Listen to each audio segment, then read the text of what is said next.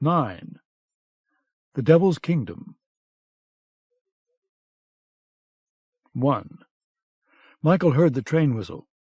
Was it retreating on the tracks, coming back at him for another race? If so, he knew it would beat him this time. His bones ached, and his head felt like a blister on the edge of bursting. The train's whistle faded. He tried to look back over his shoulder through the darkness, but could see nothing. Where was the moon? It had been there a moment before, hadn't it? There was a soft tapping sound. Then again, "Baron, are you awake, sir?" A man's voice, speaking in German. Michael's eyes opened. He was staring up at a ceiling of dark, varnished wood. "Baron, may I come in, please?" The tapping was insistent this time. A doorknob turned, and a narrow door opened. Michael lifted his head, his temples throbbing. "Ah, you're awake," the man said with a pleasant smile. He was thin and bald, with a neatly trimmed blond moustache. He wore a pin-striped suit and a red velvet vest. Scarlet light glowed around him, as if he were standing on the rim of a blast furnace. "Herr Sandler wishes you to join him for breakfast." Michael sat up slowly. His head pounded like hell's anvil. And what was that clacking racket? He remembered the blackjack. Its blows must have unhinged his sense of balance as well as his hearing, because the entire room seemed to be gently rocking back and forth. "Breakfast will be served in 15 minutes, the man said, a cheerful announcement. "Would you prefer apple or grapefruit juice?" "What is this place?" He realized he was on a bed. His shirt collar was open, his white bow tie unknotted, his shoes unlaced and on the floor. They looked as if they'd been freshly polished. The room, a cramped little chamber, held a brown leather chair and a table on which rested a white bowl full of water. Where the window should have been was a square of metal bolted down. He heard the train's whistle again, a high, piercing note from somewhere far ahead. Well, he knew where he was now, and why the room was rocking. But where was the train headed? "Herr Sandler's waiting," the man said. Michael saw movement behind him. In the corridor, where a curtained window let in a little crack of scarlet light, stood a Nazi soldier with a pistol. What the hell was going on, Michael wondered. He decided it was prudent to play along. "I'll have apple juice," he said, and put his feet on the floor.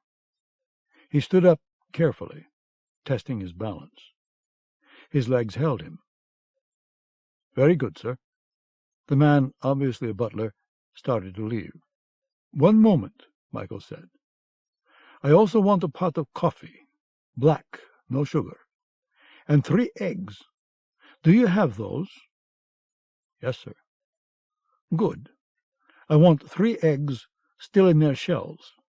The man's expression indicated he didn't register the request. "I beg your pardon?" 3 eggs, raw, in their shells. Is that clear?" "Yes, sir. Very clear." He backed out the door and closed it firmly. Michael went to the square of metal and tried to hook his fingers underneath it. The thing wouldn't budge, its bolts driven deep. He found a pull cord and yanked it, turning on a small light globe at the ceiling. A closet held his gray coat with the black velvet lapels, but no other clothes. He looked around. It was a Spartan room, a moving prison cell. Certainly the soldier outside the door was guarding him. Were there more soldiers aboard? How far from Berlin were they? Where were Chesna and Mouse? He didn't even know how much time had elapsed since the ambush, but he doubted that he'd been unconscious for more than a few hours. So, if the sun was coming up, the Brimstone Club gathering had been last night. Had Sandler found what was left of his hawk? And if Michael was on his way to a Gestapo interrogation as a spy, then why had the butler still referred to him as Baron? Questions, questions. None of them answerable yet. Michael walked 2 paces to the table, cupped water in his hands, and put it to his face. A clean white towel was folded next to the bowl, and he used it to dry his face. Then he cupped more water in his hands and lapped up a few swallows. A mirror hung on the wall nearby. Michael looked at his reflection. The whites of his eyes were a little bloodshot, but he bore no marks of the blackjack blows. With careful fingers he found the lumps on his skull, one just above his left temple and the other on the back of his head. The blows, either one of which could have killed him, had been delivered with restraint, which meant Sandler, or someone else, wanted him alive. His vision was still hazy. He would have to shake off the grogginess and do it fast, because he had no idea what lay ahead of him. Back in the Reich Kronen's courtyard, he'd made the error of letting his instincts falter. He should have picked up the fact that Sandler's drunkenness was a sham, and he should have heard the man coming up behind him long before he did. Well, the lesson was learned. He would not underestimate Harry Sandler again. He buttoned his collar and tied his white bow tie. No use going to breakfast looking unpresentable.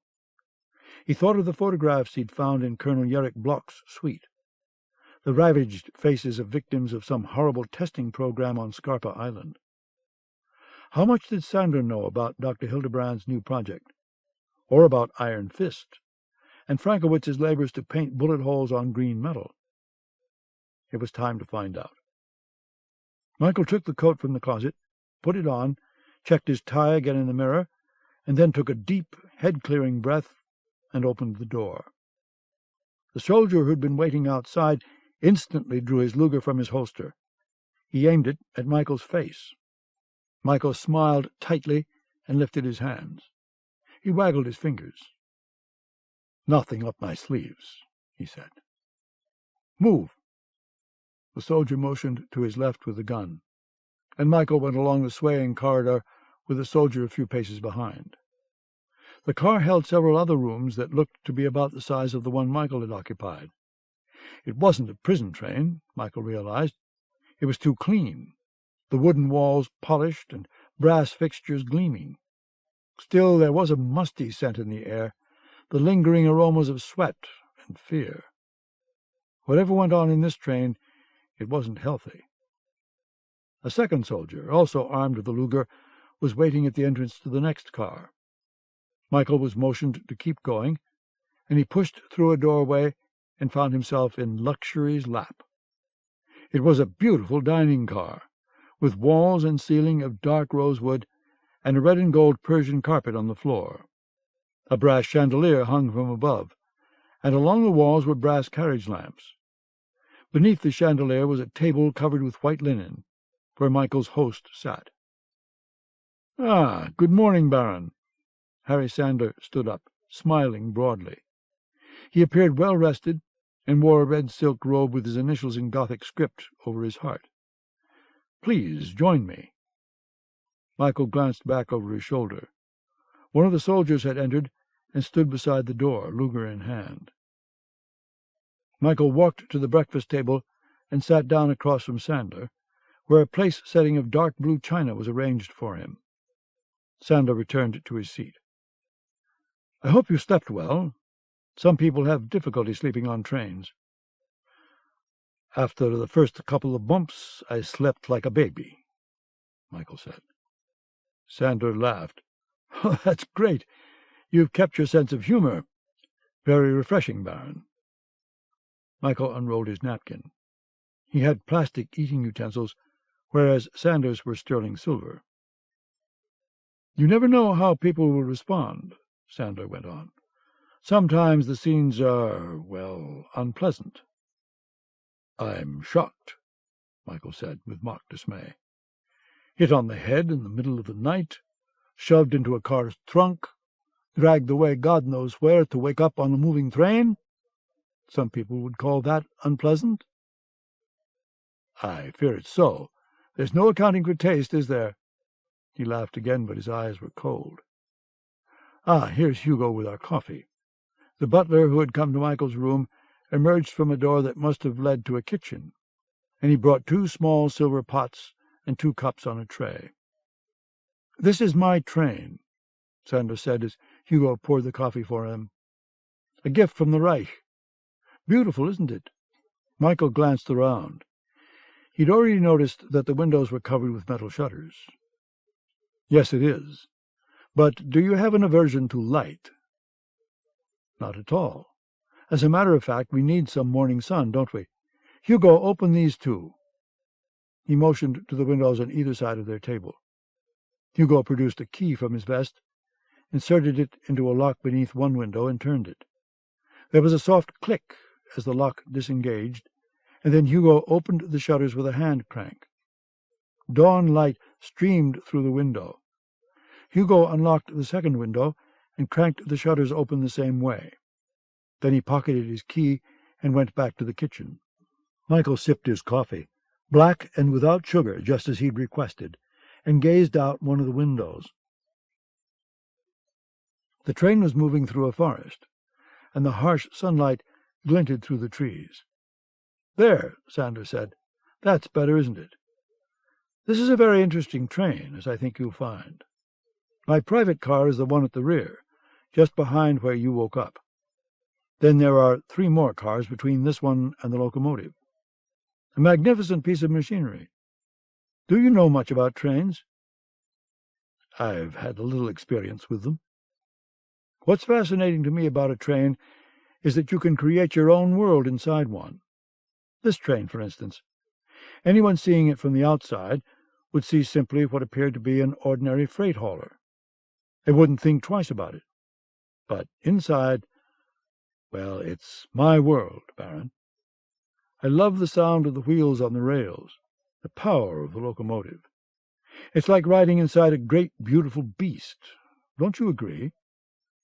"Yes, I would." Michael sipped again at his coffee. "I've always thought of a train as being, like a huge iron fist." "Really? That's interesting. Yes, I can see that." He nodded.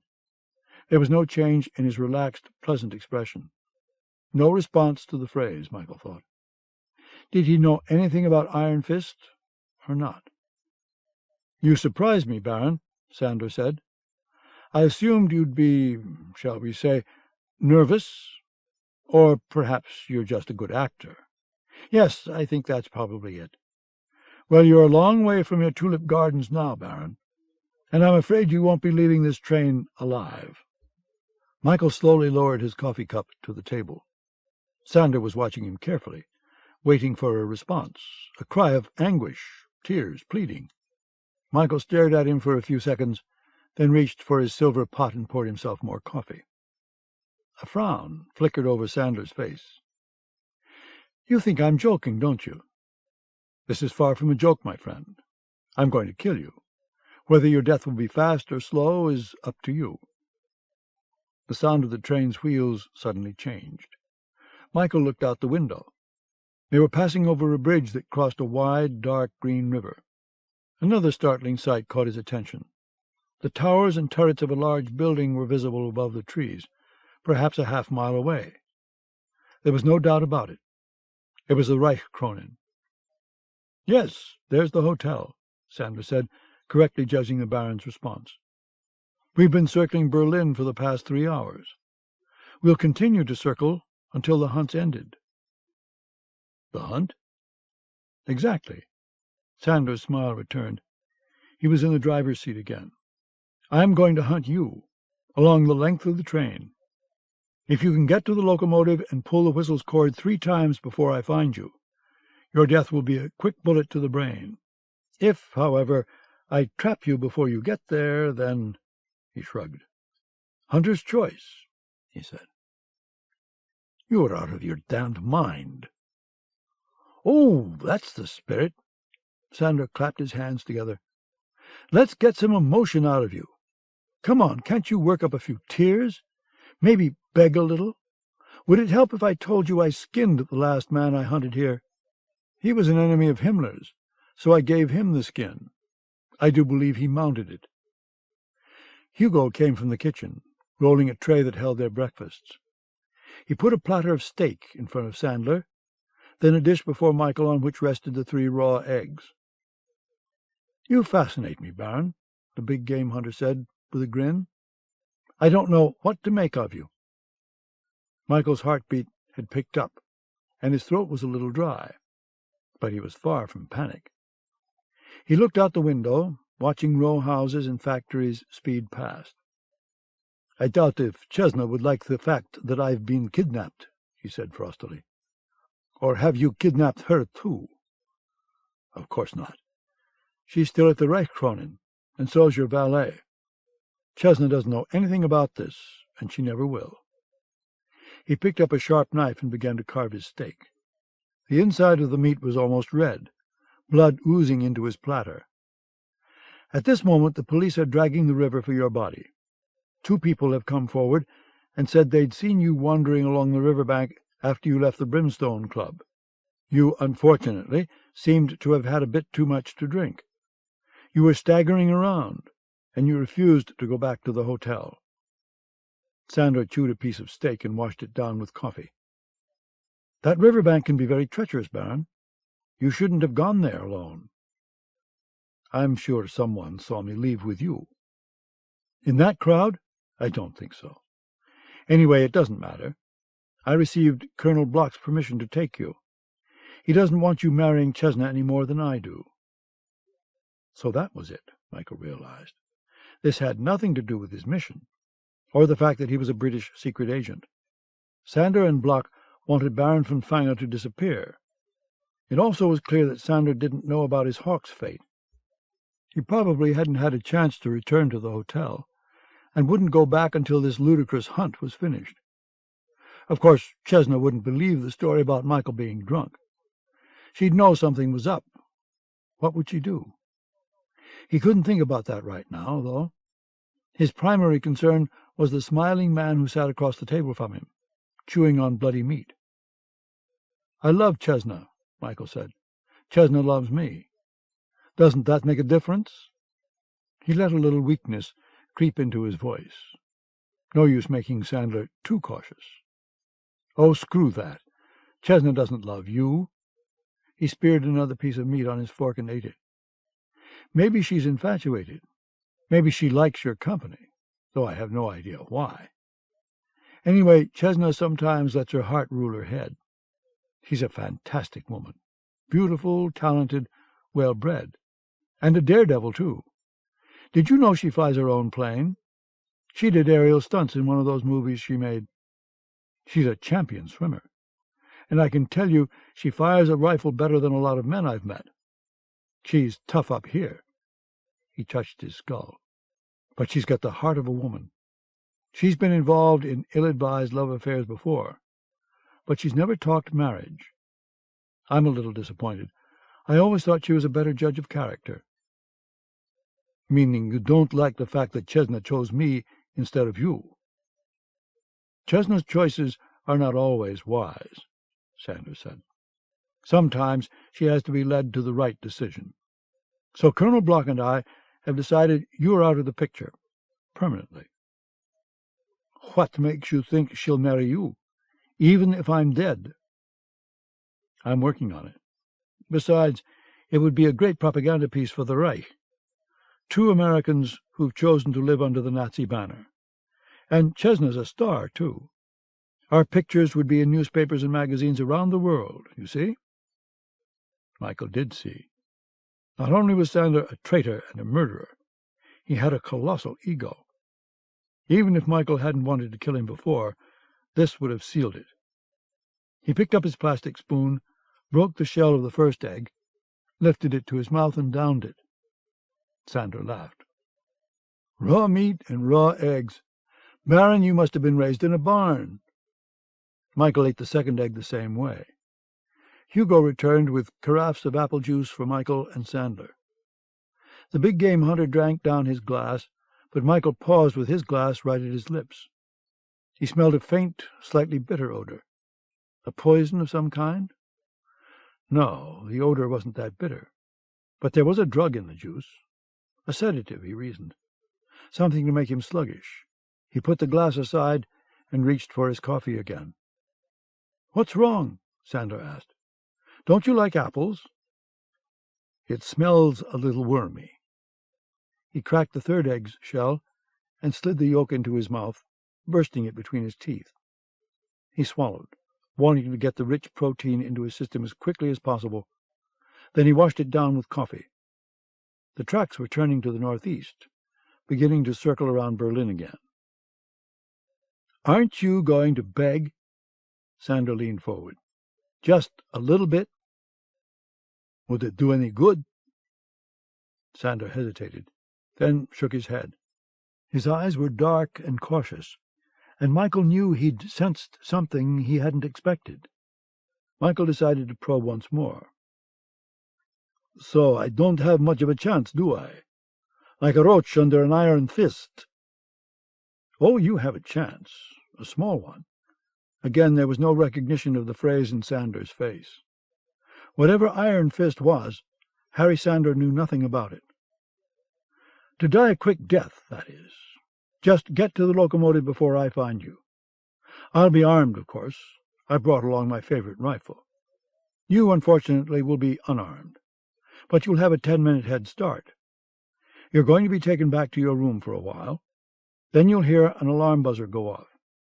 That'll be your signal to start running." He carved another bite of steak, then slid the knife into the rest of it. "There's no use to try to hide in your room or hold the door shut. I'll just find you that much faster. And if you think you can jump off the train, you're mistaken. There are soldiers aboard who'll be stationed between each car. And the windows, well, you can forget those." He motioned to Hugo, who'd been standing nearby, waiting to clear away the plates. Hugo began to crank down the window shutters again. Slowly the sunlight was sealed off. "Let's make this a sporting contest, all right?" Sandor urged. "You do your part, and I'll do mine." The last shutter closed. Hugo brought the key from his vest to lock them, and in the folds of his coat Michael saw a pistol in a holster. "Don't think about trying to get Hugo's gun," Sandor said, tracking Michael's gaze. "He spent 8 months on the Russian front, and he's an expert shot. Any questions about the ground rules?" "No." "You really do amaze me, Baron. I have to say I thought you'd be on your knees by now. It just goes to show, you never know what's inside a man, do you?" His grin was all teeth. "Hugo, will you return the Baron to his quarters, please?" "Yes, sir." The pistol emerged from his holster and was pointed at Michael. When the door to his room was closed, Michael found the chamber altered. The mirror, the table, the white bowl, and the towel were missing. Also the single hanger was gone from the closet. Michael had been looking forward to using shards of the mirror, pieces of the bowl, and the hanger to slash his way out of this. The light globe remained, however, and Michael looked up at it. The globe was out of reach, though he felt sure he could devise some way to burst it to pieces. He sat down on the bed to think, the train gently swaying and the wheels clattering on the rails. Did he really need weapons to beat Harry Sandor at his own game? He didn't think so. He could change into a wolf and be ready to go once the alarm buzzer sounded. But he didn't change. He already had the edge in instincts and perception. All changing would do was lose him his clothes. He could walk on 2 legs and think like a wolf, and still beat Sandor. The only problem was that Sandor knew the train better than he. Michael would have to find a place suitable to set up an ambush, and then the heavy weight of the Countess Margritta would be lifted from him. Then he could write fini to that sorry episode of his life and turn away from the compulsion of revenge. He would beat Harry Sandor as a man, he decided, with hands instead of claws. He waited. Perhaps 2 hours passed, in which Michael lay down and rested. He was totally calm now, mentally and physically prepared. The alarm buzzer went off, a jarring note. It lasted for maybe 10 seconds, and by the time it had ended, Michael was out the door and on his way toward the locomotive. 2.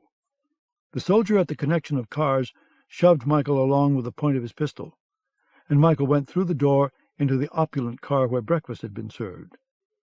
The soldier stayed behind, and the door hissed shut at Michael's back. The metal shutters were all drawn. The chandelier lights burned low, as did the carriage lamps. Michael began walking through the car, but he stopped at the white linen-covered table. The plates had not been cleared away, and there, in the remains of Sanders' steak, was the knife, stuck upright, the handle offered. Michael stared at the knife. This was an interesting situation. Why was the knife still there? One answer: Sander expected him to take it. And what would happen if he did? Michael carefully placed a finger on the knife handle, felt all around it with a gentle touch, and found what he was seeking. A thin, almost invisible filament of wire was twined around the handle. It went up, hidden in the dimness of the room, to the chandelier overhead. Michael inspected the light fixture. Hidden in the ornamentation was a small brass pistol, and the filament was attached to its cocked trigger. He judged the angle of the barrel, realizing that if he'd pulled the knife from the stake, the trigger would have tripped, and a bullet would have gone through his left shoulder. Michael smiled grimly. So that was why he'd been left in his room for 2 hours. During that time, Sander and his train crew had been busy rigging up devices such as this. A 10-minute head start indeed, Michael thought. This game might have been over very quickly. He decided to give Sander something to think about, perhaps slow him down a little. He stepped aside, out of the pistol's line of fire, and kicked a leg out from underneath the table. As the table fell, the filament snapped, and the pistol went off with a loud, sharp crack. The bullet blew splinters from the rosewood wall. Michael picked up the knife and was amused anew. It had only a useless stub of a blade. He took the pistol from the chandelier, but he already knew what he would find. There had been only one bullet in the cylinder. So much for that. He let the pistol fall to the carpet and went on through the car. But his steps were slower now, more wary. He looked for trip wires stretched along the floor, realizing at the same time that a trip wire might be waiting to brush through his hair. He paused at the door to the kitchen, his hand near the knob. Surely Sander would expect him to try this door, to get at the utensils that might lie beyond it. The doorknob had been recently polished, and it shone like a promise. Too easy, Michael thought. Turning that knob might pull the trigger of a gun set up to blast him through the wood. He drew his hand away, retreated from the door, and kept going. Another soldier stood guard in the next connection between cars, his heavy-lidded eyes showing no emotion. Michael wondered how many of Sander's victims had even gotten past the first car, but he couldn't congratulate himself yet.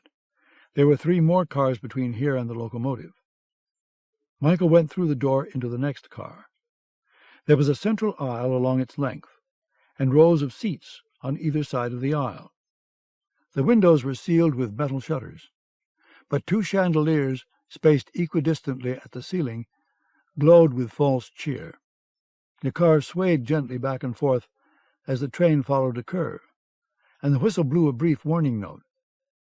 Michael knelt down, looking along the aisle at knee level. If a tripwire was there, he couldn't see it. He was aware that Sander would be after him by now, and at any moment the hunter might burst through the door at his back. Michael couldn't wait.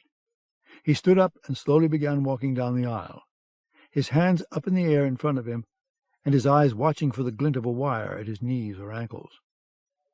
There was no wire, either above or below. Michael had begun to sweat a little bit. Surely there was something in this car waiting for him to blunder into it. Or was it empty of traps, and this simply a mind snare? He approached the second chandelier, about 20 feet from the next car. He looked up as he neared the chandelier, his eyes searching the brass arms for a concealed weapon. There was none. His left foot sank about a quarter-inch into the carpet, and he heard the small, soft click of a latch disengaging. He had stepped on a pressure pad. He felt the cold wind of death on the back of his neck. In an instant Michael had reached up, grasped the chandelier, and pulled his knees up to his chest. The shotgun that was hidden at the floor to his left boomed, the lead pellets passing across the aisle where his knees had been 2 seconds before, and slamming into the seats on his right. In another heartbeat, the shotgun's second barrel fired, demolishing the seats. Shards of wood and pieces of shredded fabric whirled in the concussion. Michael lowered his feet to the floor and let go of the chandelier. Blue gun smoke drifted around him. One glance at the wrecked seats told him what the shotgun would have done to his knees. Crippled, he'd have writhed on the floor until Sandler arrived. He heard the whoosh of the door opening at the far end of the car. He looked back. Sandler, wearing a khaki hunter's outfit, lifted his rifle, took aim, and fired. Michael was already diving to the floor. The bullet sang over his left shoulder and thunked off a shuttered window. Before Sandler could fix his aim again, Michael leaped up in a blur of motion and crashed headlong through the door at his end of the car. A soldier was there, as Michael had expected. The man had a pistol in his hand and reached down to grasp the back of Michael's coat and pull him to his feet. Michael didn't wait for the man to haul him up. He sprang up under his own power, slamming the top of his head against the soldier's chin. The man staggered back, his eyes wide and blurred with pain. Michael grasped the man's wrist, keeping the gun turned aside, and struck with the flat of his hand upward against the sharp Germanic nose. The soldier's nose shattered, the nostrils spraying blood, and Michael grabbed hold of the Luger and slung the man away from him like a sack of straw. He whirled around, looking through the door's small glass inset. Sandler was more than halfway down the aisle. Michael lifted the Luger to fire through the glass and saw Sandler stop in his tracks. The rifle barrel was coming up. Both guns went off at the same instant. Splinters of wood exploded around Michael just as fragments of glass flew at Harry Sandler. What felt like a burning brand kissed Michael's right thigh, and the shock knocked him to his knees.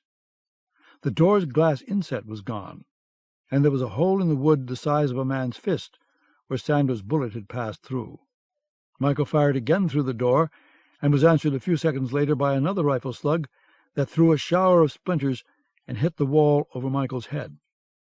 This was a dangerous place to stay. Michael got up in a crouch, one hand pressed to the spreading crimson stain at his right thigh, and backed through the next door into the car ahead. The clattering roar of the train wheels made him turn. The car he stood in had no floor. It was just a metal-shuttered shell, and Michael stood on the edge, looking down at the speeding blur of the railroad tracks. Above his head, an iron pipe attached to the ceiling went the length of the car, 60 feet or so. There was no way to the other side except hand over hand on the pipe. He looked toward the bullet-pocked door he'd just come through. Sandler was waiting, biding his time. Maybe one of the Luger slugs had hit him, or maybe the glass had blown into his face. It occurred to Michael that his best chance to get off this madman's Leviathan was to continue to the locomotive and gain control of the throttle. If Sandler was gravely wounded, the soldiers would probably pick up the hunt. In any case, he couldn't wait here very much longer. The rifle bullet had nicked a groove in his thigh, and he was losing a lot of blood. In another few minutes, his strength would be a memory. He pushed the Luger down into his waistband and jumped over the rushing rails, locking his hands around the iron pipe. His body swung back and forth, warm blood creeping down his right leg. He started along the pipe, reaching out as far as he could with one hand before he let the other one loose. Michael had made it past the midpoint when he heard, over the thunder of the wheels, the staccato bark of a high-powered rifle. The bullet hit the ceiling about 6 inches to the left of the pipe. Michael twisted his head, saw Sandler in the doorway behind him, chambering another round. Sandler was grinning, his face streaked with crimson rivulets from glass slashes. He lifted the rifle and took aim at Michael's head. Michael held on with one hand and wrenched the Luger from his waistband. He saw Sandler's finger on the trigger, and he knew he'd never get a shot off in time. "Drop it!" Sandler bellowed over the noise. "Drop it, you son of a bitch, or I'll blow your damned head off." Michael paused.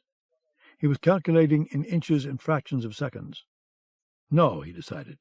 Sanders' next bullet would hit its mark before the Luger could fire. "I said drop the gun, now!" Sanders' grin had become a twisted rictus, and blood dripped from his chin. Michael's fingers opened. The Luger fell onto the rails and was gone. "I got you, didn't I?" Sanders shouted, looking at the dark stain on Michael's thigh. "I knew I got you. You thought you were smart, didn't you?" He wiped his forearm across his face and stared at the crimson that smeared it. "You made me bleed, you son of a bitch," he said, and Michael saw him blink dazedly. Glass shards glittered in the hunter's face. "You're a real card, Baron. I thought for sure the knife would get you, and the shotgun. That usually finishes the hunt. No one's ever made it this far before." Michael grasped the pipe with both hands. He was thinking furiously, cold sweat on his face. "You haven't got me yet," he said. "The hell I don't. One squeeze of this trigger and I've got a new trophy." "You haven't caught me," Michael went on. "You call yourself a hunter?" He laughed harshly. "There's another cart to go, isn't there? I can make it through whatever you've got in there, wounded leg and all." He saw new interest, the thrill of the challenge, flare in Sanders' eyes. "You can shoot me right now, but I'll fall to the rails. You won't take me alive. And isn't that what it's all about?" It was the hunter's turn to laugh. He lowered his rifle and licked blood from his lips. "You've got guts, Baron. I never would have expected such guts from a tulip sniffer. Well, we've both drawn blood, eh? So we'll call the first round even. But you won't make it through the next car, Baron. That I promise you." "I say I will." Sanders grinned fiercely. "We'll see. Go on. I'll give you 60 seconds. Michael took what he could get. He continued along the pipe. Sanders shouted, "Next time, you're meat." Michael reached a small platform in front of the next door and swung himself down onto it. The soldier who guarded the entrance to the final car stepped back, out of Michael's reach, and motioned him on with a gesture of his gun. Michael glanced back, saw Sanders sliding the rifle strap around his shoulder in preparation for crossing the pipe. The final car awaited, and Michael entered it. The door closed behind him. Its glass inset was painted black. Not a trace of light entered the car. It was as dark as the blackest night. Michael looked for shapes before him, furniture, light fixtures, anything to tell him what lay ahead, but could make out nothing. He held his hands out in front of his face and stepped forward. Another step, then a third. Still no obstructions. The wound at his thigh was a dull throb, the blood oozing down his leg. He took a fourth step, and something bit his fingers. He pulled his hands back, his fingers stinging. Razors or broken glass, he thought. He reached out again to his left, felt empty space. 2 steps forward and a third to the left grazed his hand against more razors. Michael's blood had gone cold. It was a maze, he realized. The maze's walls were covered with broken razors. He quickly took his coat off and wrapped it around his hands. Then he started forward again, deeper into the absolute dark. His senses quested. He sniffed the air, smelled engine oil, the bitter scent of burning coal in the locomotive, his own coppery blood. His heart was pounding, his eyes straining to make out shapes in the blackness. His hands touched another wall of razors directly in front of him. He found a razor-studded wall to his left as well. The maze was leading him to the right, and he had no choice but to follow the passageway. It turned sharply to the left again, suddenly ceasing in a dead end. Michael knew he'd missed a corridor somewhere, and he'd have to backtrack. As he searched for the way out, the razors shredding the coat around his hands, he heard the door open and close at the entrance to the car. Sanders had arrived. "Like my little maze, Baron?" Sanders asked. "I hope you're not afraid of the dark." Michael knew better than to answer. Sandler would key in on the sound of his voice. He felt along the walls, wincing as a razor came through the fabric and sliced his fingers. There it was, a narrow corridor, or at least what appeared to be a corridor. He moved into it and kept going with his hands up in front of him. "I can't figure you out, Baron," Sandler said. The voice had moved. Sandler was coming through the maze. "I thought you'd break by now. Or maybe you have broken, and you're lying huddled in a corner. Is that right?" Michael came to another wall. The corridor turned to the right at an angle that grazed blades through his shirt and across the flesh of his shoulder. "I know you're terrified. Who wouldn't be? You know, for me, that's the most thrilling part of the hunt. The terror in the eyes of an animal when it realizes there's no way out. Oh, did I tell you I know the way through this maze? I built it, you see. The razors are a nice touch, don't you think?" Keep talking, Michael thought. The sound told him that Sandler was to his left, perhaps 15 or 20 feet behind him. Michael went on, easing his way between the razors. "I know you must be cut to pieces by now," Sandler said. "You should be wearing leather gloves like I am. One must always be prepared, Baron. That's the mark of a true hunter." A wall blocked Michael's way. He searched left and right for another passage. Sandler's voice was getting closer. "If you surrender, I'll make it easy on you. All you have to say are 3 words. I give up. I'll make your death a quick one. Is that agreeable to you?" Michael's hands found the wall's edge to his left. The coat was in tatters around his fingers, the cloth damp with blood. He could feel his strength leaving him, his muscles weakening. His wounded leg was going numb. But the doorway out of this car had to be just ahead, no more than another 15 feet. Its glass inset would also be painted black, he reasoned. So finding the door would be difficult. He moved along the left slanting corridor, the car swaying as the train rounded a curve. The corridor straightened out. The smell of burning coal was stronger. The door must be close, he thought. Not much farther to go now. He took 2 more steps, and heard the metallic ping of a tripwire snapping. Even as Michael flung himself forward to the floor, a row of flashbulbs exploded in his face. The light seared his eyes, made blue pinwheels whirl in his brain. He lay dazed, his balance and equilibrium destroyed, his eyes prickling with pain as if they too had been sliced. "Oh, you almost got out, didn't you?" Sandler's voice came from about 12 feet behind and to the right. "Just wait for me, Baron. I'll be there shortly." Michael's eyes were full of blue fire. He crawled out of the middle of the corridor and lay with his back pressed up against the blade-covered wall. Sandler was striding toward him. He could hear the man's boots on the floorboards. He knew the hunter would expect to find him totally helpless, writhing in pain with his hands clawing at his eyes. He turned his body so his arms were unhindered, and he pulled his hands out of the shredded coat. "Say something, Baron," Sandler urged, "so I can find you and put you out of your misery." Michael remained silent, lying on his side. He listened to the noise of Sandler's footsteps getting closer. "Come on, damn you," Michael seethed. "Come on, I'm waiting." "Baron, the hunt's ended, I think." Michael heard the bolt click back on Sandler's rifle. He smelled the man's minty aftershave. And then he heard the squeak of polished leather, the soft groan of a floorboard, and he knew Sandler's boots were within reach. Michael grasped out with both hands, trusting his sense of hearing. His fingers found Sandler's ankles in the middle of the corridor, and locked tight. He shoved forward and up with all the strength of his back and shoulders. Sandler had no time to cry out. He fell, his torso twisting, the rifle went off, the bullet thunking into the ceiling, and he crashed against one of the razor-studded walls. Then the hunter screamed. As Sandler hit the floor, thrashing in pain, Michael leaped upon him.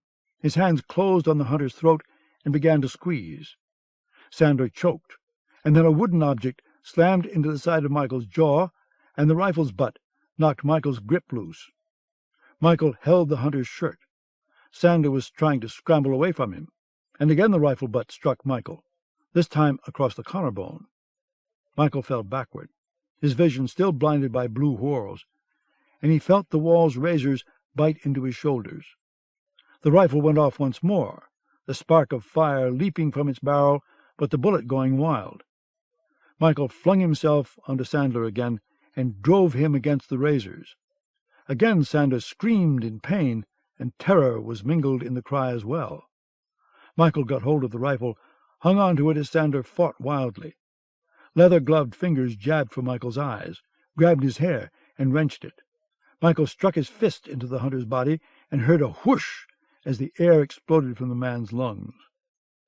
They fought on their knees in the corridor, the car swaying and the razors at their backs. The rifle was between them, both men trying to use it as leverage to get to their feet. It was a silent struggle, with death awaiting the loser. Michael got one foot under him. He was about to haul himself up when Sander's fist struck him hard in the solar plexus and knocked him down again. Sander got his knee up, and it cracked Michael under the chin.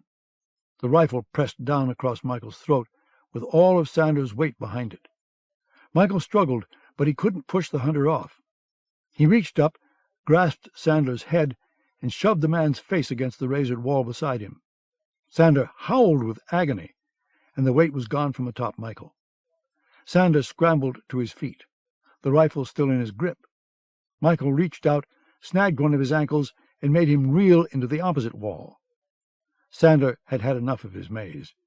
He wrenched his foot out of Michael's grasp and staggered along the corridor, stumbling against the walls and bellowing with pain as the razors slashed him. Michael heard him fumbling with a doorknob, trying to get it open with a blood-slick hand, and at once he was on his feet, going after the hunter. Sander threw his shoulder against the door. It burst open, flooding the corridor with harsh sunlight. The razors, hundreds of them on either side, glinted in the glare, and some of them were smeared with crimson.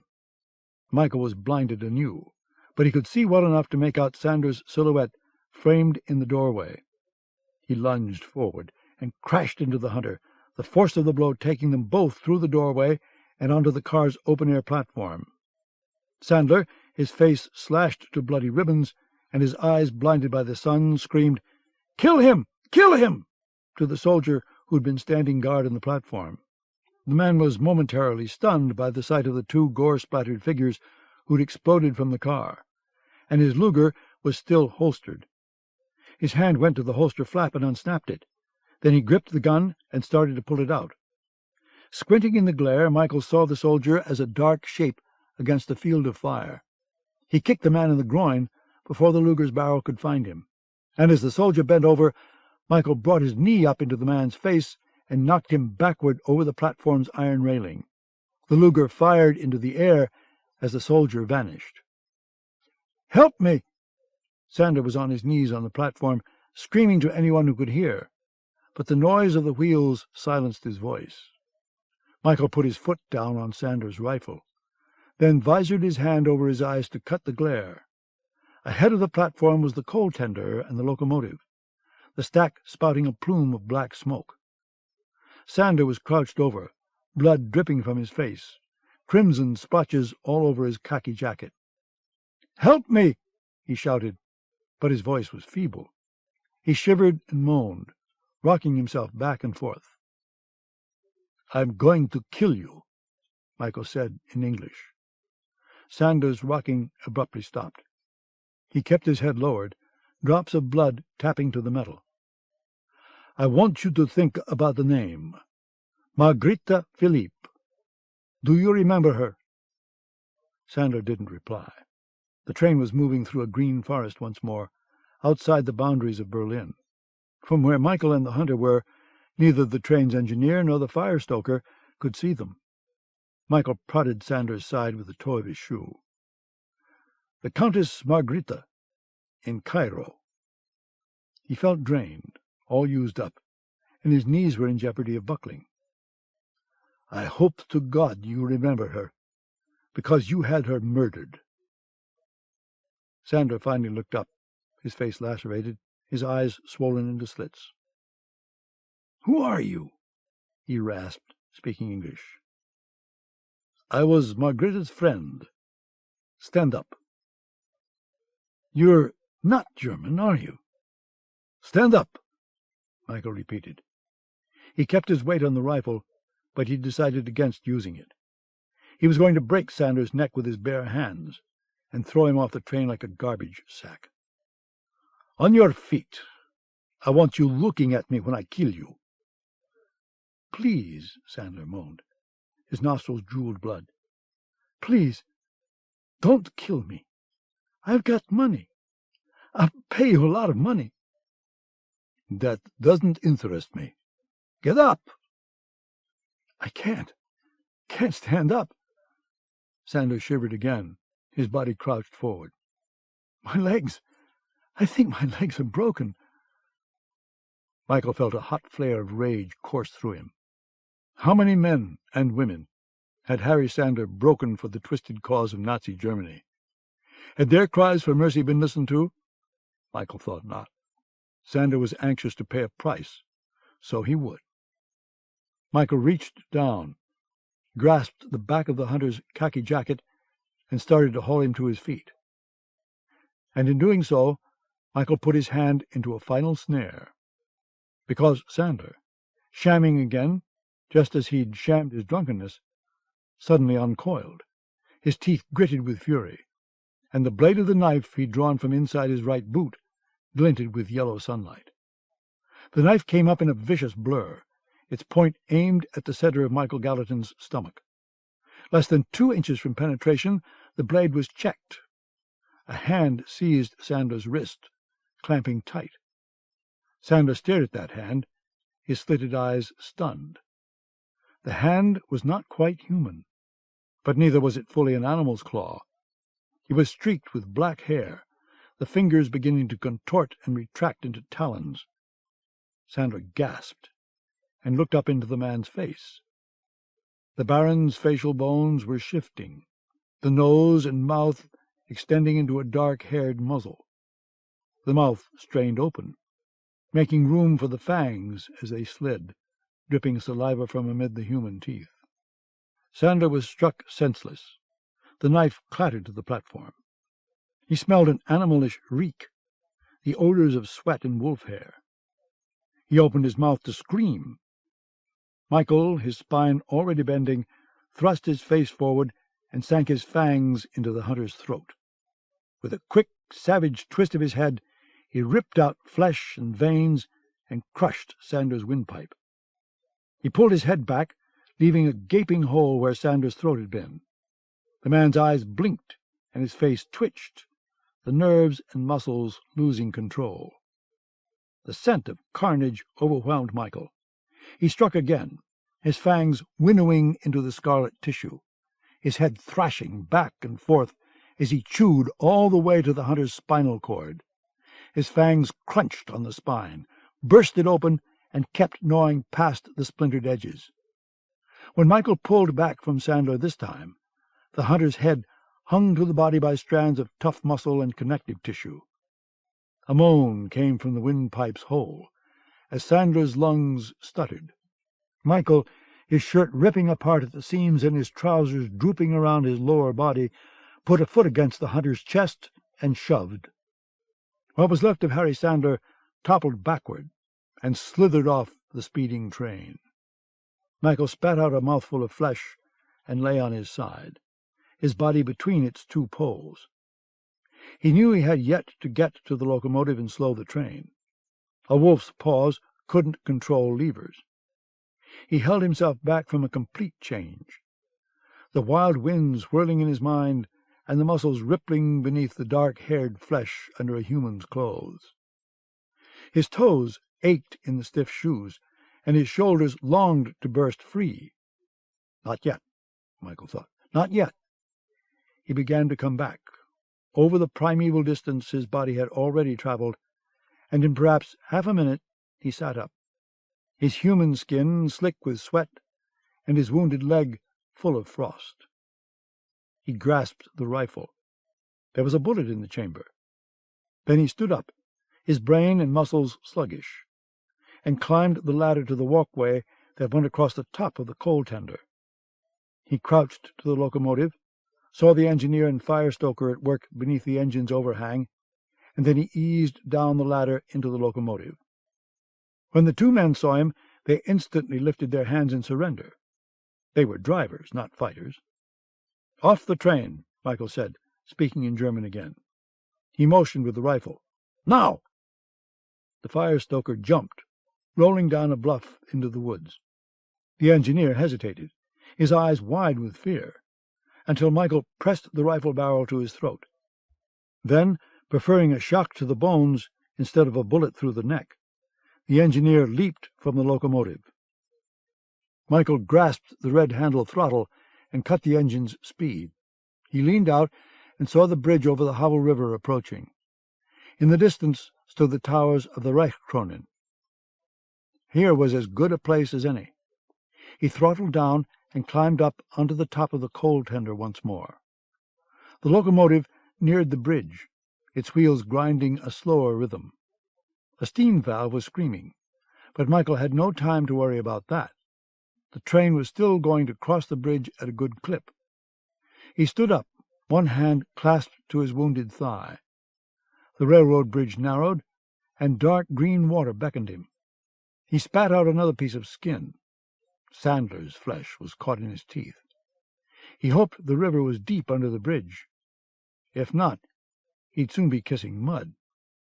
Michael took a deep breath and jumped. 3. The morning sun was warm and placid on Chesna's face, but inside a storm raged. She stood on the grassy riverbank in front of the Reichskronen, watching the rowboats slowly move with the current, then against it. They had been dragging the river for over 4 hours, but Chesna knew the nets would only find mud and river grass. Wherever the Baron was, it was not at the bottom of the Havel. "I tell you, it's a lie," Mouse said, standing next to Chesna. He was speaking quietly, because the search for the Baron von Fange had attracted a throng of onlookers. "Why would he have come down here alone? And besides, he wouldn't have gotten drunk. Damn it, I knew I shouldn't have let him out of my sight." The little man scowled and fretted. Somebody had to take care of the fool. Chesna's tawny eyes watched the progress of the rowboats, the soft breeze stirring her golden hair. She wore a black dress, her trademark color, not her morning suit. Soldiers had searched the banks several miles downriver, in case the body had washed up in the shallows. It was of no use, she thought. This was a sham. But whose sham, and why? One possibility had occurred to her, and sent shocks of alarm through her nerves. He'd been caught while exploring Erik Bloch's suite, and taken away for questioning. If that were so, Colonel Bloch hadn't given anything away when he told Chesna earlier this morning that the police had been summoned to start dragging the river. Other thoughts gnawed at her. If the Baron broke under torture, he might tell everything he knew. Her own neck, and the necks of others in her finely tuned anti-Nazi organization, might be destined for piano wire nooses. So should she stay here and continue to play the role of worry-wrought fiancée, or get out while she could? And there was the matter of Bloch and Frankowitz as well. The colonel had told a Gestapo doctor he wanted Theof and Frankowitz able to answer questions within 12 hours. That time limit was ticking away. The river nets were not going to find Baron von Fange. Perhaps he was already snared in a net, and perhaps a net was about to enshroud her and her friends too. "I've got to get out," she decided. Make up some excuse. Get to the airport and my plane, and try to make it to Switzerland. Mouse glanced over his shoulder and inwardly quaked. Coming toward them were Colonel Bloch and the monstrous man who wore polished jack boots. He felt like a pigeon about to be plucked and boiled in oil. But he knew the truth now. His friend, the Baron, had been right. It was Hitler who had killed Mouse's wife and family, and it was men like Erik Bloch who were Hitler's weapons. Mouse slid his hand into the pocket of his perfectly creased grey trousers and touched the iron cross there. It had sharp edges. "Chesna," Block called. The sun glinted off his silver teeth. "Any results?" "No." She tried to keep the wariness out of her voice. "They haven't found so much as a shoe."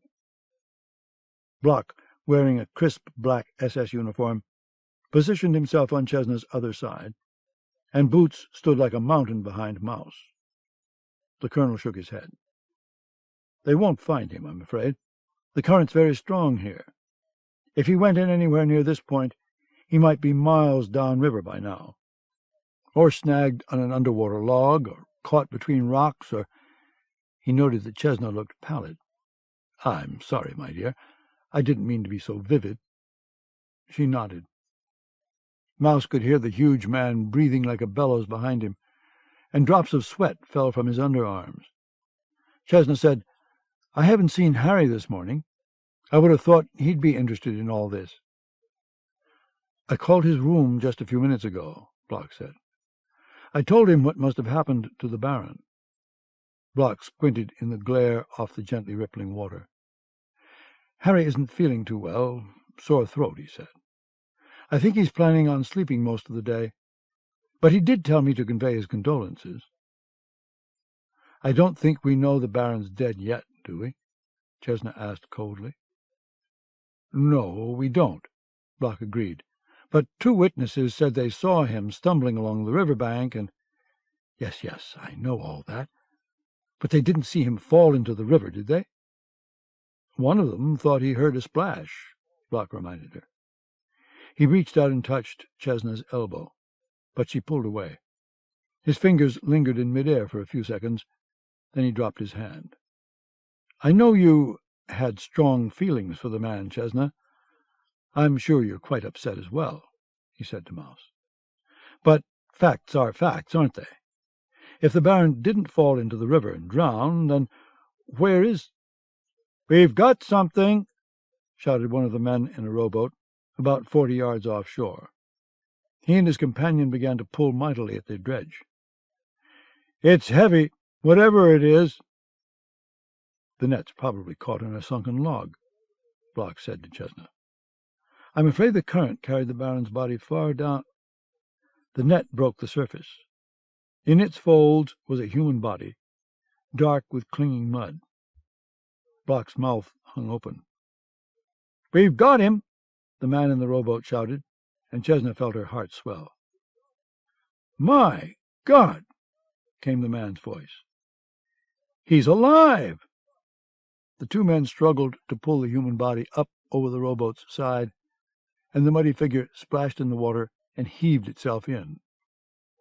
Block took 3 steps forward. Water and mud swirled around his boots. "Impossible!" he gasped. "It's utterly impossible!" The onlookers, who'd been expecting a soggy corpse, if anything, surged closer as the rowboat angled toward the river bank. The man who'd just been hauled from a wet grave pushed aside the folds of the net to get his legs free. "Impossible!" Chesna heard Colonel Block whisper. He glanced back at Boots, his face white as cheese.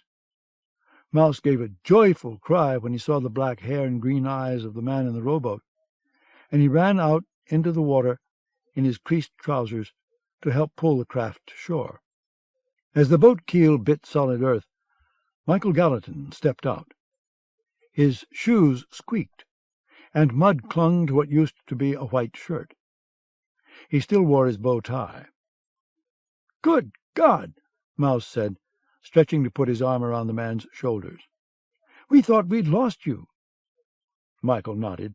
His lips were gray, and he was shivering. The water had been quite chilly. Chesna couldn't move. But then she remembered herself, and rushed forward to throw her arms around the Baron. He winced, supporting his weight on one leg, and he clasped his muddy arms to her back. "You're alive! You're alive!" Chesna said. "Oh, thank God you're alive!" She summoned tears, and they trickled down her cheeks. Michael inhaled Chesna's fresh aroma.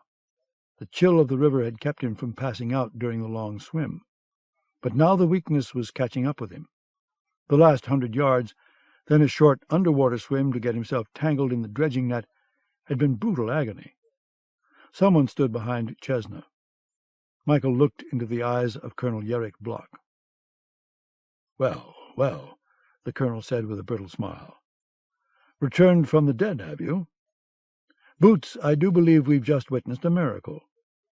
How did the angels roll away your stone, Baron?" Chesna snapped. "Leave him alone. Can't you see he's exhausted?" "Oh, yes, I can see he's exhausted. What I can't see is why he isn't dead. Baron, I'd say you were underwater for almost 6 hours. Have you grown gills?" "Not quite," Michael answered. His wounded thigh was numb, but the bleeding had ceased. "I had this." He lifted his right hand. In it was a hollow reed about 3 feet long. "I'm afraid I was careless. I had too much to drink last night, and I went for a walk. I must have slipped. Anyway, I fell in, and the current took me." He wiped mud from his cheek with his forearm. "It's amazing how you can sober up when you realize you're about to drown. Something trapped my leg. A log, I think. Gave me a nasty slash on the thigh, you see." "Go on," Block commanded. "I couldn't get loose, and the way I was held under, I couldn't lift my head to the surface. Luckily, I was lying near some reeds. I uprooted one, bit off the end, and breathed through it." "Very lucky indeed," Block said. "Did you learn that trick in commando school, Baron?" Michael looked shocked. "No, Colonel. Boy Scouts." "And you've been underwater for almost 6 hours? Breathing through a damned reed?" "This damned reed, as you put it, is going home with me. I may gild it and have it mounted. One never knows one's limits until life is put to the test. Isn't that right?" Block started to reply, then thought better of it. He glanced around at the people who had come forward. "Welcome back to the living, Baron," he said, his eyes cold. "You'd best take a shower. You smell very fishy." He turned and stalked away, followed by Boots, but then stopped abruptly and addressed the Baron again. "You'd better hold on to your reed, sir. Miracles are few and far between." "Oh, don't worry," Michael said. He couldn't turn down the opportunity. "I'll hold on to it with an iron fist." Block stood very still, ramrod stiff. Michael felt Chesna's arms tighten around him. Her heart was pounding. "Thank you for your concern, Colonel," Michael said. Still, Block didn't move. Michael knew those 2 words were wheeling in the man's brain. Was it a figure of speech or a taunt? They stared at each other for a few seconds, like 2 beasts of prey. If Michael was a wolf, Yerrick Block was a silver-toothed panther. And then the silence broke, and Block smiled faintly and nodded. "Good health to you, Baron," he said, and walked up the river bank toward the Reichskronen. Boots glared at Michael for perhaps 3 seconds longer, enough to convey the message that war had been declared, and then followed the colonel. 2 German officers, one wearing a magnifying monocle, came forward and offered to help Michael to his suite. Supported between them, Michael limped up the river bank with Chesna and Mouse behind him. In the hotel lobby, the flustered and red-faced manager appeared to say how sorry he was for the Baron's misfortune, and that a wall would be put up along the river bank to prevent such future calamities. He suggested the services of the hotel physician, but Michael declined. Would a bottle of the hotel's finest brandy help to soothe the Baron's injuries? The Baron said he thought that would be a perfect balm. As soon as the door of Chesna's suite closed, and the German officers were gone, Michael eased his muddy body down onto a white chaise longue. "Where were you?" Chesna demanded. "And don't give us that 6 hours in the river crap, either," Mouse said. He poured himself a shot of 100-year-old brandy, then took a glass to Michael. What the hell happened to you?" Michael drank down the brandy. It was like inhaling fire. "I took a train ride," he said, "as Harry Sandler's guest. Sandler's dead. I'm alive. That's it." He undid his bow tie and began to strip off his tattered shirt. Red razor slashes streaked his shoulders and back. "Colonel Block assumed Sandler would kill me. Imagine his surprise." "Why would Sandler want to kill you? He doesn't know who you really are." "Sandler wanted to marry you, so he tried his best to get me out of the way. Block went along with it. Nice friends you have, Chesna." "Block may not be my friend very much longer. The Gestapo has Theo von Frankowitz." Michael listened intently as Chesna told him about the phone call Block had made.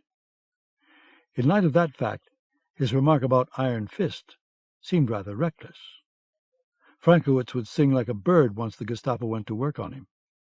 And though Frankowitz did not know Michael's name, his artist's eye, however bruised and bloodshot, would remember Michael's face. That description would be enough to bring Erich Block and the Gestapo down on all of them. Michael stood up. "We've got to leave here as soon as we can." "And go where? Out of Germany?" Mouse asked hopefully. "For you, yes. For me, I'm afraid not." He looked at Chesna. "I have to get to Norway, to Scarpa Island. I believe Dr. Hildebrandt invented a new type of weapon, and he's testing it there on prisoners of war. What that weapon has to do with Iron Fist, I don't know, but I'm going to find out. Can you get me there?" "I don't know. I'll need time to arrange the connections." "How much time?" She shook her head. "It's difficult to say. A week at the least. The fastest route to Norway would be by plane. There'll be fuel stops to arrange, plus food and supplies for us. Then, from the coast of Norway, we'd have to use a boat to get to Scarpa. A place like that is going to be under tight security. Offshore mines, a coastal radar station, and God only knows what else." "You misunderstand me," Michael said. "You won't be going to Norway. You'll be getting yourself and Mouse out of the country. Once Block realizes I'm a British agent, he'll figure out that your best performances have not been in films." "You need a pilot," Chesna replied. "I've been flying my own plane since I was 19. I have 10 years of experience. Trying to find another pilot to take you to Norway would be impossible." Michael recalled Sandler mentioning that Chesna had flown her own stunts during one of her films. A daredevil, he'd called her. Michael was inclined to think that Chesna Van Dorn was one of the most fascinating women he'd ever met, and certainly one of the most beautiful. She was the kind of woman who didn't need a man to direct her, or to praise the insecurity out of her. She had no insecurities, as far as Michael could see. No wonder Sadler had wanted her so badly. The hunter had felt the urge to tame Chesna. To survive this long as a secret agent in the midst of the enemy camp, Chesna had to be someone special indeed. "You need a pilot," Chesna repeated, and Michael had to agree. "I'll fly you to Norway. I can arrange to find someone with a boat. From there, you're on your own." "What about me?" Mouse asked.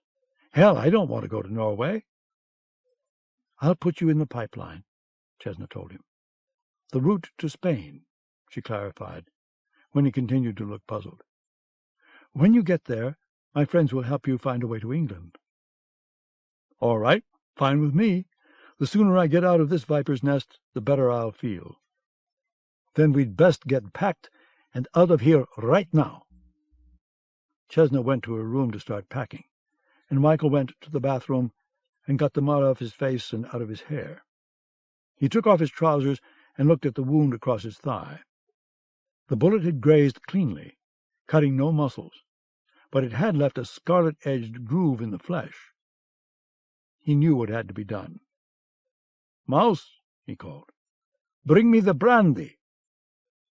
He looked at his hands. The fingers and palms crisscrossed with razor cuts. Some of them were deep, and would require burning attention as well. Mouse brought him the decanter, and made a face when he saw the bullet wound. "Get the bottom sheet off my bed," Michael instructed. "Tear a couple of strips out of it, will you?" Mouse hurried away.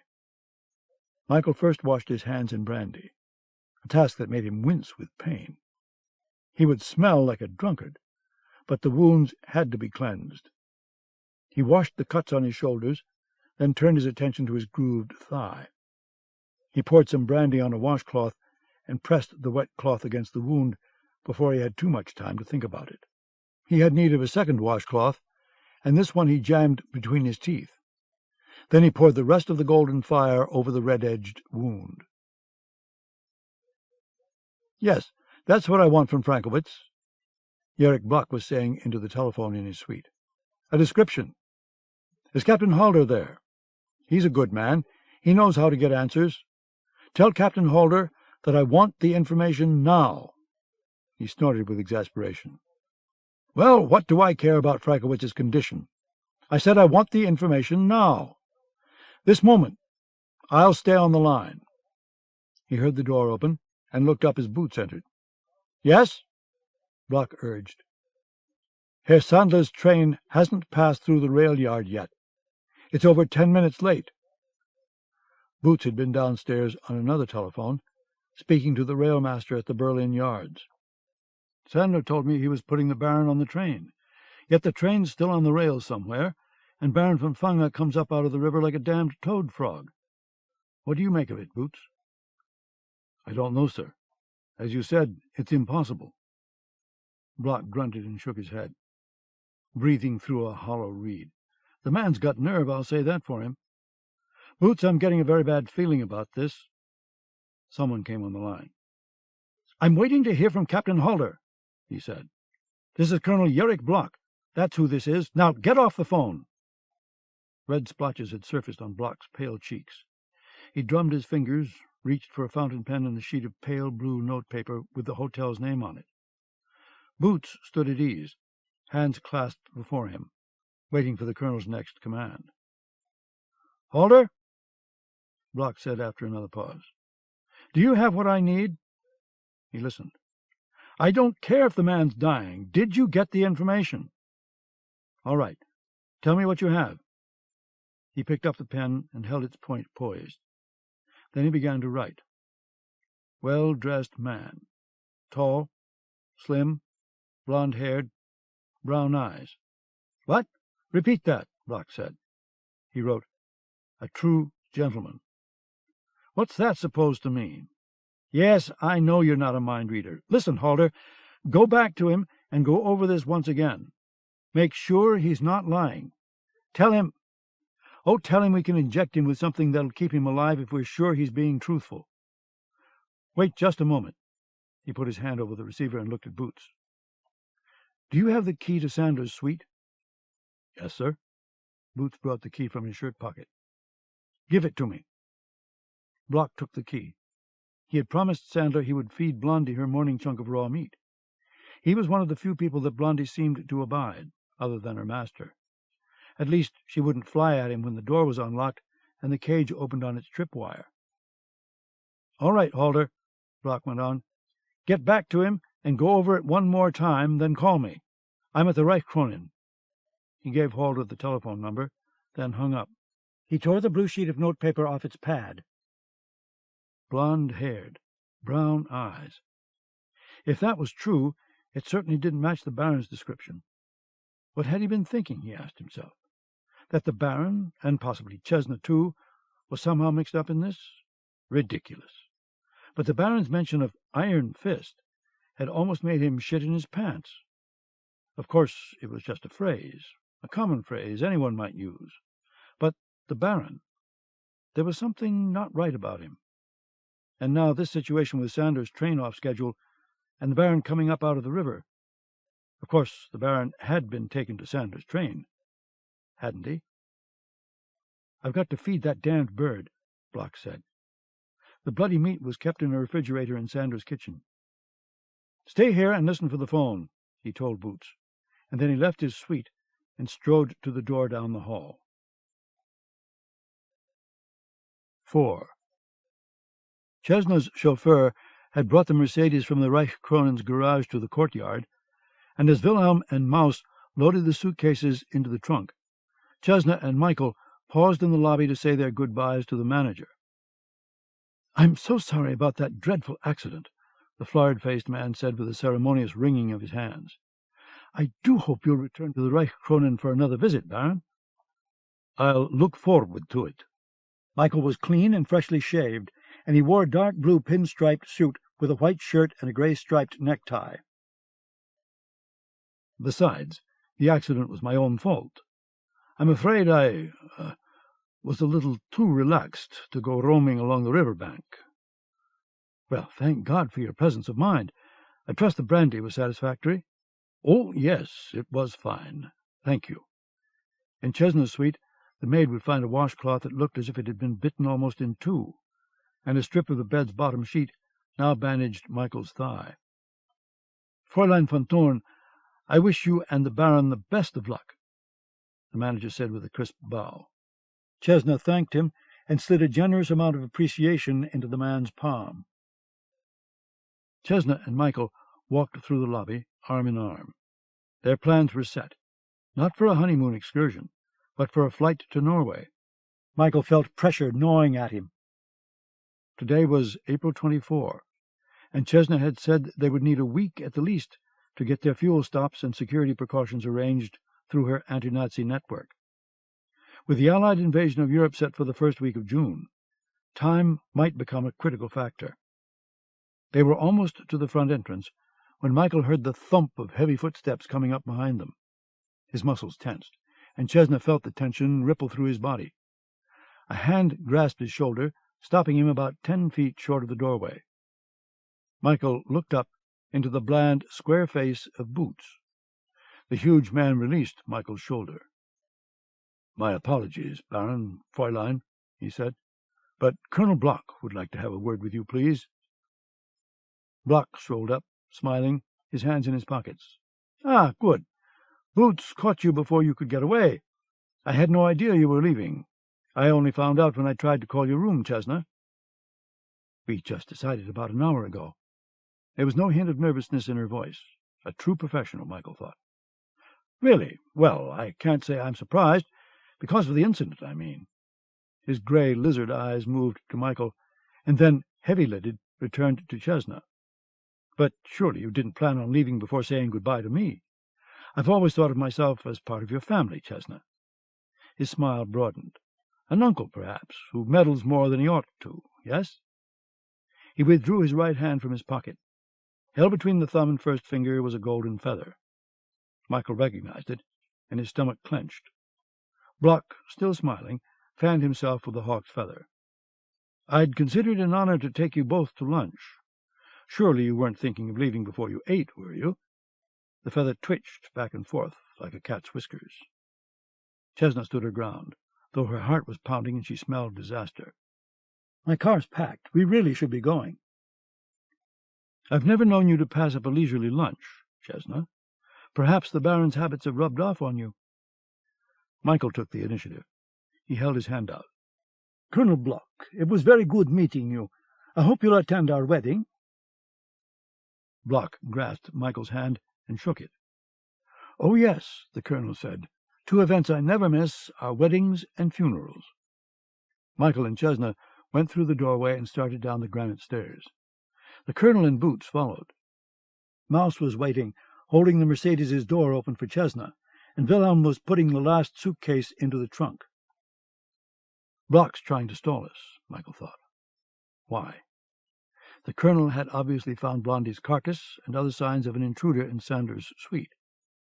If he was going to make an arrest, why hadn't he done so already? Michael walked Chesna around to her side of the Mercedes. Block followed right behind them.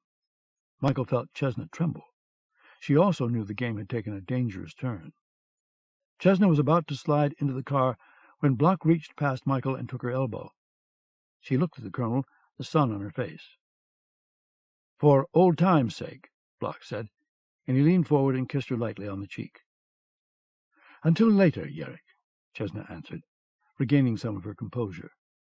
She got into the car and Mouse closed the door, then went around to open the door for Michael. Block followed on his heels, while Boots stood a few yards away.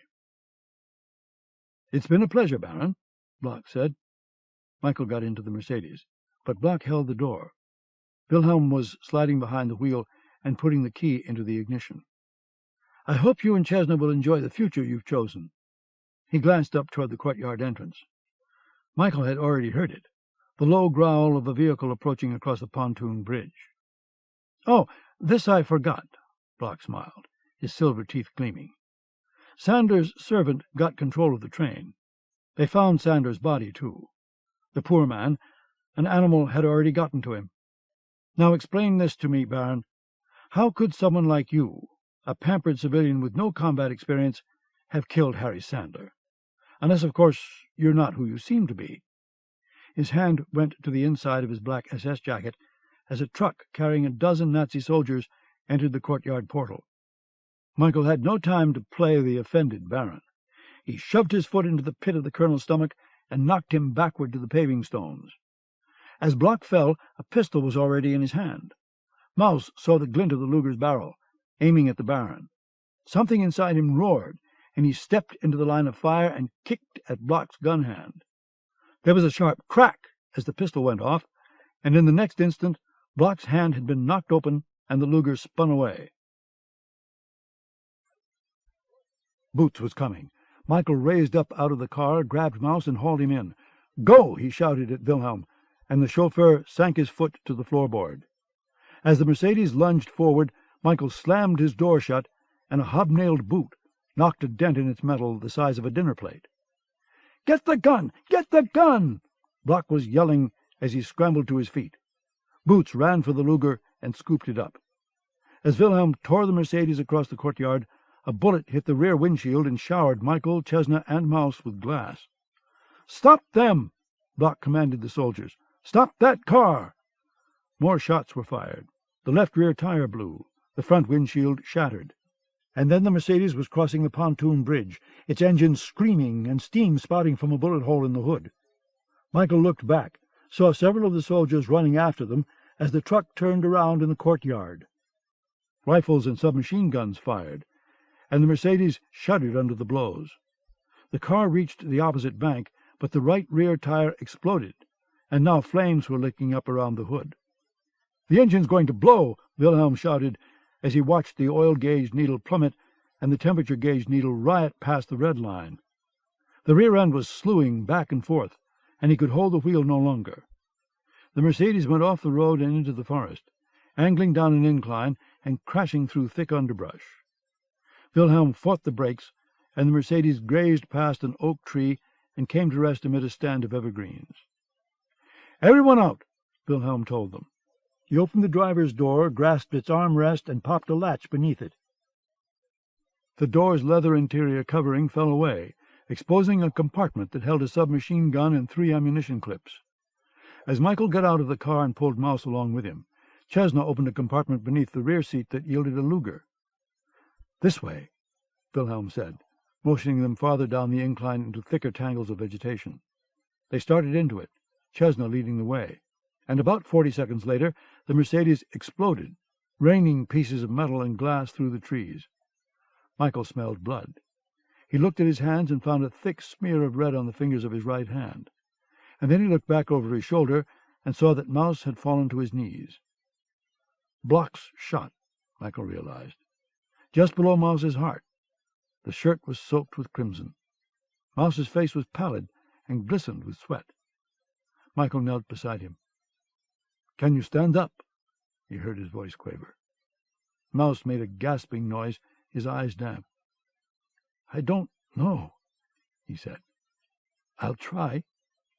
He did, and got all the way up before his knees caved in, and Michael caught him before he fell, and supported him. "What's wrong?"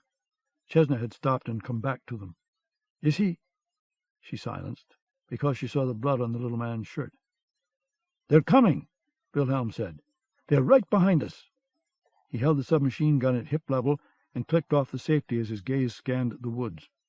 They could hear the voices of the soldiers getting closer. "Oh, no." Mouse blinked. "Oh, no. I've messed myself up. Some valley I turned out to be, huh?" "We'll have to leave him," Wilhelm said. "Come on." "I'm not leaving my friend." "Don't be a fool." Wilhelm looked at Chestnut. "I'm going whether he comes along or not." He turned and sprinted into the forest, away from the advancing soldiers. Chestnut peered up the incline. She could see 4 or 5 soldiers coming down through the brush. "Whatever you're going to do," she told Michael, "you'd better do it fast." He did. He picked Mouse up across his shoulders in a fireman's carry, and he and Chestnut hurried into the shadows of the trees. "This way! Over here!" they heard one of the soldiers shouting to his companions. A burst of submachine gun fire came from ahead, followed by a number of rifle shots. There was a shout. "We've got one of them!" Chestnut crouched against a tree trunk, and Michael stood behind her. She pointed, but Michael's eyes had already seen. In a clearing just ahead, 2 soldiers with rifles stood over Wilhelm's writhing body. Chestnut lifted her pistol, took careful aim, and squeezed the trigger. Her target staggered back, a hole at his heart, and fell. The second soldier fired wildly into the trees and started to run for cover. Chestnut, her face grim, shot the man in the hip and crippled him. As he fell, her next bullet went through his throat. Then she was on her feet, a professional killer in a sleek black dress, and she ran to Wilhelm's side. Michael followed, quickly making the same judgment as Chestnut. Wilhelm had been shot in the stomach and the chest, and there was no hope for him. The man moaned and writhed, his eyes squeezed shut with agony. "I'm sorry," Chestnut whispered, and she placed the Luger's barrel against Wilhelm's skull, shielded her face with her other hand, and delivered the mercy bullet. She picked up the submachine gun and pushed the Luger down into Michael's waistband. Its heat scorched his belly. Chestnut's tawny eyes were wet and rimmed with red, but her face was calm and composed. One of her black high heels had broken, and she kicked the shoe off and threw its partner into the woods. "Let's go," she said tersely, and started off. Michael, with Mouse across his shoulders, kept pace with her, though his thigh wound had opened again. His exhaustion was held at bay only by the realization of what would happen to them once they fell into the Gestapo's embrace. Any hope of finding the meaning of Iron Fist and communicating that secret to the Allies would be lost. There was a movement on the left, the glint of sunlight on a belt buckle. Chestnut whirled and sprayed a burst of fire at the soldier, who dropped to his belly in the leaves. "Over here!" the soldier shouted, and fired 2 bullets that thunked into the trees as Chestnut and Michael changed direction and ran. Something came flying through the woods at them, hit a tree trunk at their backs, and bounced off. 3 seconds later there was a ringing blast that knifed their eardrums, the concussion sending leaves flying. Dense white smoke billowed up. A smoke grenade, Michael realized, marking their position for the other soldiers. Chestnut kept going, shielding her face as they tore through a tangle of thorns. Michael heard shouts from behind them, on their left and right. A bullet whizzed past his head like an enraged hornet. Chestnut, her face streaked with thorn slashes, stopped in her tracks, in underbrush near the edge of the road. 2 more trucks had pulled off and were disgorging their cargo of soldiers. Chestnut motioned for Michael to back up. Then she guided him in another direction. They struggled up a hillside through dense green foliage, then down again into a ravine. 3 soldiers appeared at the top, silhouetted against the sun. Chestnut fired her weapon, knocked 2 of the men down, and the third fled. Another smoke grenade exploded on their right, the acrid white smoke flooding across the ravine. The hounds were closing in, Michael thought. He could sense them running from shadow to shadow, salivating as their gun sights trained in. Chestnut ran along the bottom of the ravine, bruising her feet on stones, but neither pausing nor registering pain. Michael was right behind her, the smoke swirling around them. Mouse was still breathing, but the back of Michael's neck was damp with blood. The hollow crump of a third smoke grenade went off amid the trees to their left. Above the forest, dark banners of crows circled and screamed.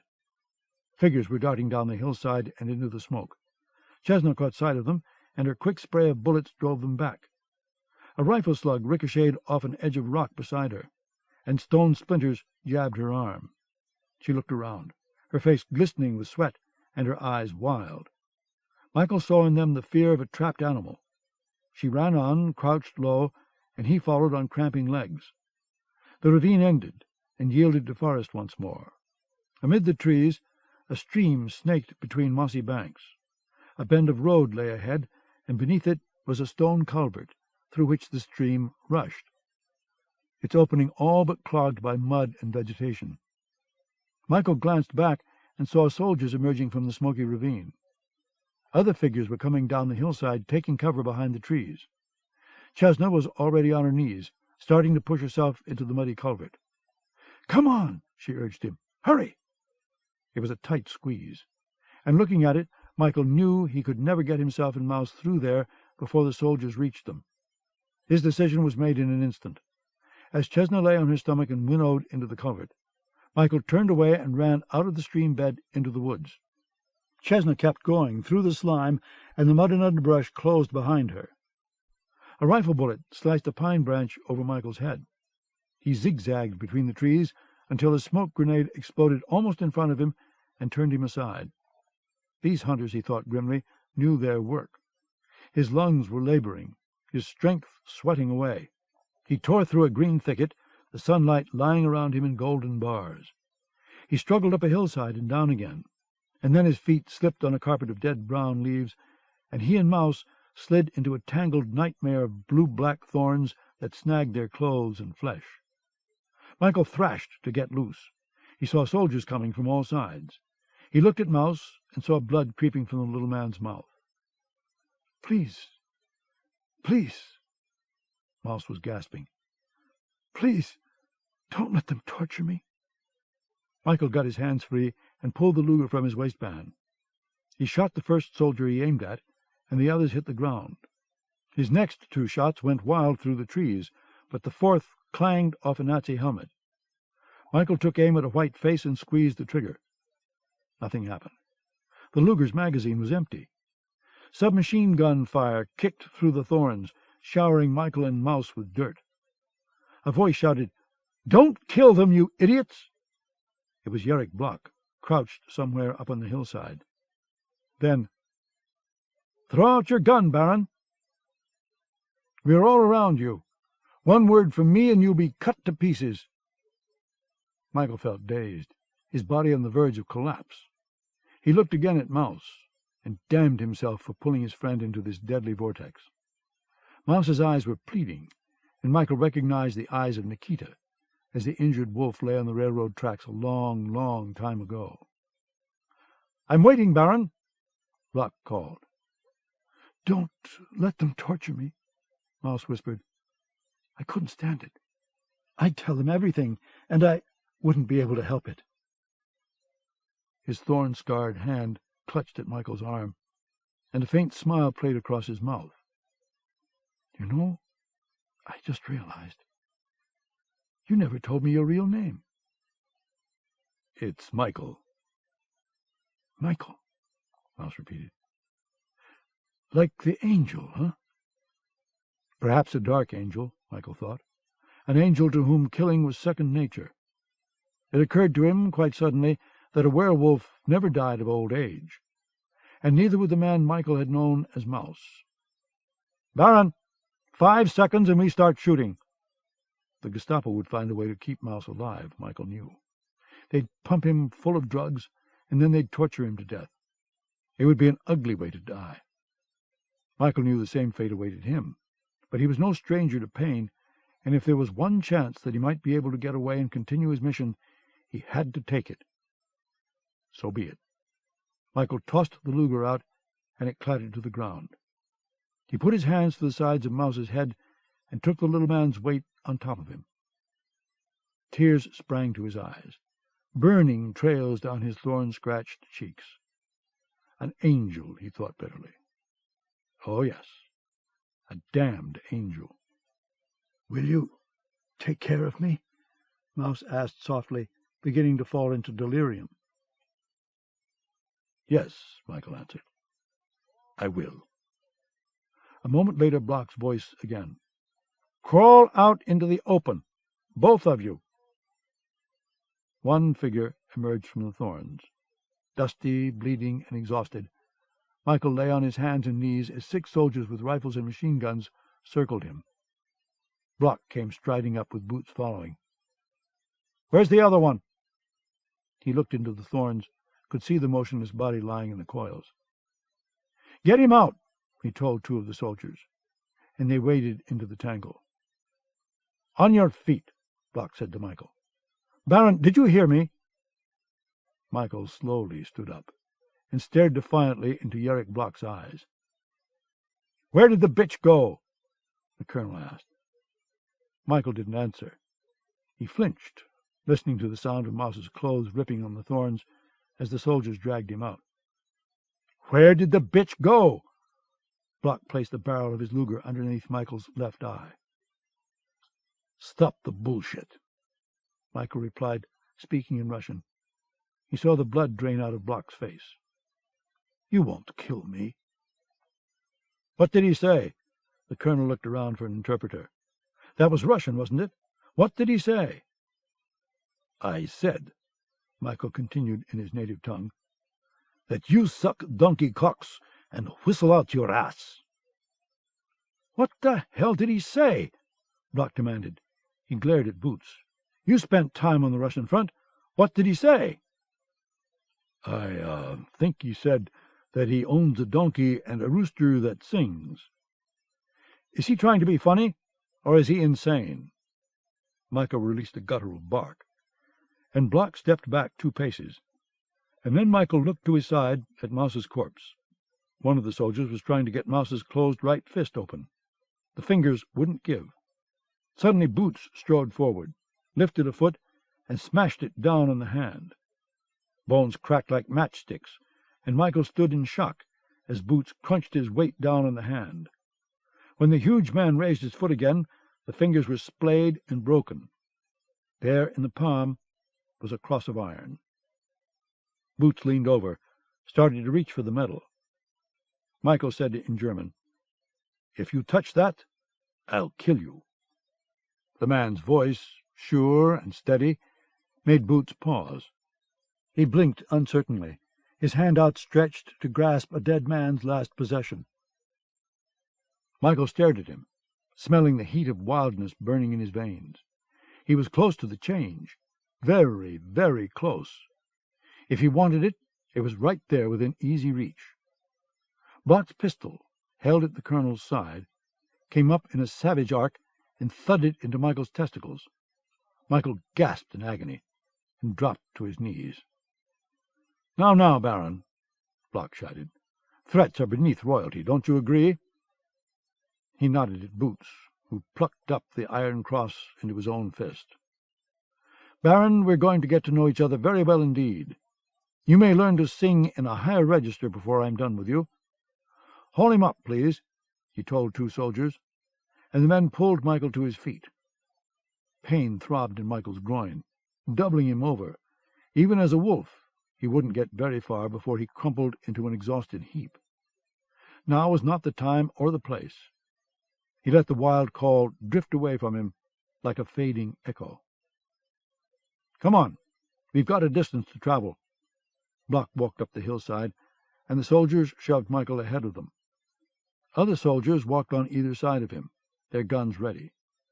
Boots followed at a distance, the iron cross in his hand, and a few more soldiers began to drag Mouse's body up toward the road.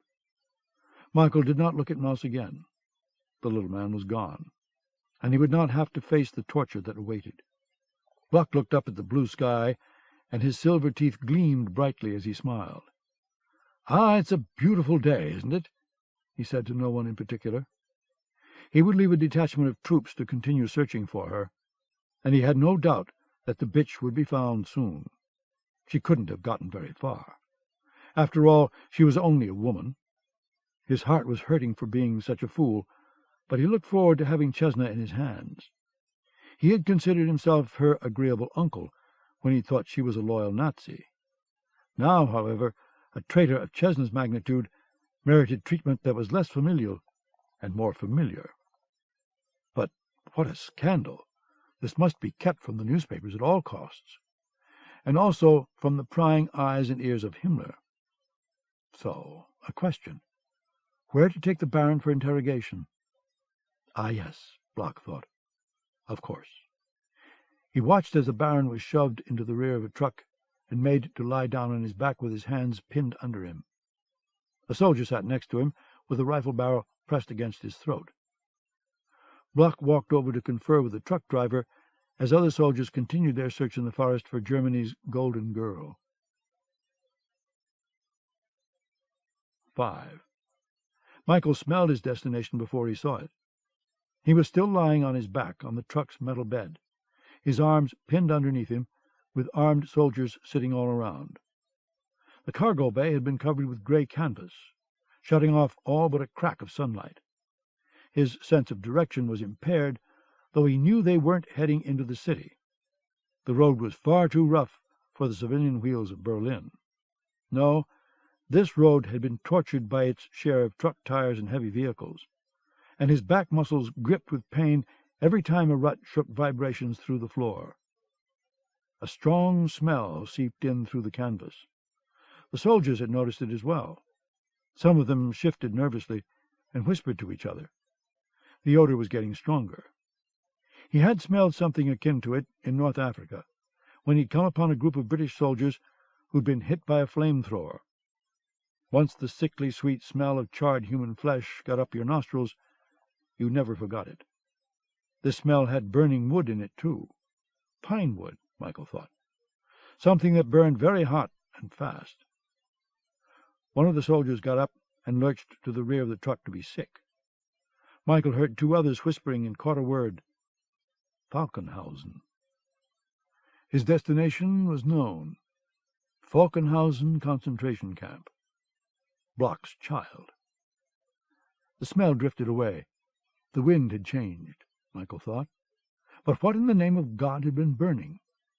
The truck stopped and stayed motionless for a moment or two. Over the low grumble of the engine he heard hammers at work. And then the truck continued on about 100 yards or so, stopped again, and a strident voice shouted, "Bring out the prisoner!" The canvas was whipped back.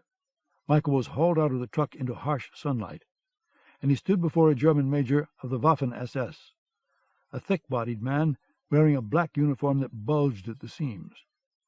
The man had a fleshy, ruddy face with eyes that were as white and hard as diamonds, but with none of their luster. He wore a black, flat-brimmed cap, and his brown hair was cropped to the scalp. Around his girth was a holster that bore a Walter pistol and a baton of ebony rubber, a bone bruiser. Michael glanced around, saw wooden barracks, gray stone walls, dense green treetops beyond them.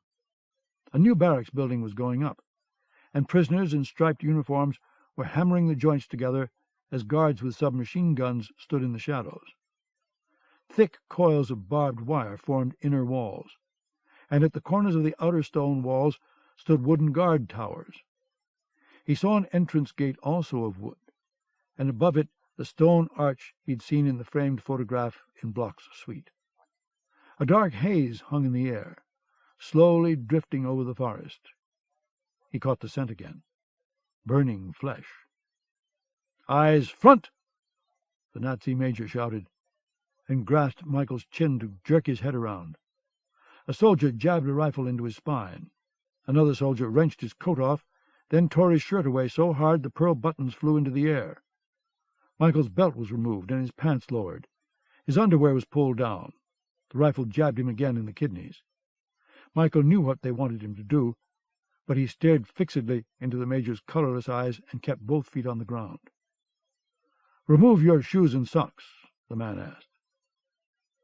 "Does this mean we're engaged?" Michael asked.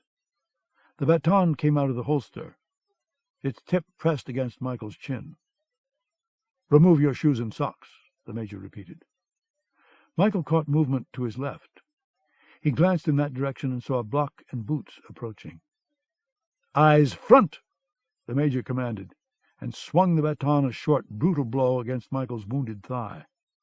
Pain exploded through his leg as the gash burst open again, oozing scarlet, and Michael fell to his knees in the chalky dust.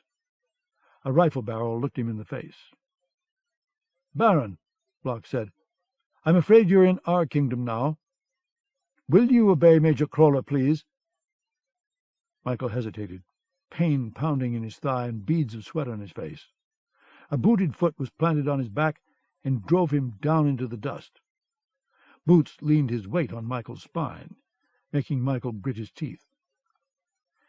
"You really do want to cooperate, Baron," Block went on. Then to Crawler, "He's a Russian. You know how stubborn those sons of bitches can be."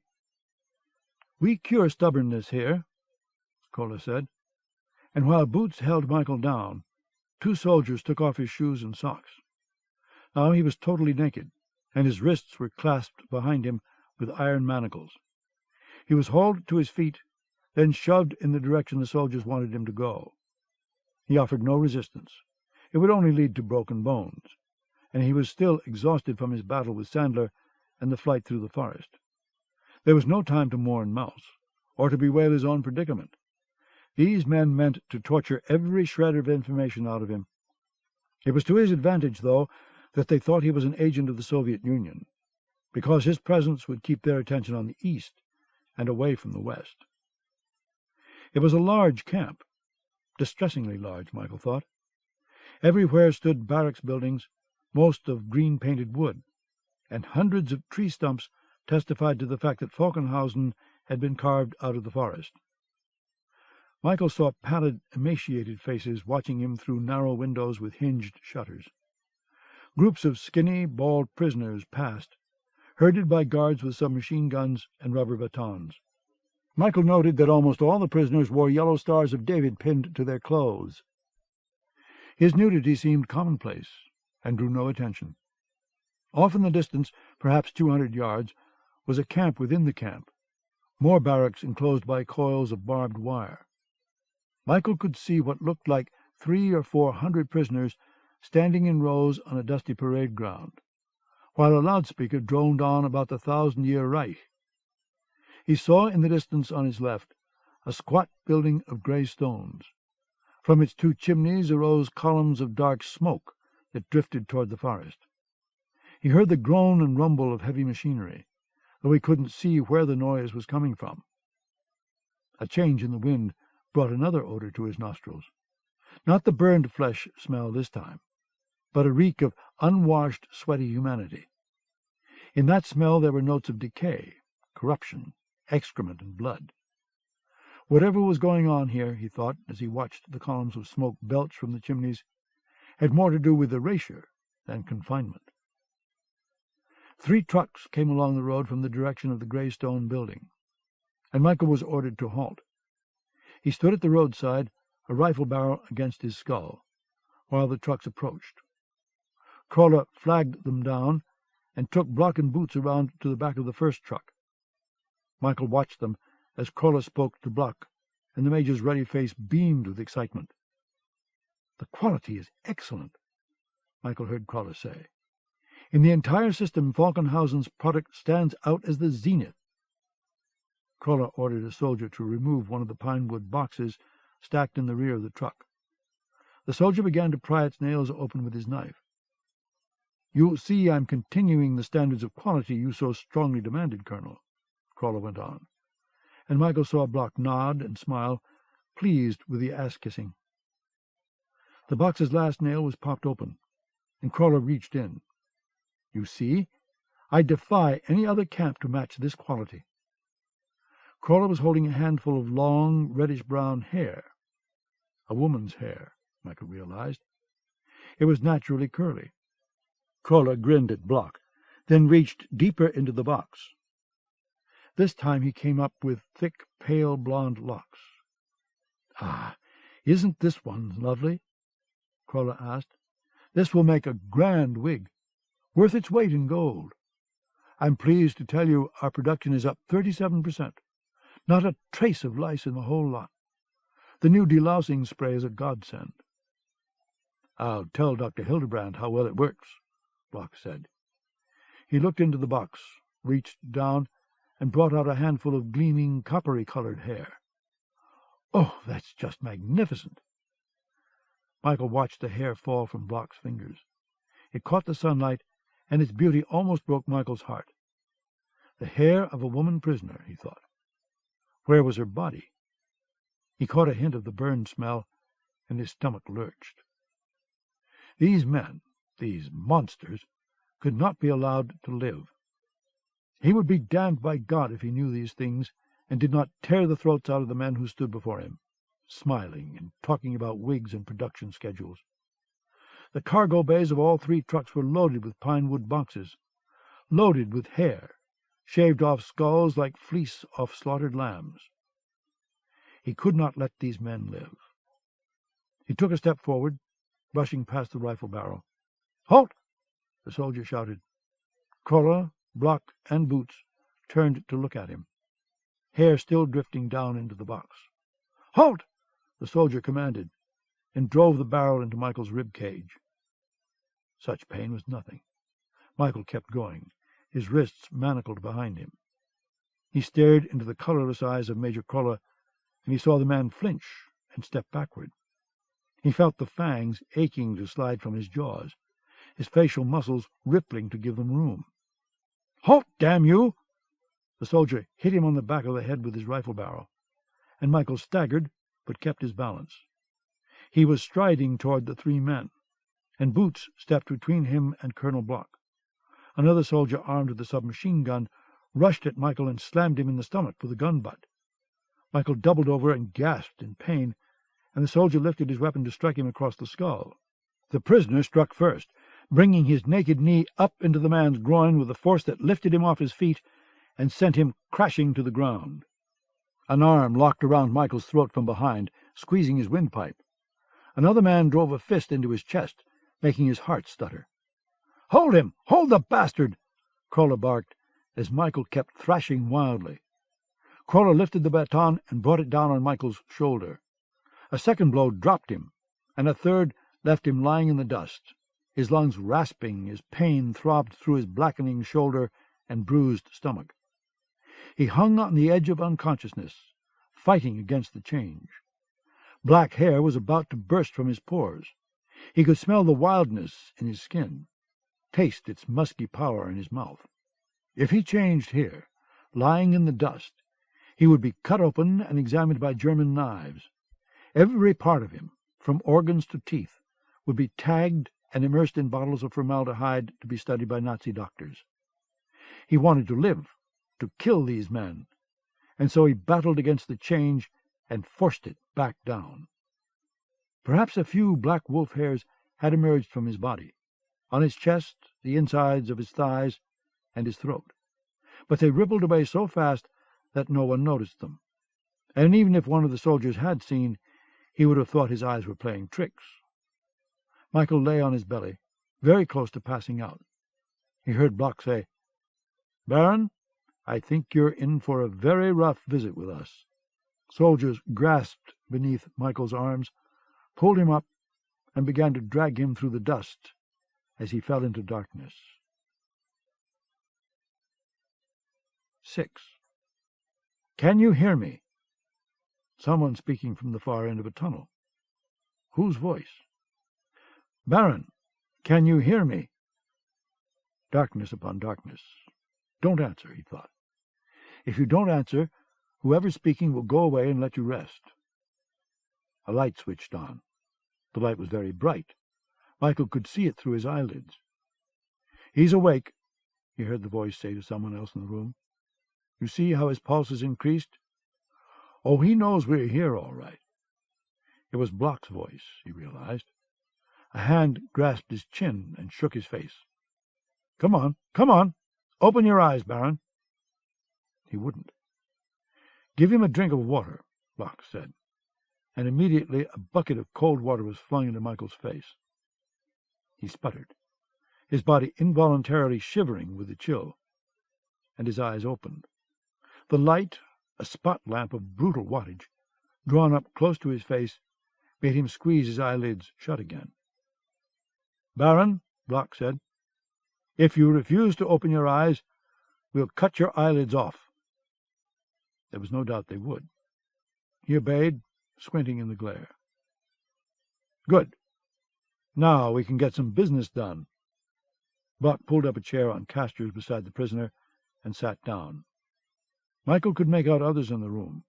A tall man holding a dripping bucket, another figure, this one thick and fleshy, in a black SS uniform that bulged at the seams. Major Krolla, of course. "Before we begin," Block said quietly, "I'll tell you that you are a man whom hope has abandoned. There is no escape from this room. Beyond these walls there are more walls." He leaned forward into the light, and his silver teeth glittered. "You have no friends here, and no one is coming to save you.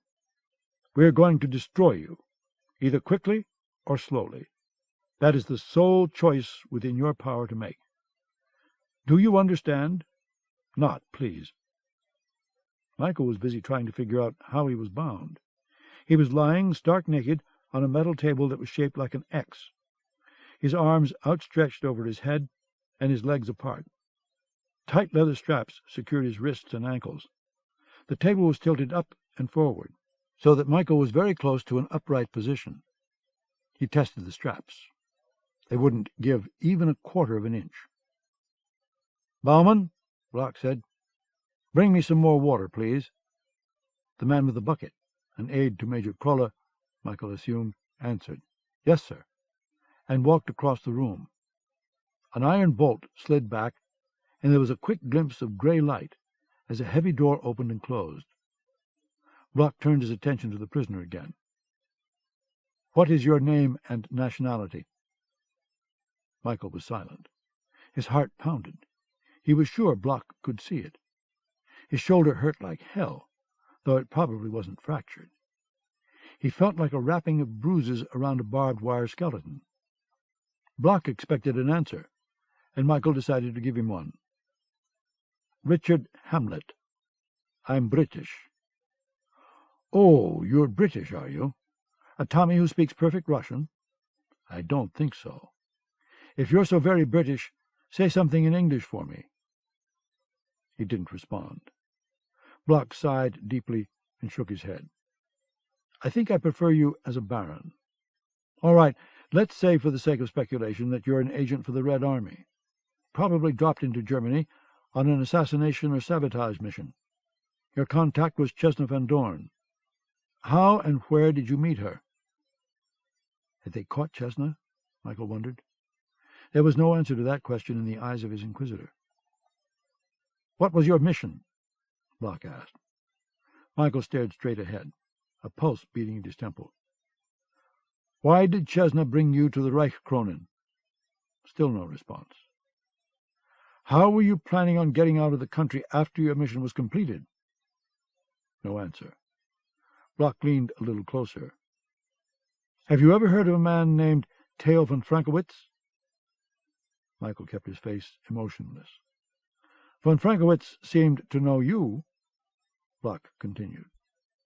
"Oh, he tried to shield you at first, but we gave him some interesting drugs. Before he died, he told us the exact description of a man who visited him at his apartment. He told us he showed this man a drawing. The man he described is you, Baron. Now, tell me, please, what interest would a Russian secret agent have in a decrepit sidewalk artist like Frankowitz?" He prodded Michael's bruised shoulder with his forefinger. "Don't think you're being brave, Baron. You're being very stupid. We can shoot you full of drugs to loosen your tongue, but unfortunately those don't work very well unless you're in, shall we say, a weakened condition. Therefore, we must satisfy that requirement. It's your choice, Baron. How shall we do this?" Michael didn't answer. He knew what was ahead, and he was readying himself for it. "I see," Block said. He stood up and moved away from the prisoner. "Major Krolla, at your pleasure, please." Krolla stalked forward, lifted the rubber baton, and went to work. Some time later, cold water was thrown into Michael's face again, and revived him to the devil's kingdom. He coughed and sputtered, his nostrils clogged with blood. His right eye was swollen shut, and the entire right side of his face felt weighted with bruises. His lower lip was gashed open, leaking a thread of crimson that trickled down his chin to his chest. "This really is pointless, Baron." Colonel Block was sitting in his chair again, next to Michael. On a tray in front of him was a plate of sausages and sauerkraut, and a crystal goblet of white wine. Block had a napkin tucked in his collar, and was eating his dinner with a silver knife and fork. "You know I can kill you any time I please." Michael snorted blood from his nostrils. His nose might be broken. His tongue found a loose molar. "Major Koller wants to kill you now and be done with it," Block went on. He chewed a bite of sausage and dabbed his lips with a napkin. "I think you'll come to your senses before very much longer. Where are you from, Baron? Moscow? Leningrad? What military district?" "I'm—" His voice was a hoarse croak. He tried again. "I'm a British citizen." "Oh, don't start that again," Block cautioned. He took a sip of wine. "Baron, who directed you to Theo von Frankowitz? Was it Chesna?" Michael didn't answer. His vision blurred in and out, his brains rattling from the beating. "This is what I believe," the colonel said, "that Chesna was in the business of selling German military secrets. I don't know how she learned about Frankowitz, but let's speculate that she is involved in a network of traitors. She was helping you with your mission, whatever that was, and she decided to intrigue you with some information that she thought you might take back to your Russian masters. Dogs do have masters, don't they? Well, perhaps Chesna thought you might pay for this information. Did you?" No response. Michael stared past the blinding spot lamp. "Chesna brought you to the Reichskronen to assassinate someone, didn't she?" Block cut a sausage open, and grease drooled out. "All those officers there. Possibly you were going to blow the entire place to pieces. But tell me, why did you go into Sandler's suite? You did kill his hawk, didn't you?" When Michael didn't answer, Block smiled thinly. "No harm done. I despise that damned bird. But when I found all those feathers and that mess in Sandler's suite, I knew it had to be your doing, especially after that little drama on the riverbank. I knew you must have had commando training, to have gotten off Sandler's train. He's hunted over a dozen men on that train, and some of them were ex-officers who'd fallen from grace. So you see, I knew no tulip-growing baron could have beaten Sandler. But he gave you a run, didn't he?" He poked his knife at the blood-crusted bullet gash on Michael's thigh. "Now, about Frankowitz. Who else knows about the drawing he showed you?" "You'll have to ask Chesna," Michael said, probing to see if she'd been captured. "Yes, I will. Count on it. But for right now, I'm asking you. Who else knows about that drawing?" They didn't have her, Michael thought. Or maybe it was just a faint hope. The security of that drawing was paramount to Block. Block finished his sausage and drank his wine, waiting for the Russian secret agent to answer. Finally he stood up and pushed his chair back. "Major Koller," he said, and motioned the man forward. Koller came out of the darkness. The rubber baton was upraised, and Michael's bruised muscles tensed. He wasn't ready for another beating yet. He had to stall for time. He said, "I know all about Iron Fist." The baton started to fall, aimed at Michael's face. Before it could smash down, a hand grasped Koller's wrist and checked its descent. "One moment," Block told him. The colonel stared fixedly at Michael. "A phrase," he said. "Two words you got out of Frankowitz. They meant nothing to him, and they mean nothing to you." It was time for a shot in the dark. "The Allies might think differently." There was a silence in the room, as if mere mention of the Allies had the power to freeze flesh and blood. Block continued to stare at Michael, his face betraying no emotion, and then Block spoke. "Major Koller, would you leave the room, please? Baumann, you too." He waited until the major and his aide had left, then began to walk back and forth across the stone floor, his hands behind him and his body crooked slightly forward. He suddenly stopped. "You're bluffing. You don't know a damn thing about Iron Fist." "I know you're in charge of security for the project," Michael said, choosing his words carefully. "I presume you didn't take me to Gestapo headquarters in Berlin because you don't want your superiors to find out there's been a security leak." "There has been no leak. Besides, I don't know what project you're talking about." "Oh, yes, you do. I'm afraid it's no secret any longer." Block approached Michael and leaned over him. "Really? Then tell me, Baron, what is Iron Fist?" His breath smelled of sausage and sauerkraut. The moment of truth had arrived. Michael knew very well that one sentence might spell judgment for him. He said, "Dr. Hildebrands created something quite a bit more potent than delousing spray, hasn't he?" A muscle clenched in Block's bony jaw.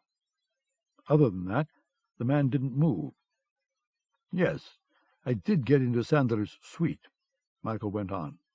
"But before I did, I got into yours. I found your satchel, and those photographs of Hildebrands' test subjects. Prisoners of war, I suspect. Where are you shipping them from? Here? Other camps?" Block's eyes narrowed. "Let's speculate, shall we?" Michael asked. "You're shipping POWs from a number of camps. They go to Hildebrands' workshop on Scarpa Island." Block's face had turned a shade gray. "Oh, I think I'd like a sip of wine, please," he said, "to wet my throat." "I'll cut your throat, you Slav son of a bitch," Block hissed. "I don't think so. A sip of wine, please." Block remained motionless. Finally a cold smile crept across his mouth. "As you wish, Baron." He took the goblet of white wine from the tray and held it to Michael's mouth, allowing him one swallow before he drew it away. "Go on with this fanciful conjecture." Michael licked his swollen lower lip, the wine stinging it. "The prisoners are subjected to Hildebrands' tests. Over 300 of them so far, as I recall. I assume you speak regularly with Hildebrand. You were probably using those pictures to show your superiors how the project's coming along. Am I correct?" "You know, this room is very strange." Block looked around. "You can hear the dead talking in it. You might want to kill me, but you won't. You and I both know how important Iron Fist is." Another shot in the dark that hit its target. Block stared at him again. "My friends in Moscow would be thrilled to pass that information along to the Allies." What Michael was hinting at took root. Block said, "And who else knows about this?" His voice was reedy, and there might have been a quaver in it. "Chesna's not the only one." He decided to lead Block by the pinched nostrils. "She was with you while I was in your suite." That sank in. Block's expression was stricken for a second as he realized that someone on the Reichskronen staff must be a traitor. "Who gave you the key?" "I never knew. The key was delivered to Chesna's suite during the Brimstone Club's meeting. I returned it by dropping it into a flower pot on the second floor." So far, so good, he thought. It would never occur to Block that Michael had descended the castle wall. He cocked his head to one side. His heart was beating hard, and he knew he was playing a dangerous charade, but he had to buy time. "You know, I think you're right about this room. You can hear the voice of a dead colonel." "Mock me if you wish, Baron." Block smiled tightly, whorls of red in his cheeks. "But a few injections of truth serum, and you tell me everything. I think you'll find I'm a little tougher than Frankowitz was. Besides, I can't tell you what I don't know. The key was delivered, and I returned it in an envelope along with the film." "Film?" "What film?" The quaver was more pronounced. Well, I wouldn't have gone into your suite unprepared, would I? Of course I had a camera, also furnished by Chesna's friend. I took pictures of the photographs in your satchel, plus those other papers, the ones that looked like pages from an accounting book. Block was silent, but Michael could tell what he must be thinking, that secrets under his responsibility were out, possibly headed by courier to the Soviet Union, and the Reichskronen was a nest of traitors. You're a liar, Block said. If these things were true, you wouldn't be volunteering them so freely. I don't want to die. Neither do I care to be tortured. Anyway, the information's already been passed. There isn't anything you can do about it now. Oh, I disagree, very strongly. Block reached onto his tray, and his hand gripped the fork. He stood beside Michael, his face blotched with red. I'll tear the Reichskronen to the ground and execute everyone from the plumbers to the manager, if that's what is necessary. You, my dear Baron, will tell me all about how and where you met Chesna, what your escape route was going to be, and so much more. And you're right, I won't kill you. He jabbed the fork's tines into the flesh of Michael's left arm and drew it out. You do have a certain value after all. Again the fork jabbed down, piercing Michael's shoulder. Michael flinched, sweat on his face. The fork was withdrawn. I'm going to consume you, Block said, and drove the tines into Michael's chest just below the throat. Like a piece of meat. I'll chew you up, digest what I need, and spit out the rest. He pulled the fork out, the tines tipped with blood. You might know about Iron Fist, and about Dr. Hildebrand and Scarpa Island, but you don't know how Iron Fist is going to be used. No one knows where the fortress is but myself, Dr. Hildebrand, and a few others whose loyalty is unquestioned. Therefore, your Russian friends don't know either, and they can't pass the information to the British and Americans, can they? He jabbed the fork into Michael's left cheek. Then he drew it out and tasted Michael's blood. This, Block said, is only the first course. He snapped off the spot lamp. Michael heard him cross the room. The heavy door opened. Bauman, the colonel said, take this trash to a cell. He had been holding his breath. Now he let it go in a hiss between his teeth. For the time being, at least, there would be no more torture. Bauman entered, along with 3 other soldiers. Michael's wrists and ankles were unstrapped, and he was pulled up off the X-shaped table and guided by gunpoint along a stone-floored corridor. Go on, you swine.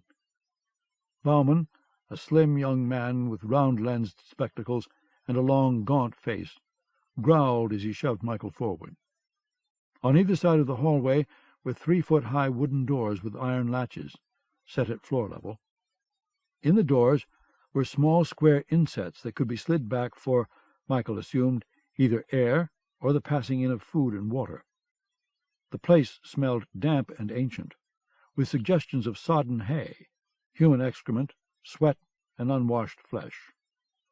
A kennel for wild dogs, Michael thought. He heard the animalish moans and mutterings of his fellow prisoners. Stop, Bauman commanded.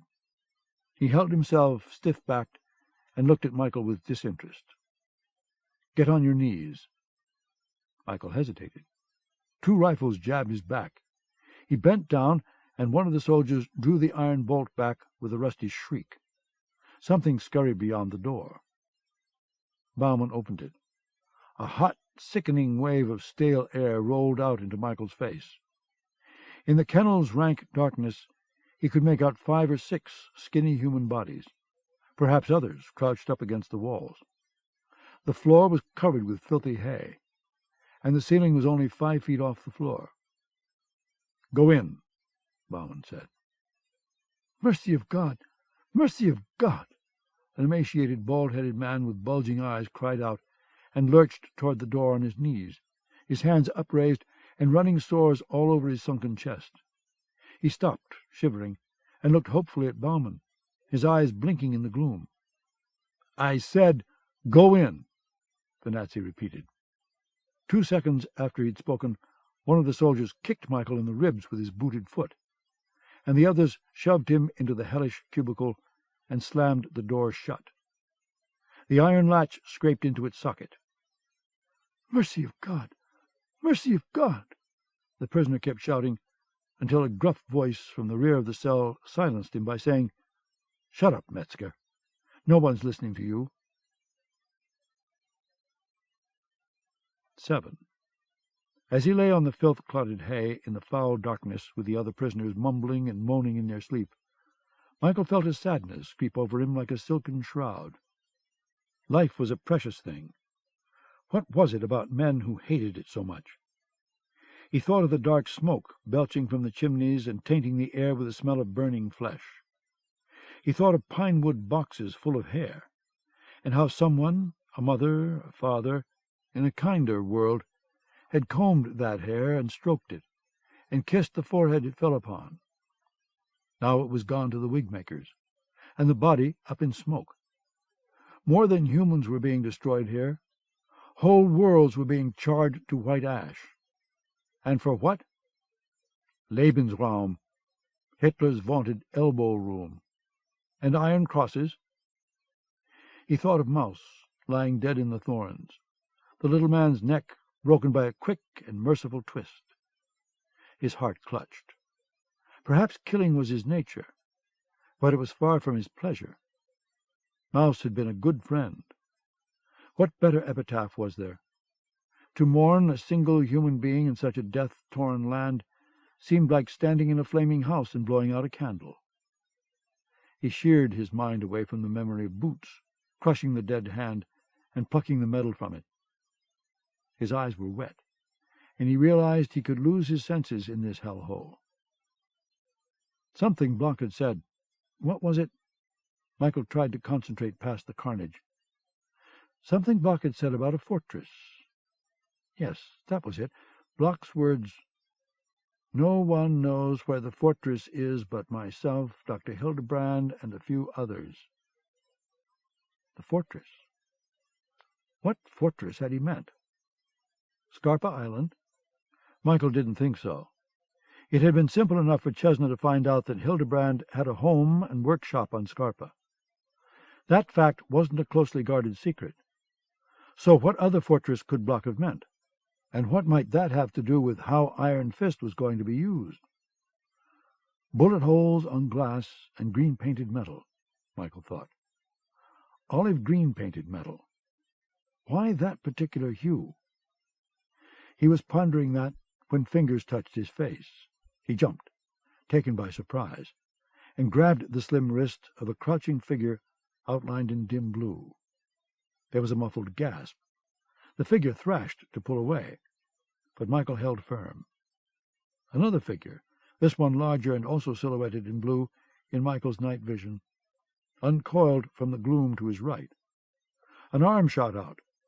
At the end of it was a fist, which cracked against Michael's skull and made his ears ring.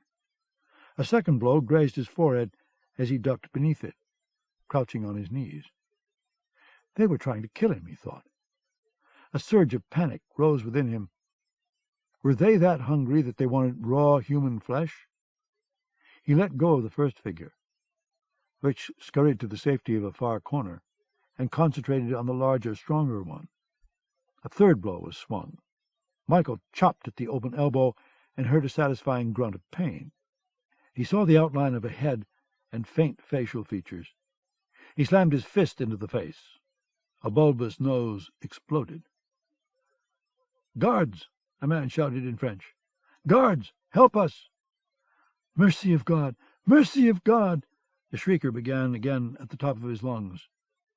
"Stop that, you fools!" This man's language was German, with a thick Danish accent. "You'll use up all the air." A pair of sinewy arms twined around Michael's chest. He rocked his head back and smashed his skull against another man's face.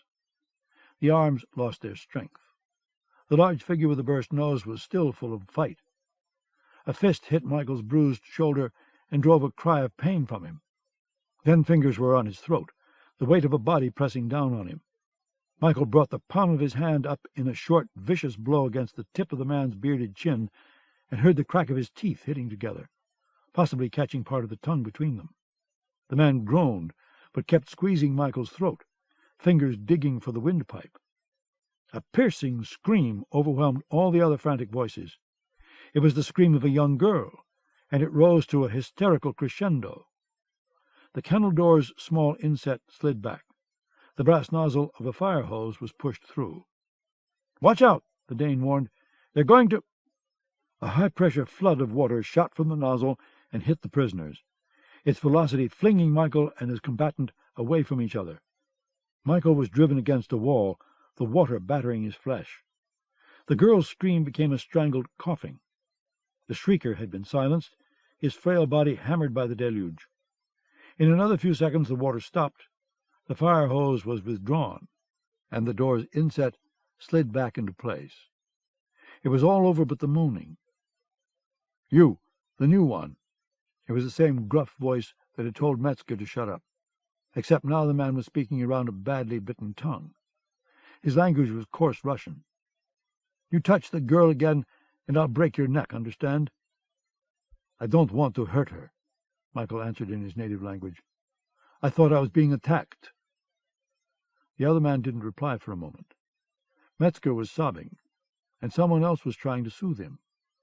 Water trickled down the walls and pooled on the floor, and the air reeked of sweat and steam. "She's out of her mind," the Russian told Michael. "About 14 years old, is my guess. No telling how many times she's been raped. Somewhere along the line, somebody put out her eyes with a hot iron." "I'm sorry." "Why?" the Russian asked. "Did you do it?" He snorted blood from his broken nose. "Gave me a hell of a knock, you son of a bitch. What's your name?" "Galatinov," he answered. "I'm Lazarus. The bastards got me at Kirovograd. I was a fighter pilot. How about you?" "I'm just a soldier," Michael said. "They got me in Berlin." "Berlin?" Lazarus laughed and snorted more blood. "Ha! That's a good one. Well, our comrades will be marching through Berlin soon enough. They'll set fire to the whole damned city and drink a toast to Hitler's bones. I hope they catch that bastard. Couldn't you see him dancing on a meat hook in Red Square?" "It's a possibility." "Never. Hitler won't be taken alive, that's for sure. You hungry?" "Yes." It was the first time he'd thought of food since he'd been thrown in this hole. "Here, hold your hand out, and you get a feast." Michael did. Lazarus found his hand in the dark, gripped it with wiry fingers, and put something into the palm. Michael sniffed it. A small clump of hard bread that smelled bitter with mold. In a place like this, one didn't turn down handouts. He ate the bread, chewing it slowly. "Where are you from, Galatinov?" "Leningrad." He swallowed the bread, and his tongue searched his teeth for crumbs. "I'm from Rostov originally, but I've lived all over Russia." That was the beginning of Lazarus's recitation of his life history. He was 31 years of age, and his father was an engineering specialist with the Soviet Air Force, which meant, basically, that his father was head of a team of mechanics. Lazarus went on about his wife and 3 sons, all of them safe in Moscow, and how he had flown more than 40 missions in his Yak-1 fighter and shot down 12 Luftwaffe aircraft. "I was working on my 13th, Lazarus said wistfully, when 2 more dropped out of the clouds right on top of me. They shot poor Warhammer to pieces, and I hit the silk. I landed less than 100 yards from an enemy machine-gun nest." Michael couldn't see the man's face in the dark, but he saw the blue-outlined shoulders shrug. "I'm courageous in the sky. On land, not so much so. And here I am." "Warhammer?" Michael repeated. "That was your plane?" "Yes, I named her. Painted her name on the fuselage, too. Plus a swastika for every kill." Ah, she was a fine, beautiful beast. He sighed. You know, I never saw her come down. That's for the best, I think. Sometimes I like to believe she's still up there, flying circles over Russia. All the pilots in my squadron named their planes.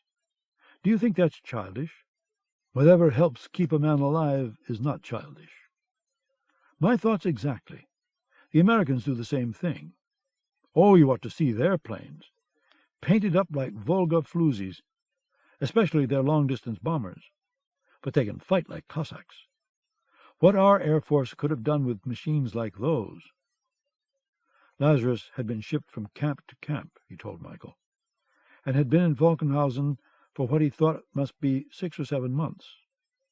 He'd only been thrown into this kennel recently. Maybe 2 weeks, he thought, though it was hard to tell the passage of time in a place like this. Why he was in here was anyone's guess, but he missed seeing the sky. That building with the chimneys, Michael ventured.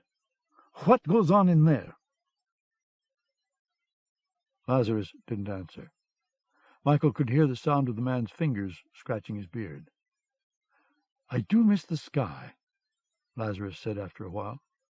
The clouds, the blue freedom of it. If I could see one bird, my whole day was happy. But not many birds fly over Falkenhausen. He lapsed into silence. Metzger was sobbing again, a terrible, broken sound. Someone sing to him, Lazarus told the others, speaking a crude but serviceable German. He likes being sung to. No one sang. Michael sat on the sodden hay with his knees drawn up to his chest. Someone groaned softly, followed by a diarrheic bubbling noise. From across the cell, which couldn't be more than 8 feet or so, Michael heard the whimpering of the blind girl. He could see 6 figures silhouetted in faint blue. He lifted a hand and touched the ceiling. Not a crack of light entered the kennel. He felt as if the ceiling were moving, and the walls too, the entire cell constricting to smash them into bones and juices. It was an illusion, of course, but never in his life had he longed so much for a breath of fresh air and the sight of a forest. Steady, he told himself, steady. He knew he could withstand more pain and hardship than the normal human being, because those things had been integral parts of his life. But this confinement was torture to his soul, and he knew he could break in a place like this. Steady. There was no telling when he might see the sun again, and he had to keep control of himself. Control was the wolf's theme. Without control, a wolf had no chance for survival. He could not, must not, give up hope, even here in this den of hopelessness. He'd been successful in diverting Bloch's attention to the fictitious nest of traitors at the Reichskronen. But how long would that last? Sooner or later the torture would begin once more. And when it did... Steady, he thought. Don't think about that. It will happen when it happens, and not before. He was thirsty. He licked the wet wall behind him and caught enough moisture on his tongue for a satisfying sip. Lazarus, Michael asked some time later, what is it? If you could get out of here, is there a weak point somewhere in the camp? A place where the wall might be climbed? Lazarus grunted. You must be joking. I'm not. Surely the guards change. The gate opens to let trucks in and out. A tunnel can be dug. Isn't there an escape committee here? Hasn't anyone tried to get out? No, Lazarus said. People here are fortunate to be able to walk, much less run, climb, or dig. There's no escape committee. There's no thought of escape, because it's impossible. Now put that out of your mind before you go insane. There's got to be a way out, Michael persisted. He heard desperation in his voice. How many prisoners are here? I don't know for sure. Possibly 40,000 or so in the men's camp. Maybe another 20,000 in the women's camp. Of course, they're always coming and going. The train pulls in with a new load every day. Michael was stunned. 60,000 prisoners, by a conservative estimate. And how many guards? Hard to tell. 700 or 800, maybe 1,000. The guards are outnumbered 6 to 1, and still no one's tried to escape? Galatinov, the Russian said wearily, as if speaking to a troublesome child. I don't know of anyone who can outrun a machine-gun bullet, or who would care to try. The guards have dogs, too, Dobermans. I've seen what their teeth can do to human flesh, and I'll tell you it isn't pretty. If by some astounding miracle a prisoner was to get out of Falkenhausen, where would that wretch go? We're in the heart of Germany. From here all roads lead to Berlin. He crawled away a few feet and rested his back against the wall. For you and me, the war is over, he said quietly. Let it go. The hell I will, Michael told him, and he screamed inside. The passage of time was hard to judge. It might have been an hour or two later that Michael noted the prisoners were getting restless. Soon afterward, he heard the sound of the door to the next kennel being unbolted. The prisoners were up on their knees, shivering in expectation. Then their own kennel door was unbolted and swung open to let in the excruciating light. A small black loaf of bread, shot through with veins of green mold, was thrown in among them. The prisoners fell upon it, tearing chunks out of it. "Bring your sponge," one of the soldiers who stood in the corridor said. Lazarus crawled forward, a gray sponge in his hand. He had at one time been a husky man, but the flesh had shrunken over his large bones. Dark brown hair spilled down his shoulders, his beard clotted with hay and filth. His facial flesh had drawn tight over his jutting cheekbones, and his eyes were dark holes in the pallid skin. His nose, a formidable beak that might have made Cyrano tip his hat, was crusted with blood around the nostrils, courtesy of Michael's fist. He glanced at Michael as he crawled past, and Michael shrank back. Lazarus had the eyes of a dead man. The Russian immersed the sponge in a bucket of dirty water. Then he withdrew it, swollen with liquid. The bucket was pulled away, the kennel's door slammed shut, a brutal sound, and the iron latch slid back into place. The next kennel down the corridor was opened. "Dinner time," Lazarus said as he crawled past Michael again. "Everyone gets a drink from the sponge. Hey, you bastards, leave something for my comrade." There was the noise of a quick and decisive struggle, and then Lazarus nudged Michael's arm. "Here." He put a damp bit of bread in Michael's hand. "That damned Frenchman always tries to get more than his share. You've got to be fast around here if you want something better than a crust." Michael sat with his back against the rough stones and chewed on the bread. He stared at nothing. His eyes stung. Tears crept from them and trickled down his cheeks. But who they were for, he did not know. 8. The iron bolt shrieked back. At once Michael was on his haunches, roused from a nightmare of chimneys whose black smoke covered the earth. The door opened. "Send the girl out," one of the 3 soldiers who stood there commanded. "Please," Lazarus said, his voice husky from sleep. "Please let her alone. Hasn't she suffered a—" "Send the girl out," the man repeated. The girl had awakened and was shivering in a corner. She made a soft whimpering noise like a trapped rabbit. Michael had reached the end of what he would bear. He crouched in front of the doorway, his green eyes glittering above the darkness of his fresh beard.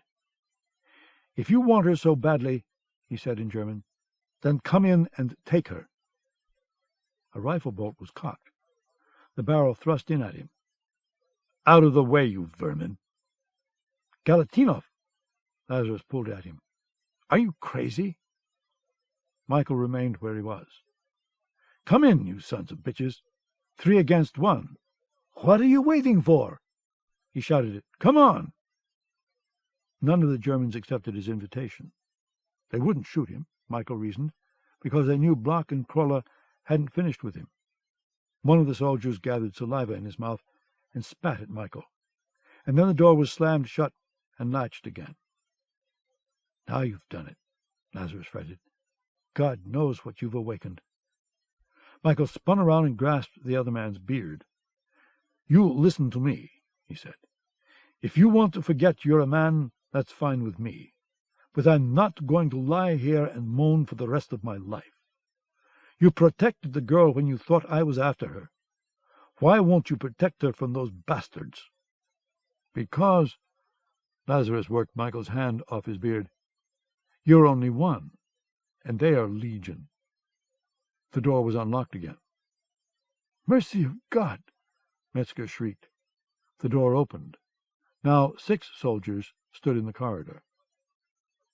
"You!" The beam of a hand torch found Michael's face. "Come out of there!" It was Bauman's voice. Michael didn't move. "You won't like it if we have to drag you out," Bauman promised.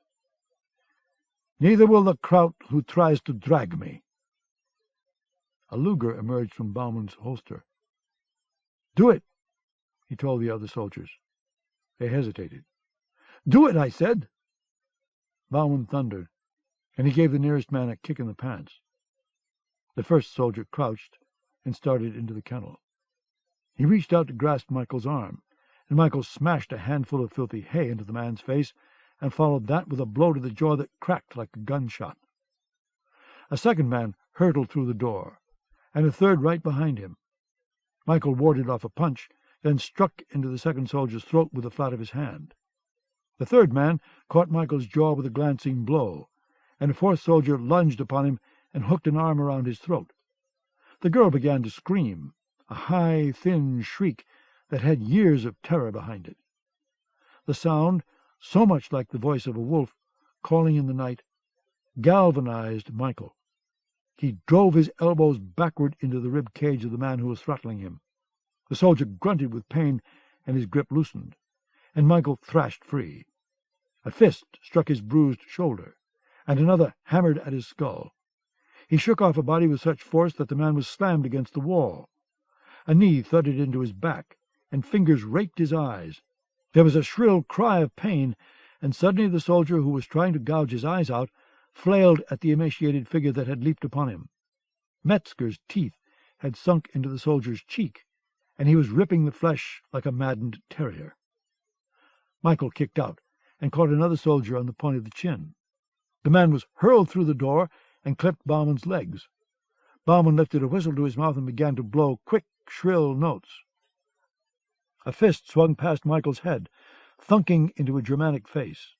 With a hoarse roar, Lazarus swung again, and this time burst the man's upper lip open in a spray of crimson. Then Lazarus grasped the hair of a guard whose SS cap had spun away, and slammed his forehead against the man's skull with a noise like an axe blade meeting timber. A blackjack rose up like a cobra's head. Michael grabbed the wrist before the soldier could strike, and drove his fist into the man's armpit. He heard a rush of air behind him. Before he could twist around, a rifle butt hit him in the center of the back between his shoulder blades, knocking the breath from his lungs. The blackjack crunched down on his arm, just above the elbow, and froze it with pain. A fist struck him on the back of the head, stunning him, and though he kept fighting wildly, he knew he was all but used up. "Bring him out!" Bauman shouted as other soldiers came to his assistance. "Come on! Hurry it up!" The blackjack wielder began to beat at Lazarus and Metzger, driving them back against the wall. 2 of the soldiers grabbed the blind girl and started hauling her out. Michael was thrown onto the corridor floor, where Bauman put a boot on his throat. The rest of the guards, most of them bruised and bleeding, scrambled out of the kennel. Michael heard a submachine gun being cocked. He looked up, his vision misted with pain, and saw a guard pointing his Schmeisser into the kennel. "No!" Michael croaked. Bauman's foot pressed to his neck. The gun fired, 2 short bursts amid the remaining 5 prisoners. Spent cartridges clattered to the stones. "Stop that!" Bauman shouted, and up-tilted the Schmeisser with the barrel of his pistol. Another quick burst pocked the stone wall, and rained fragments and dust around them. "No firing without a direct order," he raged, his eyes wild behind his glasses. "Do you understand me?" "Yes, sir," the guard replied, thoroughly cowed, and he clicked the safety on his smoking gun and lowered it to his side. Bauman's face had turned scarlet. He removed his foot from Michael's neck. "You know every round of ammunition has to be accounted for," he shouted at the gunner. "I'll be filling out reports for a week with all that damned firing." He motioned disdainfully to the kennel. "Close that up. And you men, get this trash on his feet." He started striding along the corridor, and Michael was made to follow, his head pounding and his knees threatening to give way. He was returned to the room with the X-shaped metal table. A light bulb burned overhead. "Strap him down," Bauman said. Michael began to fight again, dreading the bite of those straps. But he was exhausted, and the issue was quickly settled. The straps were pulled tight. "Leave us," Bauman told the soldiers. When they were gone, he removed his glasses and slowly cleaned the lenses with a handkerchief. Michael noted that his hands were shaking. Bauman put his glasses back on. His face was haggard, dark circles under his eyes. "What's your real name?" he asked. Michael remained silent, some of the fog clearing out of his mind, but his back and shoulders still hurting like hell. "I mean what they call you in Britain," Bauman went on. "You'd better talk quick, my friend. There's no telling when Koller might come around, and he's aching to use that baton on you." Michael was puzzled. Bauman's tone of voice had changed. It was urgent, not superior.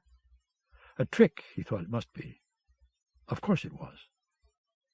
"Chesna Van Dorn hasn't been captured yet." Bauman lifted the table so Michael was almost upright, and locked it in place. "Her friends, our friends, are helping her hide. She's also working on the arrangements." "Arrangements?" His throat felt bruised from the pressure of Bauman's boot. "What arrangements?" "To get you out of here, and also to find a plane and set up the fuel stops. You were planning on going to Norway, correct?" Michael was shocked speechless. It had to be a trick. My God, he thought. Chesna's been captured, and she's told everything. "Listen to me very carefully." Bauman stared into Michael's eyes. A pulse beat rapidly at the German's temple. "I am here because I had a choice. Either field work, which meant risking getting my ass shot off, or being hung up from the balls by the Russians, or working here in this slaughterhouse. In the field, I could do nothing for our friends. Here I can at least communicate with them, and do what I can to help certain prisoners. Incidentally, if your intent was to get everyone in your cell murdered, you came very close to accomplishing it." That explained the dramatics with the machine gun, Michael thought. Bauman was trying to keep the others from being killed. No, Bloch or Krolla had set him up to this. This was all stage play. "My task," Bauman said, "is to keep you alive until the arrangements are worked out. I don't know how long that will be. I'll get a radio code that will tell me how your escape's going to be managed. God help us, because prisoners only leave Falkenhausen as bags of fertilizer. I've made a suggestion. We'll see if Chesna thinks it's worthwhile." "What suggestion?" he asked warily. "Falkenhausen was built to keep prisoners in.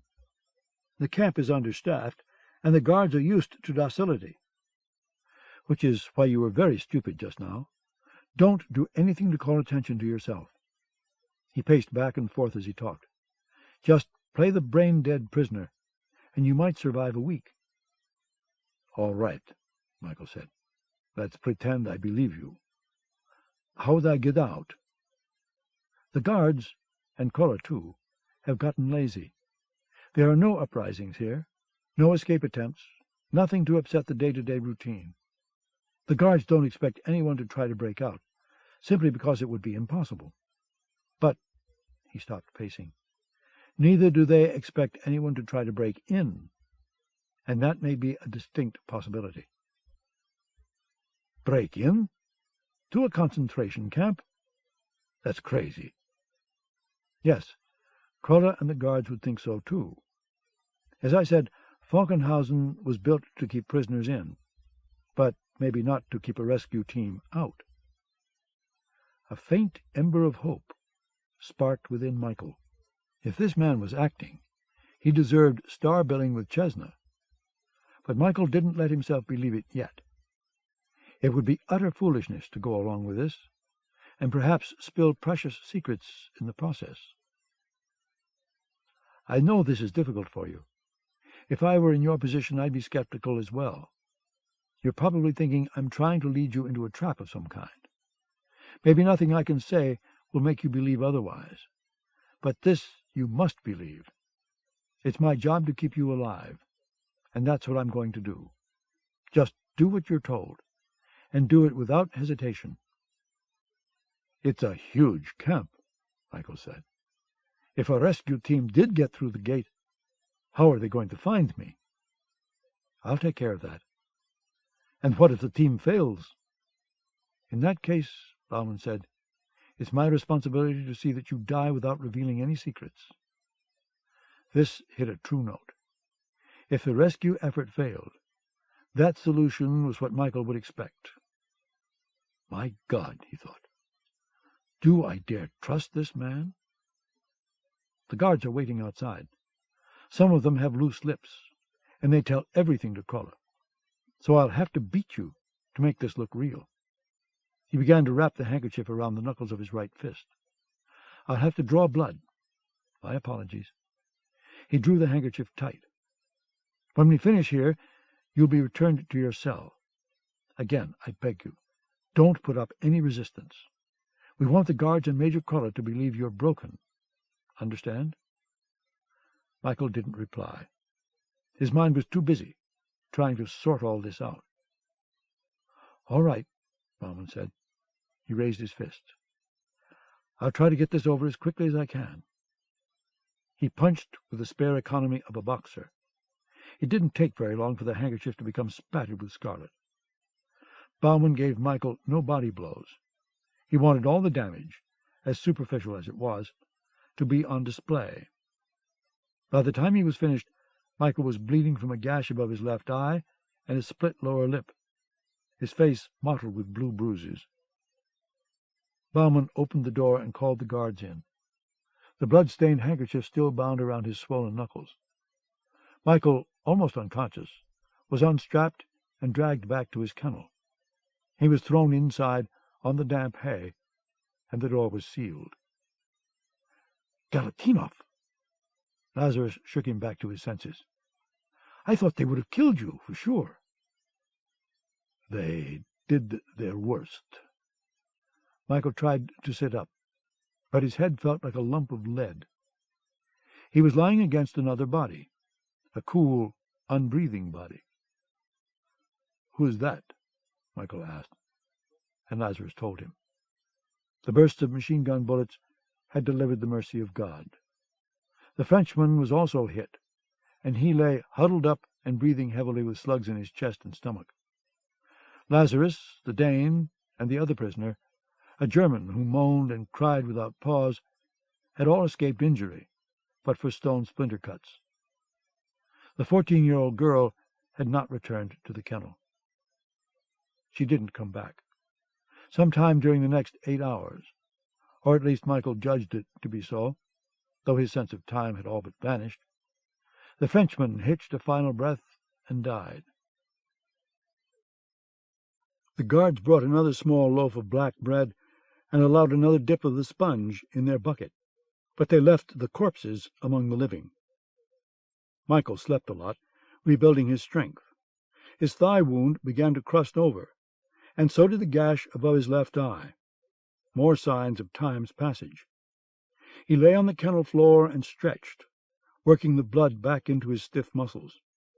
He closed his mind to the walls and ceiling and concentrated on visions of green forest and grasslands sweeping toward the blue horizon. He learned the routine. The guards brought bread and water once every day, and every third day a bucket of gray gruel that Lazarus stopped the sponge in. It was slow starvation, but Michael made sure he got every bit of bread, water, and gruel that he could scoop up and squeeze out.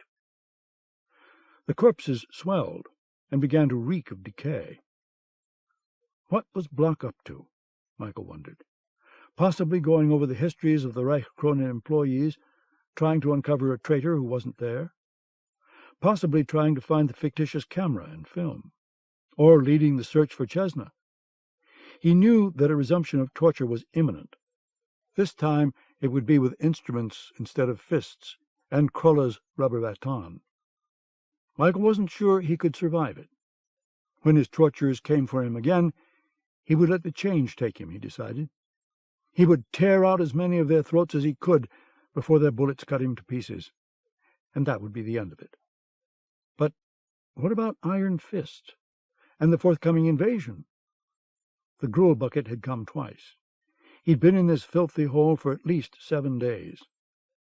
The Allied command had to be warned about Iron Fist. Whatever it was deadly enough to make delaying D-Day imperative. If the soldiers who hit the landing beaches were exposed to the corrosive substance that had caused those wounds in the photographs, then the invasion would be a massacre. He awakened from a restless sleep, in which skeletons in green fatigues lay in huge piles on the shores of France, to hear the sound of thunder. "Ah, listen to that music," Lazarus said. "Isn't it lovely?" Not thunder, Michael realized. The sound of bombs. "They're hitting Berlin again, the Americans in their B-17s.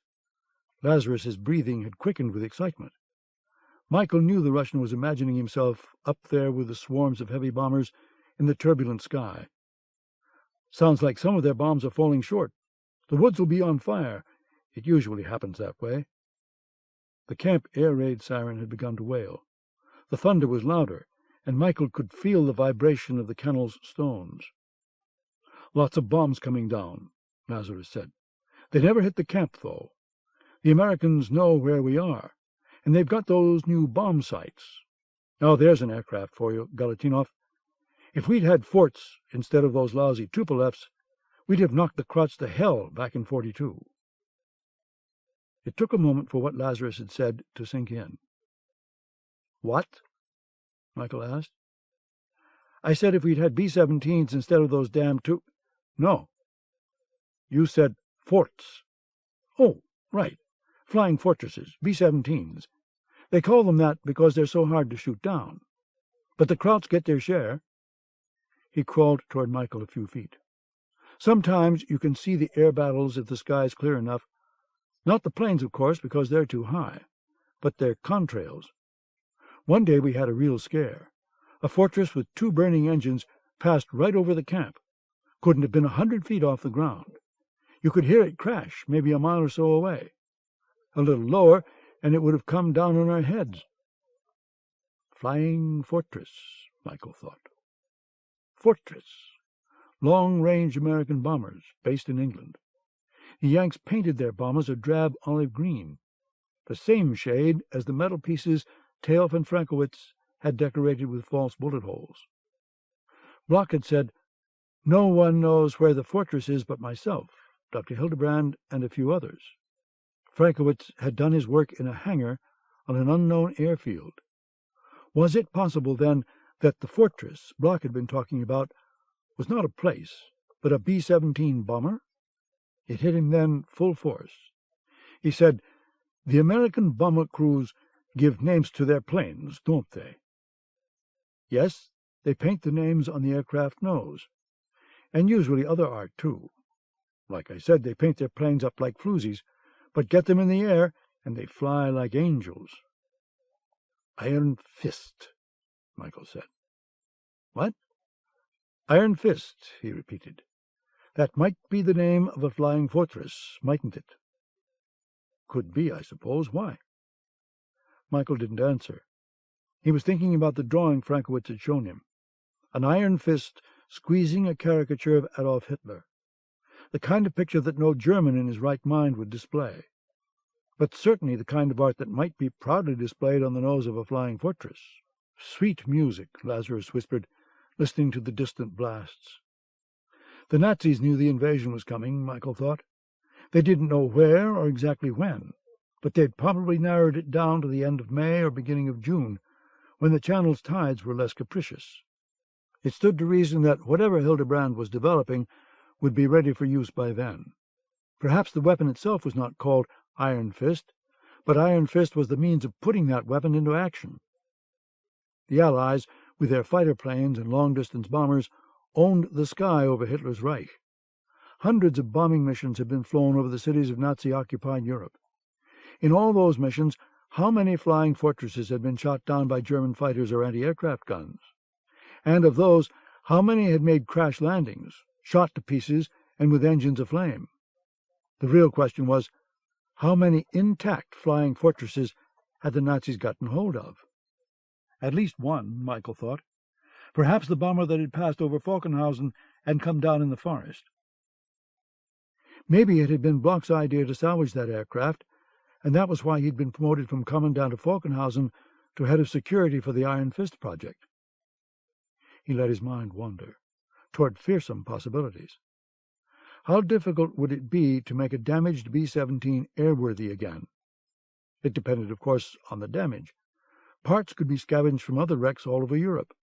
Maybe a downed fortress, Iron Fist, was being reconstructed at that airfield where Frankowitz had done his paintings.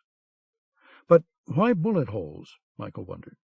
What was the point of making a reconstructed bomber look as if it had been riddled with... Yes, Michael thought, of course. Camouflage. On D-Day, the invasion beaches would be protected by Allied fighters. No Luftwaffe plane would be able to get through. But an American flying fortress might, especially one that was battle-scarred and limping back to its base in England. And once that aircraft got over its target, it could drop its bombs, containing Hildebrand's new discovery, onto the heads of thousands of young soldiers. But Michael realized there were holes in his conjecture. Why go to all that effort when Nazi artillery cannons could simply fire Hildebrand's new weapon amid the invasion troops? And if that weapon was indeed a gas of some kind, how could the Nazis be sure the winds wouldn't blow it back in their faces? No, the Germans might be desperate, but they were far from being stupid. How, then, if Michael was right, was the fortress going to be used? He had to get out of here, had to get to Norway and put more pieces of this puzzle together. He doubted if the B-17 would be hangared in Norway. That was too far from the possible invasion sites. But Hildebrand and his new weapon were there, and Michael had to find out exactly what it was. The bombing had ceased.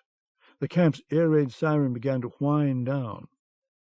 "Good hunting to you," Lazarus wished the flyers, and in his voice there was a tormented longing. Michael lay down, trying to find sleep again. He kept seeing the grisly photographs of Hildebrand's test subjects in his mind. Whatever could do that to human flesh had to be destroyed. The swollen corpses of Metzger and the Frenchman gurgled and popped, releasing the gases of decay. Michael heard the faint scratching of a rat in the wall next to him, trying to find its way to the smell. Let him come, Michael thought. The rat would be fast, a canny survivor. But Michael knew he was faster. Protein was protein. Let him come. 9. The gruel bucket was brought again, marking Michael's 10th day of captivity. The guards retched at the odor of the corpses and slammed the kennel door as soon as they could. Some time later, Michael was drifting in the twilight of sleep when he heard the latch sliding back. The door opened again. 2 guards with rifles stood in the corridor, and one of them pressed a handkerchief over his mouth and nose and said, "Bring the dead men out." Lazarus and the others hesitated, waiting to see if Michael would comply. A third figure peered into the kennel and shone a flashlight on Michael's pallid face. "Come on, hurry," Bauman ordered. "We haven't got all night."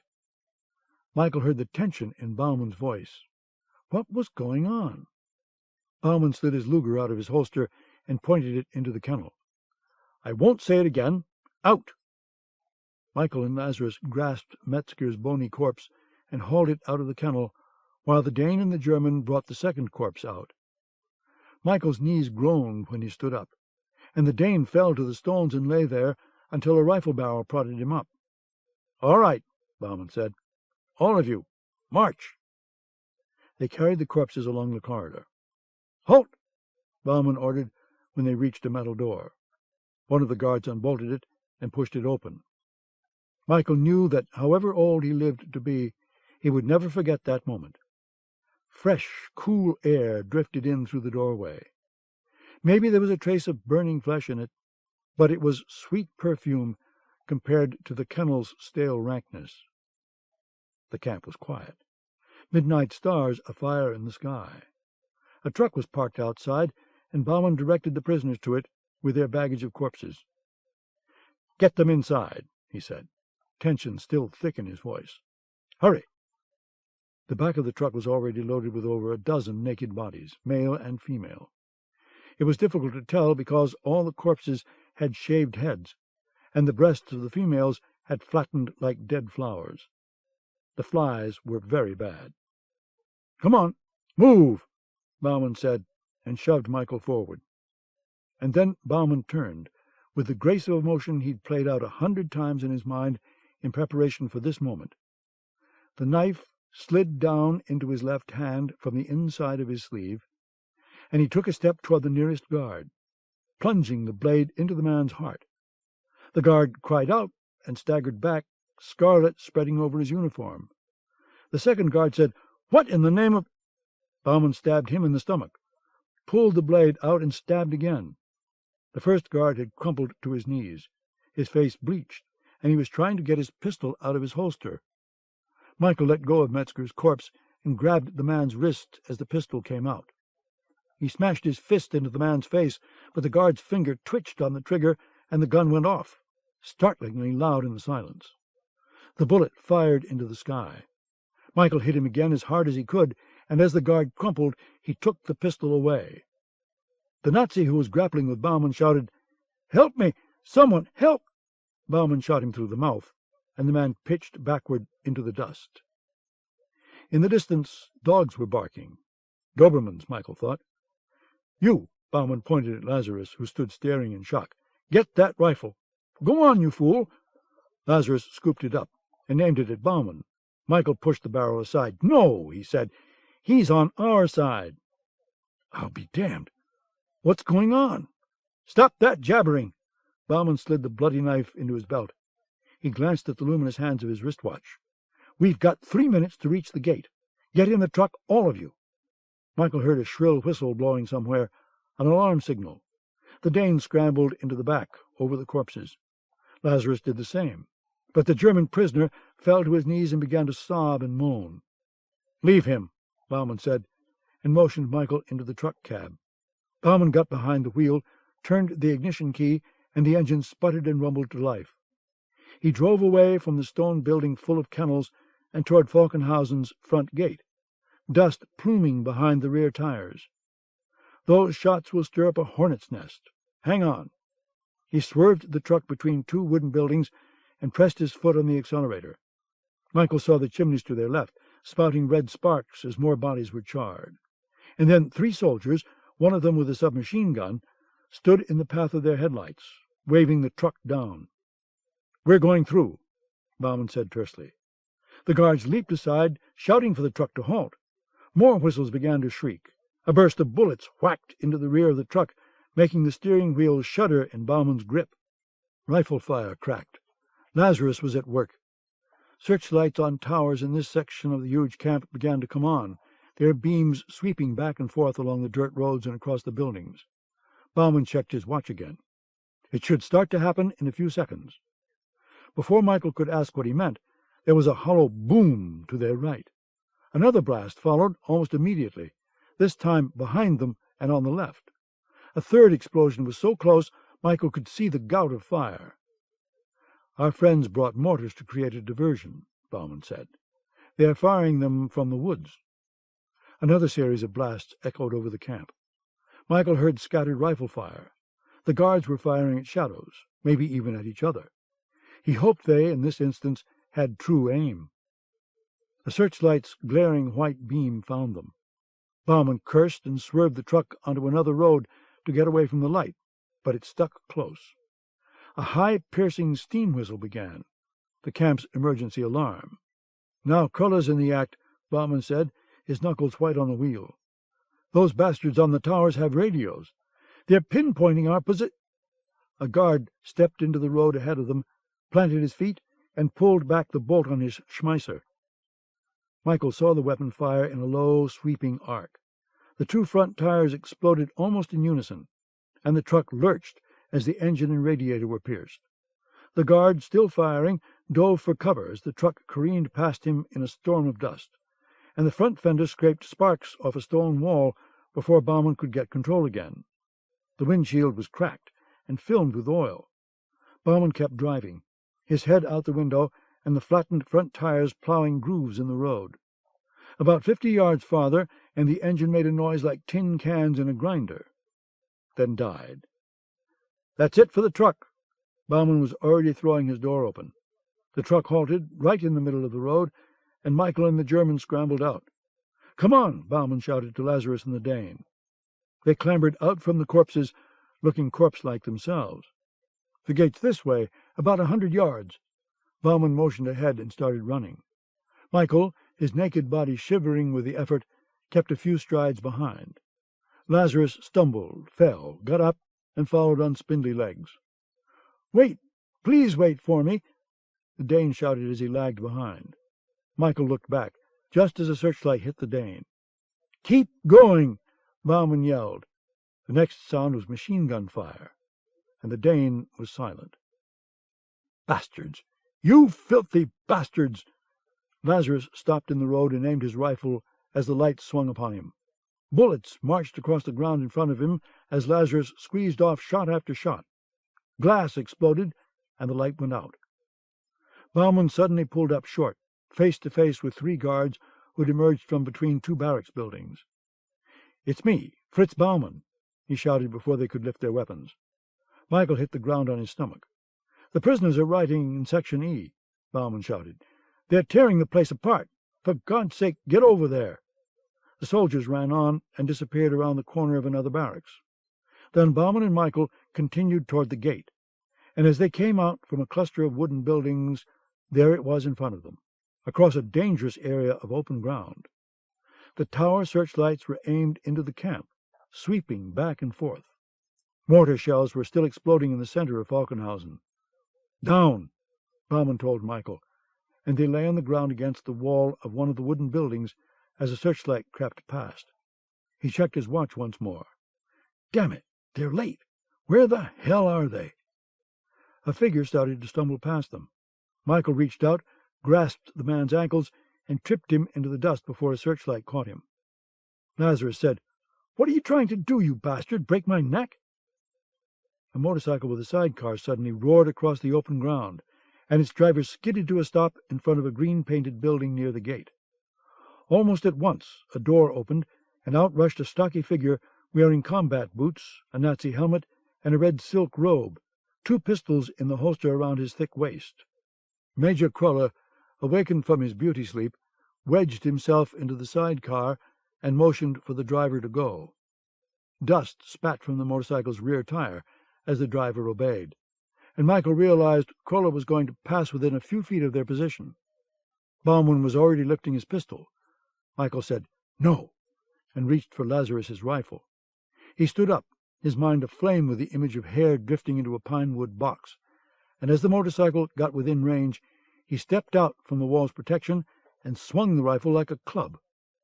As the rifle connected with the driver's skull and broke the man's neck like a stick of kindling, Falkenhausen's main gate exploded in a blast of flame and a whirlwind of burning timbers. The concussion knocked Michael to the ground and passed in a hot wave. The driverless motorcycle veered sharply to the left, spun in a circle, and crashed against the wooden wall before Cruller even knew he was in danger.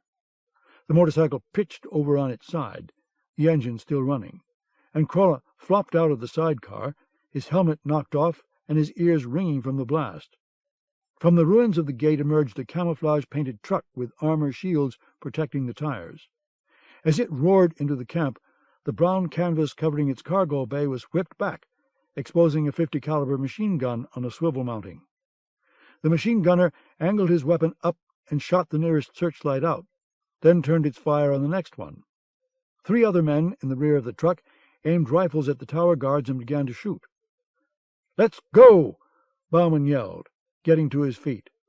Michael was on his haunches, watching Krolla struggling to get up. The holster had slipped down and tangled around his legs. Michael said, "Take my friend and get to the truck." He stood up. "What? Are you crazy? They're here for you." "Do it!" Michael saw the rifle on the ground, its butt broken off.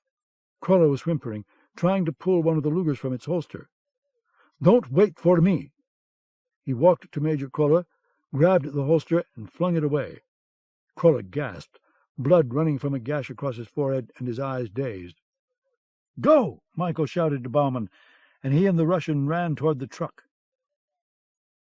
Krolla moaned, finally recognizing the man who stood before him. There was a whistle around Krolla's thick neck, and he put it to his mouth, but he didn't have wind enough to blow. Michael heard the clatter of bullets against armor plate. He looked back and saw that Lazarus and Bauman had reached the truck and climbed inside. The machine gunner was still firing at the tower guards, but now slugs were striking the truck as well. More soldiers were coming, alerted by the blast and blaze. A rifle bullet ricocheted off one of the truck's tire shields, and the machine gunner swiveled his weapon and shot down the soldier who'd fired it. The kitchen was heating up. It was time to get out. The truck was put into reverse and withdrew through the flame-edged aperture where the gate had been. At his feet, Krolla was trying to crawl away. "Help me!" he croaked. "Someone!" But he could not be heard over the shouts and the firing of guns and the wailing emergency siren, a sound that must have reached Berlin. Michael said, "Major?" and the man looked at him. Krolla's face distorted into a rictus of sheer horror. Michael's mouth was opening, the muscles rippling in his jaws, making room for the fangs that slid, dripping saliva from their sockets. Dark bands of hair rose over the naked flesh, and his fingers and toes began to hook into claws. Krolla scrambled up, slipped, got up again with a strangled yelp, and ran, not toward the gate, because the monstrous figure blocked his way, but in the opposite direction, into the depths of Falkenhausen. Michael, his spine contorting and his joints cracking, followed like the shadow of death. The major fell to his knees beside a barracks and tried to get his bulk into the crawl space beneath. Failing that, he struggled up once more and staggered on, calling for help in a voice that did not carry. A wooden building was on fire perhaps 300 yards away, hit by a mortar shell. Its red light capered in the sky. The searchlights were still probing, their paths interweaving, and guards shot at each other in the confusion. There was no confusion in the mind of the wolf. He knew his task, and he would relish this one. Krolla looked back over his shoulder and saw the thing's green eyes. He gave a bleat of fear, his robe dusty and undone, and his well-fed white belly hanging out. He kept running, trying to call for help between gasps of air. He dared to look again, and saw the monster gaining on him with a steady, powerful, loping stride. And then Krolla's ankles hit a low pine-wood barrier, and with a scream he pitched over it and slid face down a steep dirt incline. Michael leaped nimbly across the barricade, set there to keep trucks from tumbling over, and stood on the edge of the incline, peering at what lay before him. In his wolf's body his heart hammered with a fearsome rhythm as he saw the beast's banquet laid out at the bottom of the pit. How many corpses were strewn there was impossible to say. 3,000, 5,000, he didn't know. The steep-walled pit was about 50 yards from side to side, and the naked dead lay tangled in obscene bony piles, thrown one on top of another so deep that he couldn't see the pit's floor. In that gray, hideous, unfathomable mass of rib cages, emaciated arms and legs, bald skulls and hollowed eyes, one figure in a red robe struggled toward the pit's opposite side, crawling across the bridges of decaying flesh. Michael held his position on the edge, his claws gripping the soft dirt.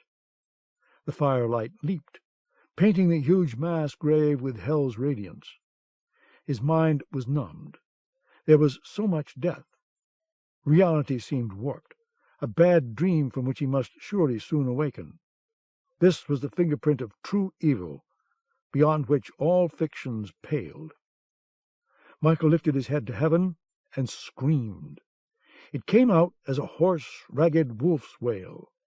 In the pit, Krolla heard it, and looked back. Sweat glistened on his face, flies swarming around him. "Stay away from me!" he shouted to the monster on the pit's edge. His voice cracked, and madness broke through. "Stay away from—" A corpse shifted beneath him, with a noise like a whisper. Its movement caused other bodies to part, and Krolla lost his balance. He clawed at a broken shoulder, trying to grip a pair of legs with his sweaty hands, but flesh rippled under his fingers, and he went down amid the dead. The corpses rose and fell like sea waves, and Krolla thrashed to stay at the surface. He opened his mouth to scream. Flies rushed into it, and was sucked down his throat. Flies blinded him, and winnowed into his ears. He clawed at rotting flesh, his boots finding no purchase. His head went under, corpses shifting around him like waking sleepers. Taken one by one, the bodies weighed about as much as the shovels that had pitched them down here. Together, in their twisted linkage of arms and legs, they closed over Krolla's head and crushed him down into the suffocating depths. He was borne to the bottom, where a slender arm hooked around his throat, and flies struggled in his windpipe. Krolla was gone. The corpses kept shifting, all across the pit, making room for another. Michael, his green eyes burning with tears of horror, turned away from the dead and ran toward the living. He scared the yellow piss out of 2 Dobermans that were being held on leashes by their masters, and then he streaked past them and across the open ground near where the wrecked motorcycle lay. A truck full of soldiers was about to drive through the broken gate in pursuit of the rescue team. Michael changed their plans by leaping up over the truck's tailgate into the rear, and the soldiers yelled and jumped out as if they'd grown wings. The driver, intimidated by the sight of a thin and obviously hungry wolf snapping at his face on the other side of the windshield, immediately lost control, and the truck slammed into Falkenhausen's stone wall. But the wolf was no longer perched on the hood. Michael bounded through the blown-open gate and out into freedom. He cut across the dirt road and entered the forest, his nose sniffing. Engine oil, gunpowder, and, yes, the rank odor of a Russian fighter pilot. He kept to the brush on the road's edge, following the scents. The smell of blood. Someone had been wounded. About a mile away from Falkenhausen, the truck had turned off the main road onto one that was little more than a wolf's trail. The rescue team had been prepared. What looked and smelled like a second truck had come out of this trail and roared away to leave tire treads for the pursuers, while the original vehicle had entered the dense forest. Michael followed Lazarus's reek through the silent sylvan glades. He followed the twisting trail for almost 8 miles, and then he heard the voices and saw the glint of flashlights. He crouched amid the pines and watched. In a clearing before him, shielded from aerial observation by a camouflage net overhead, were the armored truck and 2 civilian cars. Workers were dismantling the truck, rapidly removing the armor and taking the machine gun off its mount. At the same time, others were hurriedly painting the truck white with a red cross on the cab doors. The cargo bay area was being transformed into an ambulance with tiers of stretcher beds. The machine gun was wrapped in burlap, put into a wooden box lined with rubber, lowered into a trench. Then shovels went to work, covering the weapon. A tent had been set up, and from it protruded a radio antenna. Michael was flattered. They'd gone to a hell of a lot of effort for him, not to mention risking their lives. "I tried to get him to come, damn it!" Bauman suddenly walked out of the tent. "I think he went crazy. How was I to know he was about to snap?" "You should have made him come. God only knows what they'll do to him now." A second figure stalked out, following Bauman. Michael knew that voice, and when he sniffed the air, he caught her fragrance, cinnamon and leather. Chesna wore a black jumpsuit, a holster and pistol around her waist, her blonde hair hidden beneath a black cap, and her face daubed with charcoal. All this work, and he's still in there. And instead of him, you bring this thing." She motioned angrily at Lazarus, who emerged from the tent placidly chewing on a biscuit. "My God, what are we going to do?" A wolf could smile in its own way. 2 minutes later, a sentry heard a twig snap. He froze, questing for movement in the dark. Was there someone standing by that pine tree or not? He lifted his rifle. "Halt! Who's there?" "A friend," Michael said. He dropped the twig he'd just broken and came out with his hands upraised. The sight of a naked, bruised man emerging from the forest made the sentry shout, "Hey! Someone come over here! Hurry!" "What's all that damned noise?" Chesna said, as she, Bauman, and a couple of others rushed to the sentry's assistance. Flashlights were turned on, and they caught Michael Gallatin in their crossfire. Chesna stopped abruptly, the breath shocked out of her. Bauman whispered, "How the hell?" "No time for formalities." Michael's voice was raspy and weak. The change in the 8-mile run had tapped the last of his reserves. Already the figures around him were blurring in and out of focus. He could let himself go now. He was free. "I'm about to pass out," he said. "I hope someone will catch me." His knees buckled. Chesna did. 10. Destiny. 1. His first impression upon awakening was of green and golden light, the sun shining through dense foliage. He thought of the forest of his youth, the kingdom of Victor and the family. But that was long ago, and Michael Gallatin lay not on a pallet of hay, but on a bed of white linen. The ceiling above him was white, the walls pale green. He heard the song of robins and turned his head toward a window on his right. He could see a network of interlocking tree branches and slices of blue sky between them. His mind, even with all the beauty, found the emaciated corpses in the mass grave. That was the kind of thing that, once viewed, opened your eyes forever to the reality of human evil. He wanted to weep, to cleanse himself of that sight, but his eyes wouldn't let the tears go. Why weep when the tortures were already done? No, the time for tears had passed. It was time now for cold reflection and a gathering of strength. His body hurt like hell. Even his brain felt bruised. He lifted up the sheet and saw he was still naked. His flesh resembled a patchwork quilt, rendered in shades of black and blue. His wounded thigh had been stitched up and painted with iodine. Various other cuts and punctures on his body, including the stab wounds inflicted by Block's dinner fork, had been treated with disinfectant. The kennel filth had been scrubbed off him, and Michael figured that whoever had done the job was deserving of a medal. He touched his hair and found that it had been washed too. His scalp stung, probably from an astringent, lice-killing shampoo. His beard had been shaved off, but there was a fresh, rough stubble on his face that made him wonder how long he'd lain in an exhausted slumber. One thing he knew for certain: he was famished. He could see the slats of his ribs, and his arms and legs had gotten thin, the muscles wasted. On a small table beside his bed there was a silver bell. Michael picked it up and rang it to see what would happen. In less than 10 seconds the door flew open. Chesna Van Dorn came in, her face radiant and scrubbed of its commando charcoal, her tawny eyes bright, and her hair in golden curls around her shoulders. She was a beautiful vision, Michael thought. He was hardly distracted by her shapeless gray jumpsuit and the Walther pistol in its holster around her waist. Following behind her was a gray-haired man with horn-rimmed glasses, dressed in dark blue trousers and a white shirt with his sleeves rolled up. He carried a black medical bag, which he set on the table beside the bed and unsnapped.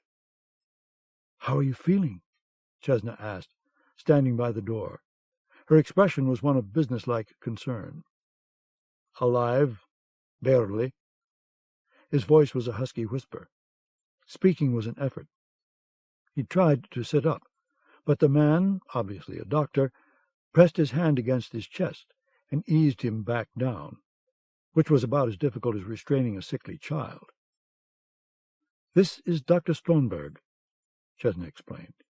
"He's been taking care of you." "And testing the limits of medical science at the same time, I might add."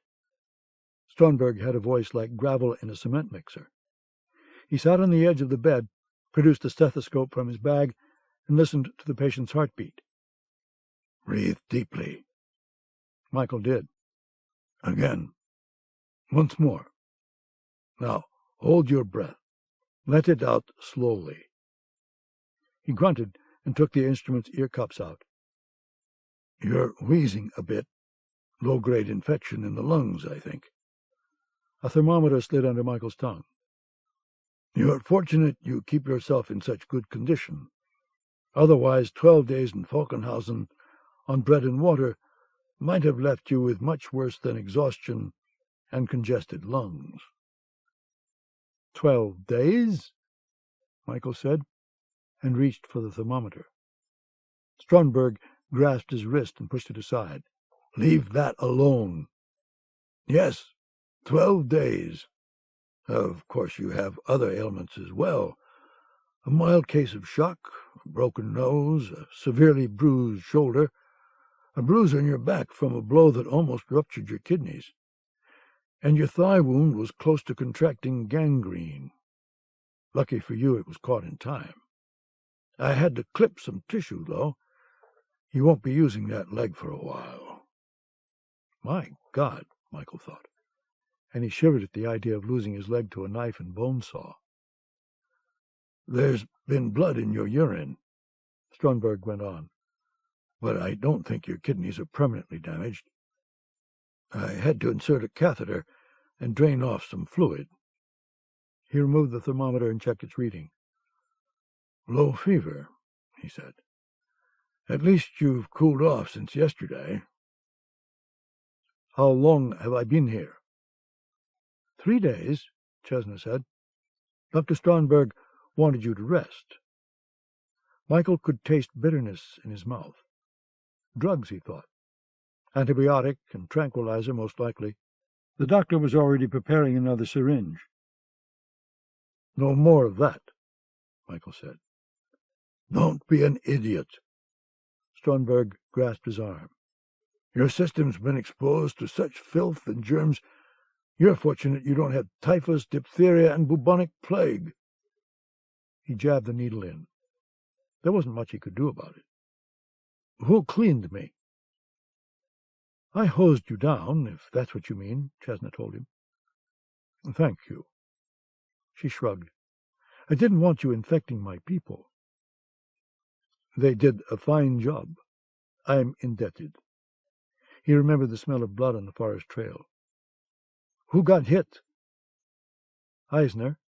He took a bullet through the hand." She frowned. "Wait a minute. How did you know anyone was hit?" Michael hesitated. How indeed, he thought. "I didn't know for certain," he said.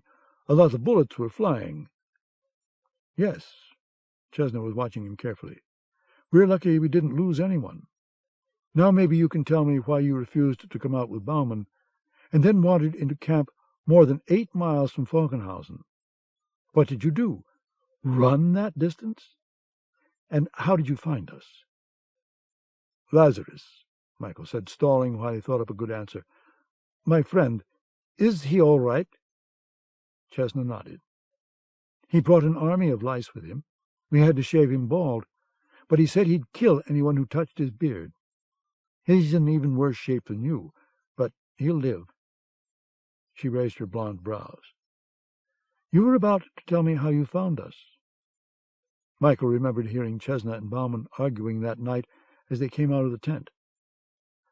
"I think I went a little crazy," he explained. "I went after Major Krolla. I don't recall much of what happened."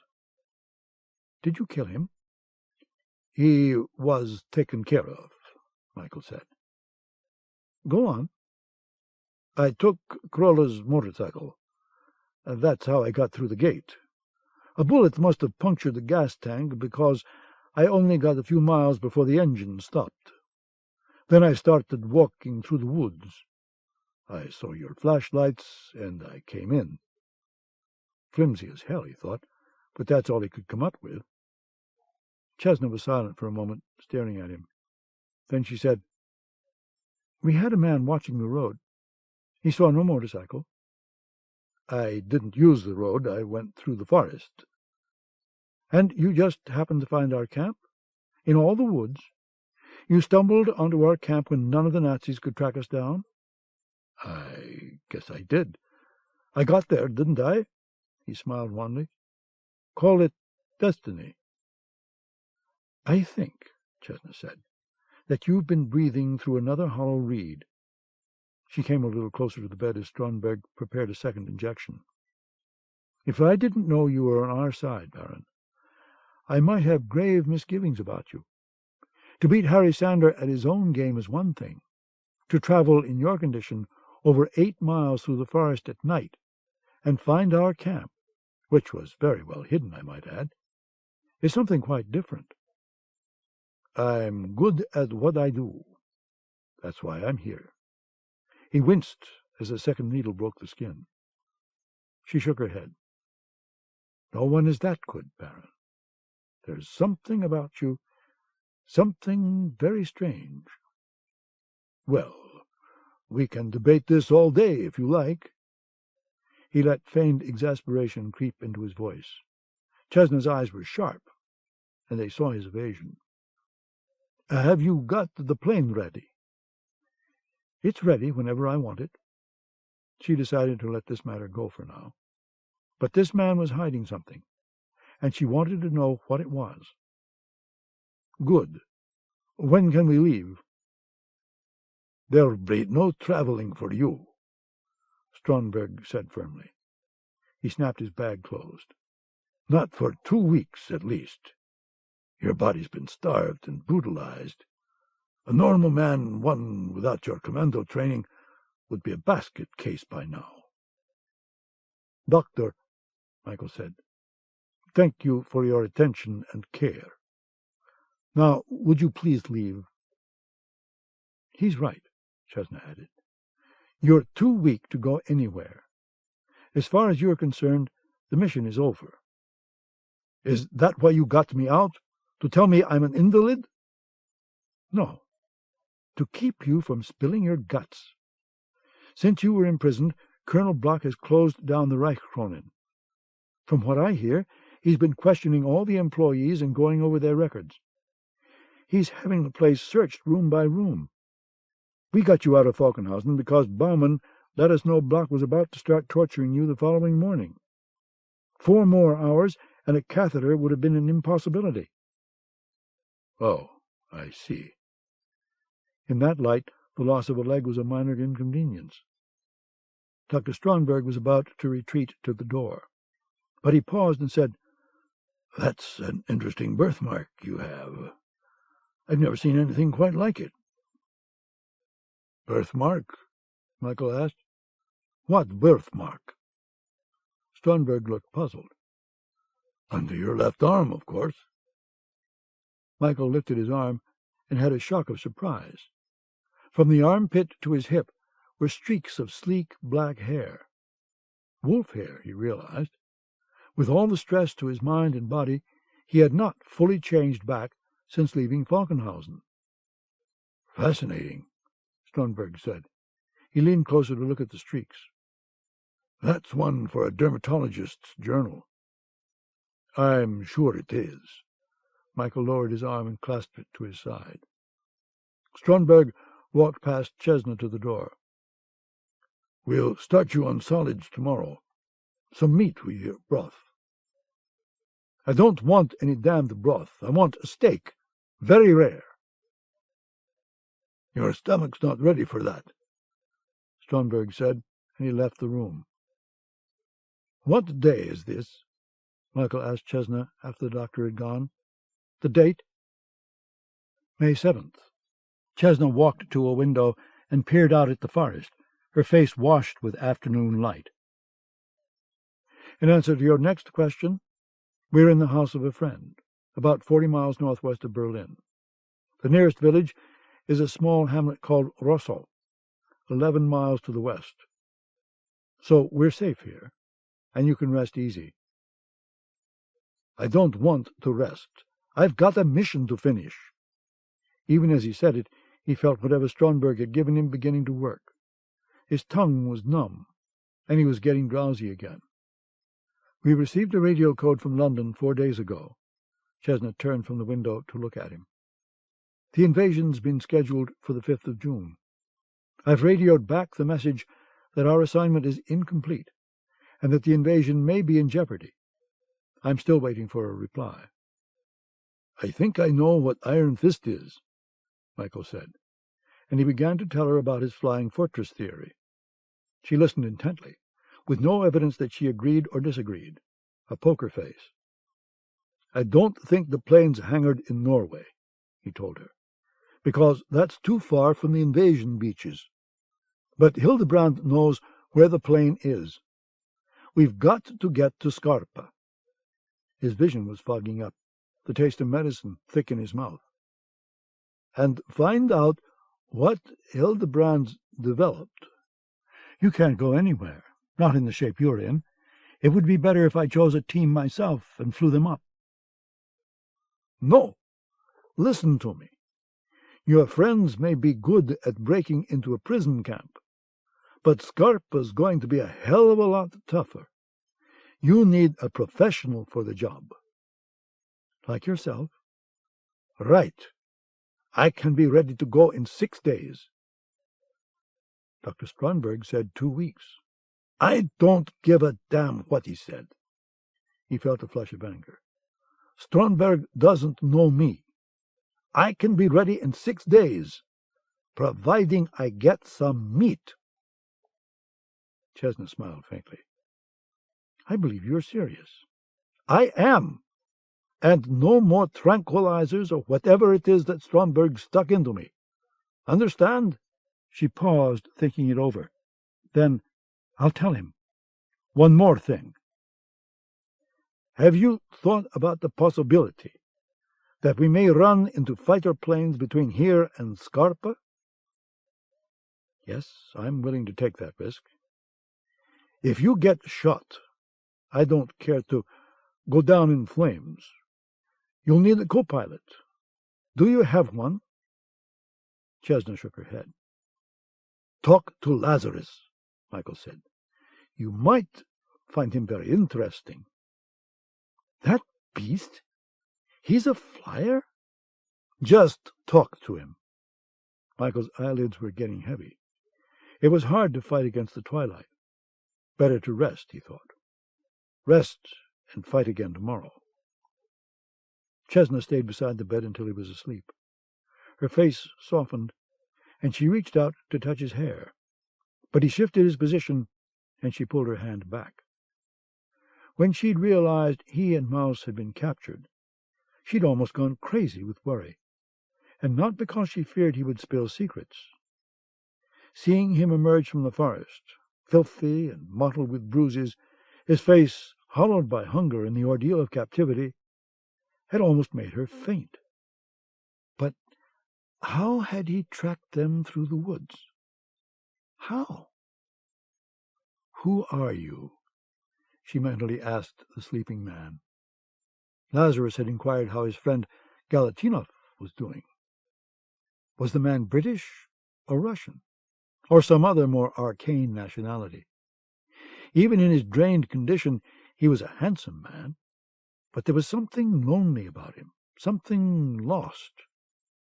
All her life she'd been brought up on the taste of silver spoons. This was a man who knew the taste of dirt. There was a cardinal rule in the Secret Service: do not become emotionally involved. To break that rule might lead to untold suffering and death. But she was tired, so very tired of being an actress. And living life without emotion was like playing a part for the critics instead of the audience. There was no joy in it, only stagecraft. The Baron, Galatinov, or whatever his name might be, shivered in his sleep. She saw the flesh of his arms rise in goosebumps. She remembered washing him, not with a hose, but with a scrub brush, as he lay unconscious in a tub of warm water. She had scrubbed the lice from his scalp, his chest, beneath his arms, and in his pubic hair.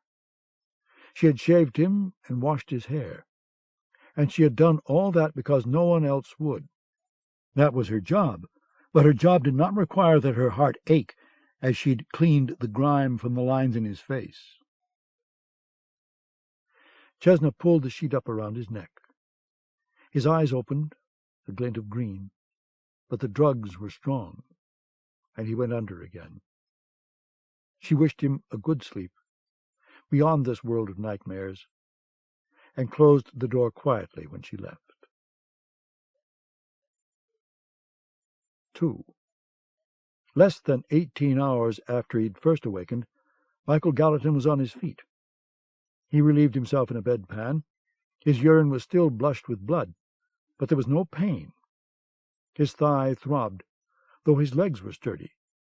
He paced the room, testing himself, and found he walked with a limp. Without painkillers and tranquilizers in his system, his nerves felt raw, but his mind was clear. It had turned toward Norway, and what he had to do to get himself ready. He lay on the pinewood floor and slowly stretched his muscles. Deep pain gnawed at him as he worked. Back on the floor, legs up, crunch head toward knees. Stomach to the floor, lift chin and legs at the same time. Slow push-ups that made his shoulder and back muscles scream. Sit on the floor, knees bent, and ever so slowly lower the back almost to the floor. Linger past the point of agony, and come up again. A light sheen of sweat glowed on Michael's skin. Blood pumped through his veins and gorged his muscles, and his heart reached a hard rhythm. 6 days, he thought as he breathed raggedly. I'll be ready. A woman with gray-streaked brown hair brought his dinner, strained vegetables and a hash of finely chopped beef. Baby food, Michael told her, but he ate every bit. Dr. Strunberg returned to check him again. His fever was down, and the wheezing in his lungs had decreased. He had, however, popped 3 stitches. Strunberg warned him to stay in bed and rest, and that was the end of the visit. A night later, another helping of ghastly beef hash in his stomach, Michael stood in the darkness and eased his window open. He slipped out into the silent forest and stood beneath an elm tree as he changed from man to wolf. The rest of his stitches popped open, but the thigh wound didn't bleed. It was another scar to add to his collection. He loped on all 4s through the woods, breathing the fragrant, clean air. A squirrel caught his attention, and he was on it before it could reach its tree. His mouth watered as he consumed the meat and fluids. Then he spat out the bones and hair and continued on his jaunt. At a farmhouse, perhaps 2 miles from the cottage, a dog barked and howled at Michael's scent. Michael sprayed a fence post, just to let the dog know its place. He sat atop a grassy knoll and stared at the stars. On such a beautiful night as this, the question had to be asked, what is the lycanthrope in the eye of God? He thought he might know the answer to that now, after the sight of the mass grave at Falkenhausen, after the death of Maus and the memory of an iron cross being plucked from his broken fingers. After his time in this land of torment and hatred, he thought he knew, and if not, the answer would do for now. The lycanthrope was God's avenger. There was so much work to be done. Michael knew Chesna had courage, and plenty of it, but her chances of getting on and off Scarpa Island without him were slim. He had to be sharp and strong to face what was ahead for them. But he was weaker than he'd thought. The change had sapped his strength, and he lay with his head on his paws under the clear starlight. He slept, and dreamed of a wolf who dreamed he was a man, who dreamed he was a wolf, who dreamed. The sun was coming up when he awakened. The land was green and lovely, but it hid a black heart. He got up off his belly and started back the way he'd come, following his own scent. He neared the house and was about to change to human form again when he heard, above the song of the dawn birds, the faint noise of radio static. He tracked it, and about 50 yards from the house found a shack covered with camouflage netting. An antenna was mounted on the roof. Michael crouched in the brush and listened as the radio static ended. There were 3 musical tones, followed one after the other.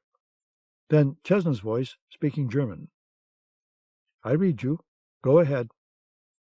A man's voice, transmitted from a great distance, answered, "The concert is set. Beethoven as planned. Your tickets must be purchased as soon as possible. Out." Then the crackle of dead air. "That's it," Chesna said to someone in the shack. A moment later, Bauman emerged and climbed a stepladder to the roof, where he removed the antenna. Chesna came out, dark circles beneath her eyes indicating a troubled sleep, and began to stride through the forest toward the house. Michael silently kept pace with her, keeping to the green shadows. He sniffed her fragrance, and he remembered their first kiss in the lobby of the Reichskronen. He was feeling stronger now. All of him was feeling stronger.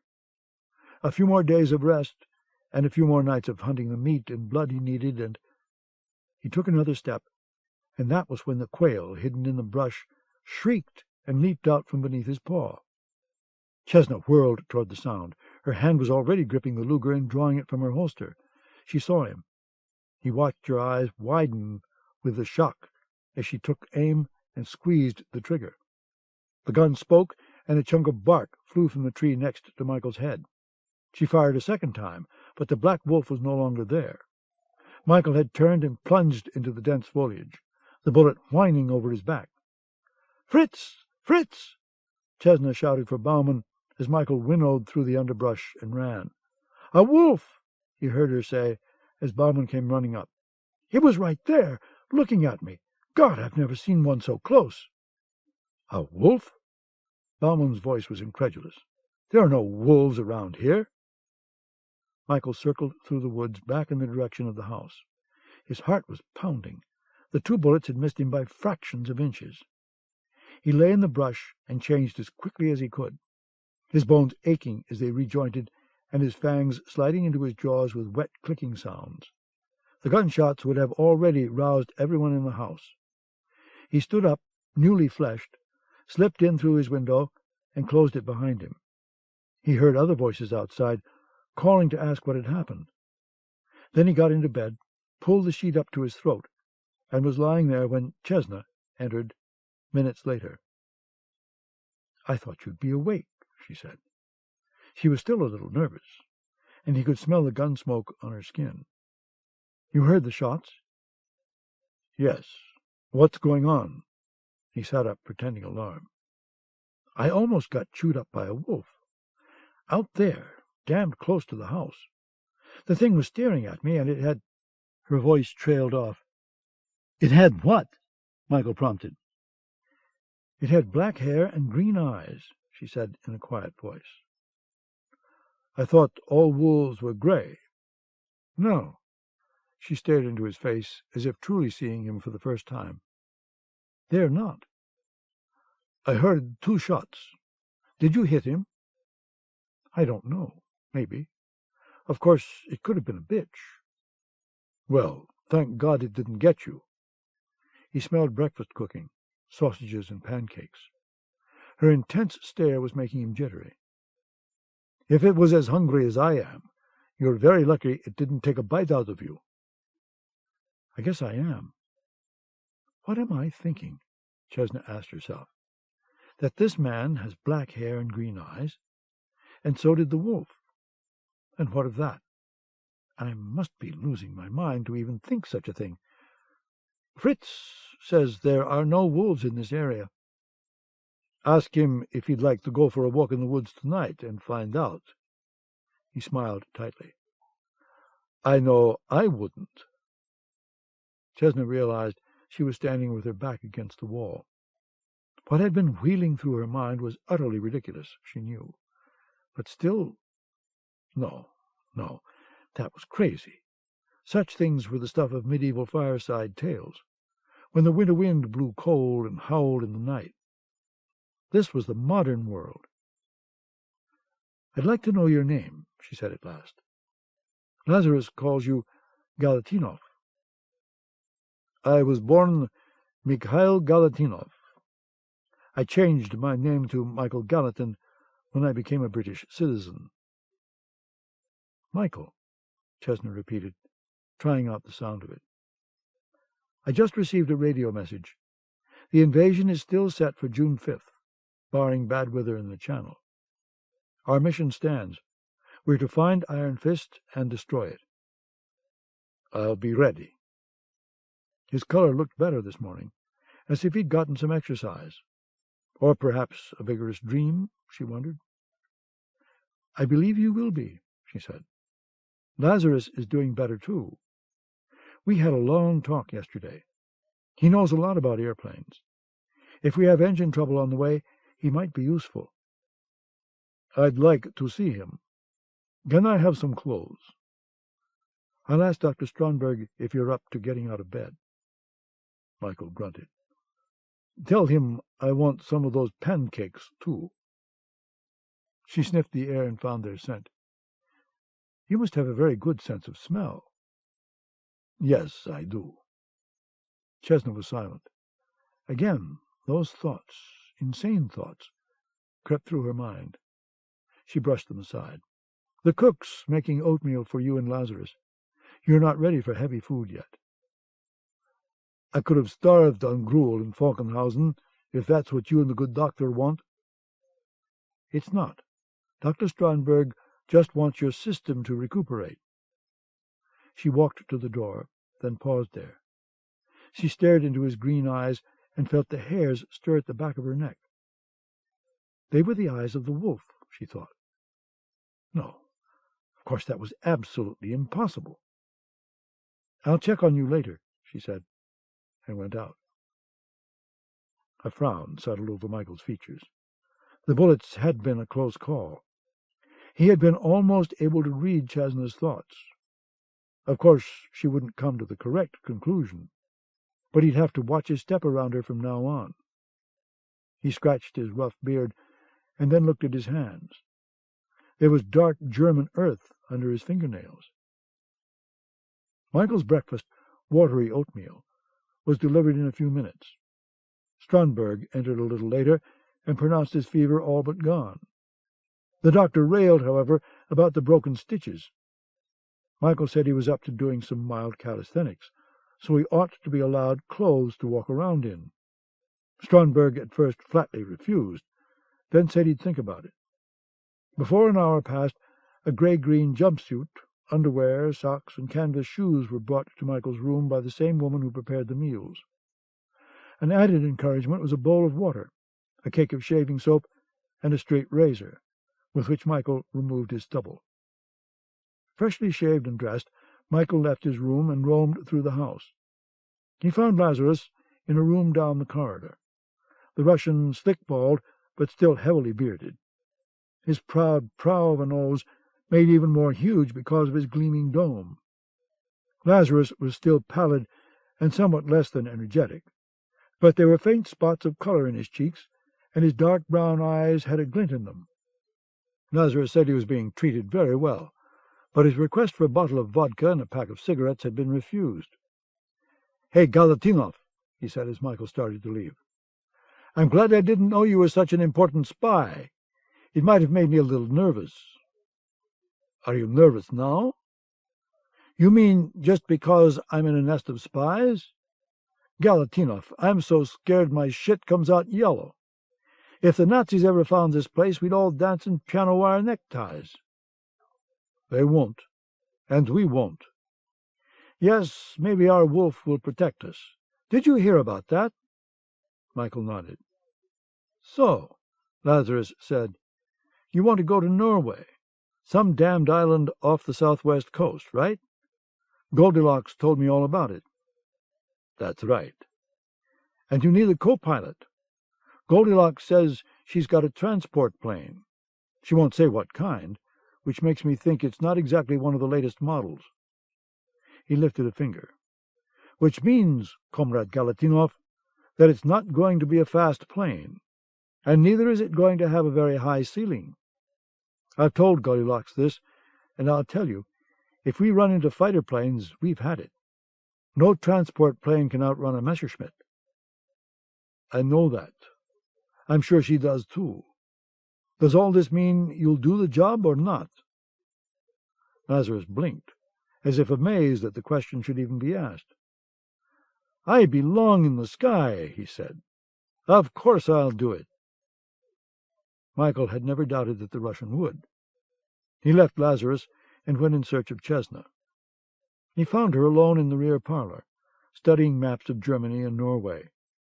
She showed him the route they were going to fly, and where the 3 fuel and supply stops were. They would travel only in darkness, she said, and the trip would take them 4 nights. She showed him where they were going to land in Norway. "It's a strip of flat land between 2 mountains, actually," she said. "Our agent with the boat is here." With the point of her pencil, she touched the dot of a coastal village named Uskadal. "There's Scarpa." She touched the small, rugged landmass, a circular brown scab, Michael thought, that lay about 30 miles down the coast from Uskadal and 8 or 9 miles offshore. "This is where we're likely to run into patrol boats." She made a circle just to the east of Scarpa. "Mines, too, I'd guess." "Scarpa doesn't look like the place for a summer vacation, does it?" "Hardly. There'll still be snow on the ground up there, and the nights will be cold. We'll have to take winter clothing. Summer comes late in Norway." "I don't mind cold weather." She looked up at him and found herself staring into his green eyes. Wolf's eyes, she thought. "There's not very much that gets to you, is there?" "No, I won't let it." "Is it that simple? You turn yourself off and on, depending on the circumstances?" Her face was close to his. Her aroma was a scent of heaven. Less than 6 inches, and their lips would meet. "I thought we were talking about Scarpa," Michael said. "We were. Now we're talking about you." She held his gaze for a few seconds longer, and then she looked away and began to fold the maps. "Do you have a home?" she asked. "Yes. No, I don't mean a house. I mean a home." She looked at him again, her tawny eyes dark with questions. "A place where you belong. A home of the heart." He thought about it. "I'm not sure." His heart belonged in the forest of Russia, a long way from his stone manse in Wales. "I think there is, or used to be, but I can't go back to it. Whoever can, really." She didn't answer. "What about you?" Chesna made sure the maps were folded crease to crease, and then slid them into a brown leather map case. "I have no home," she said. "I love Germany, but it's the love for a sick friend who will soon die." She stared out a window at the trees and golden light. "I remember America. Those cities, they can take your breath away. And all that space, like a vast cathedral. You know, someone from California visited me before the war. He said he'd seen all my pictures. He asked me if I might like to go to Hollywood." She smiled faintly, lost in a memory. "My face," he said, "would be seen all over the world. He said I ought to come home and work in the country where I was born. Of course, that was before the world changed." "It hasn't changed enough for them to stop making motion pictures in Hollywood." "I've changed," she said. "I've killed human beings. Some of them deserved a bullet. Others were simply in the path of them. I have seen terrible things. And sometimes I wish that more than anything I could go back and be innocent again. But once your home of the heart is burned to ashes, who can build it back for you? For that question he had no answer. The sunlight shone through the window into her hair, making it glint like spun gold. His fingers ached to lose themselves in it. He reached out, started to touch her hair, and then she sighed and snapped the map case shut. And Michael closed his hand and drew it back.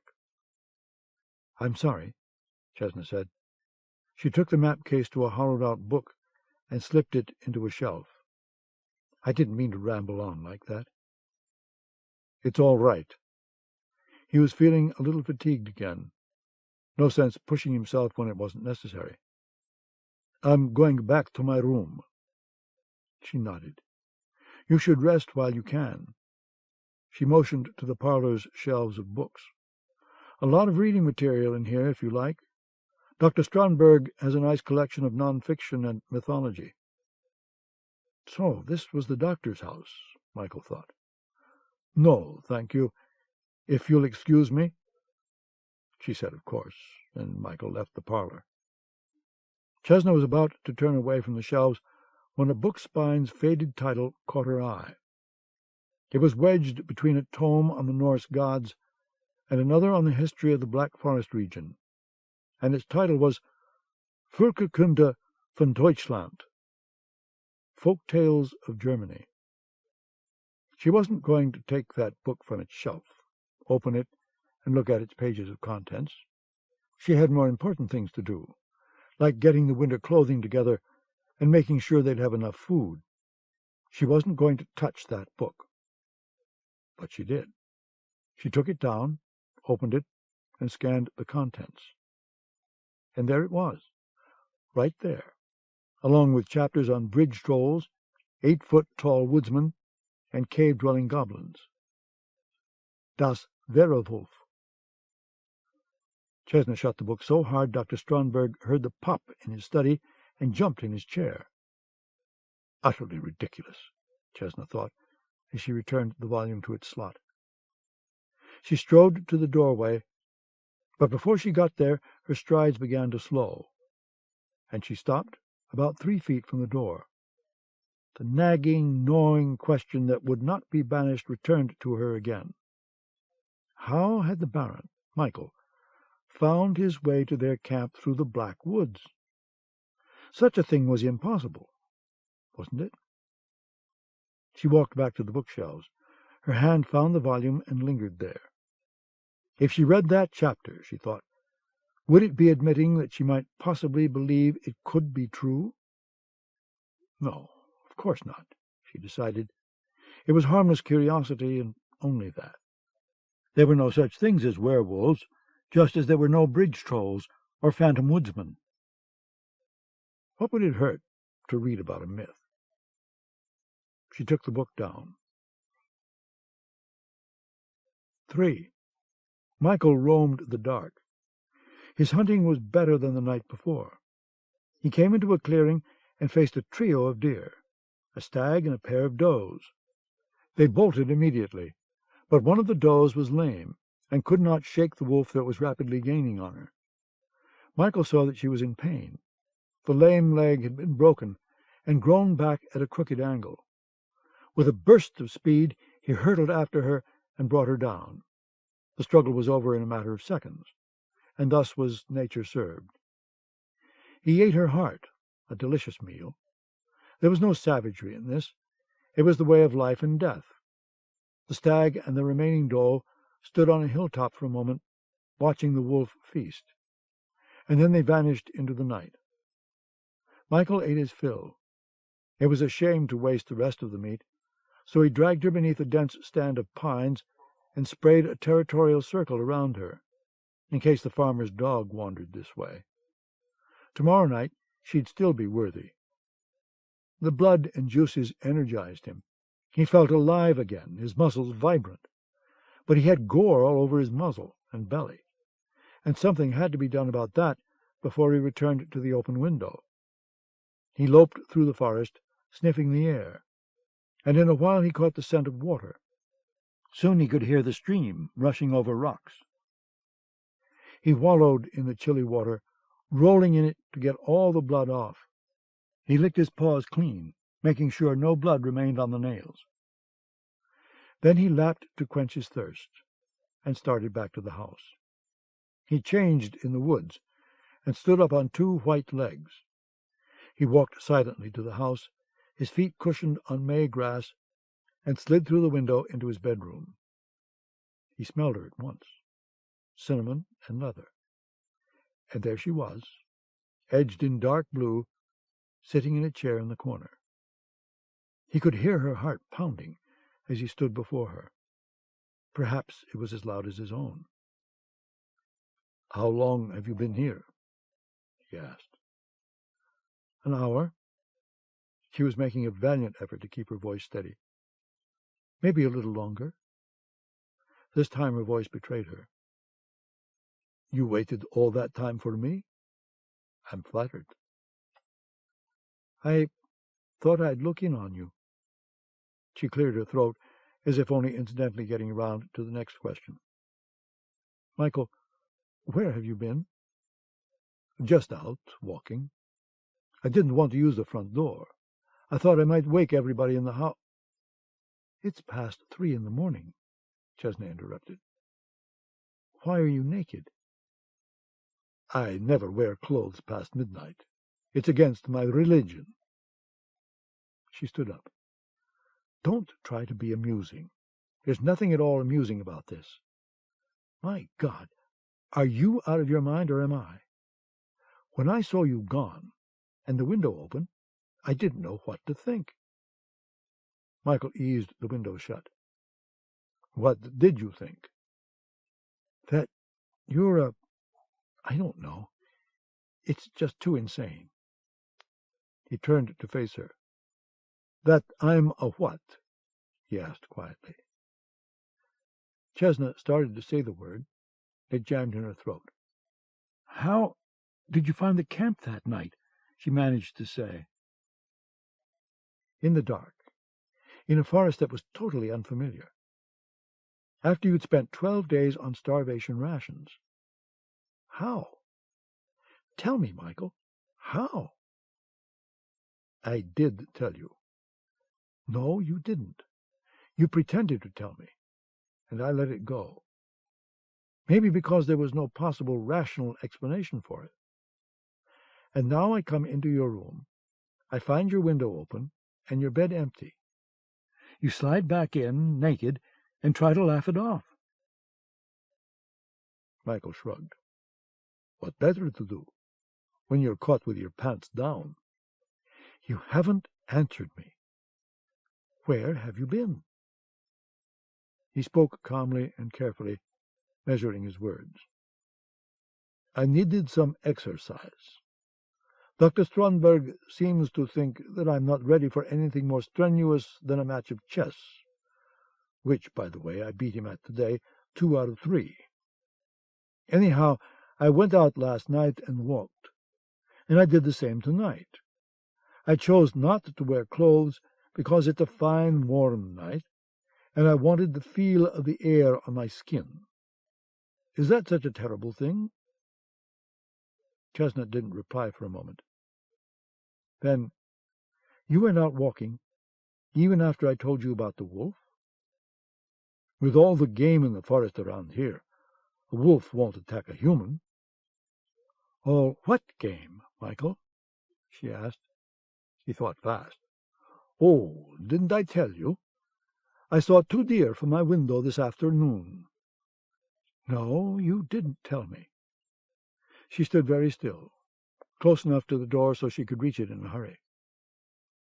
"The wolf I saw had green eyes, just like yours, and black hair. Dr. Strandberg has lived here for almost 35 years, and he'd never heard of a wolf in these woods. Fritz was born in a village less than 50 kilometers north of here, and he's never heard of any wolves in the area either. Isn't that very strange?" "Wolves migrate, or so I've heard." He smiled in the darkness, but his face was tense. "A wolf with green eyes, huh? Chesna, what are you getting at?" The moment of truth, Chesna thought. What was she getting at?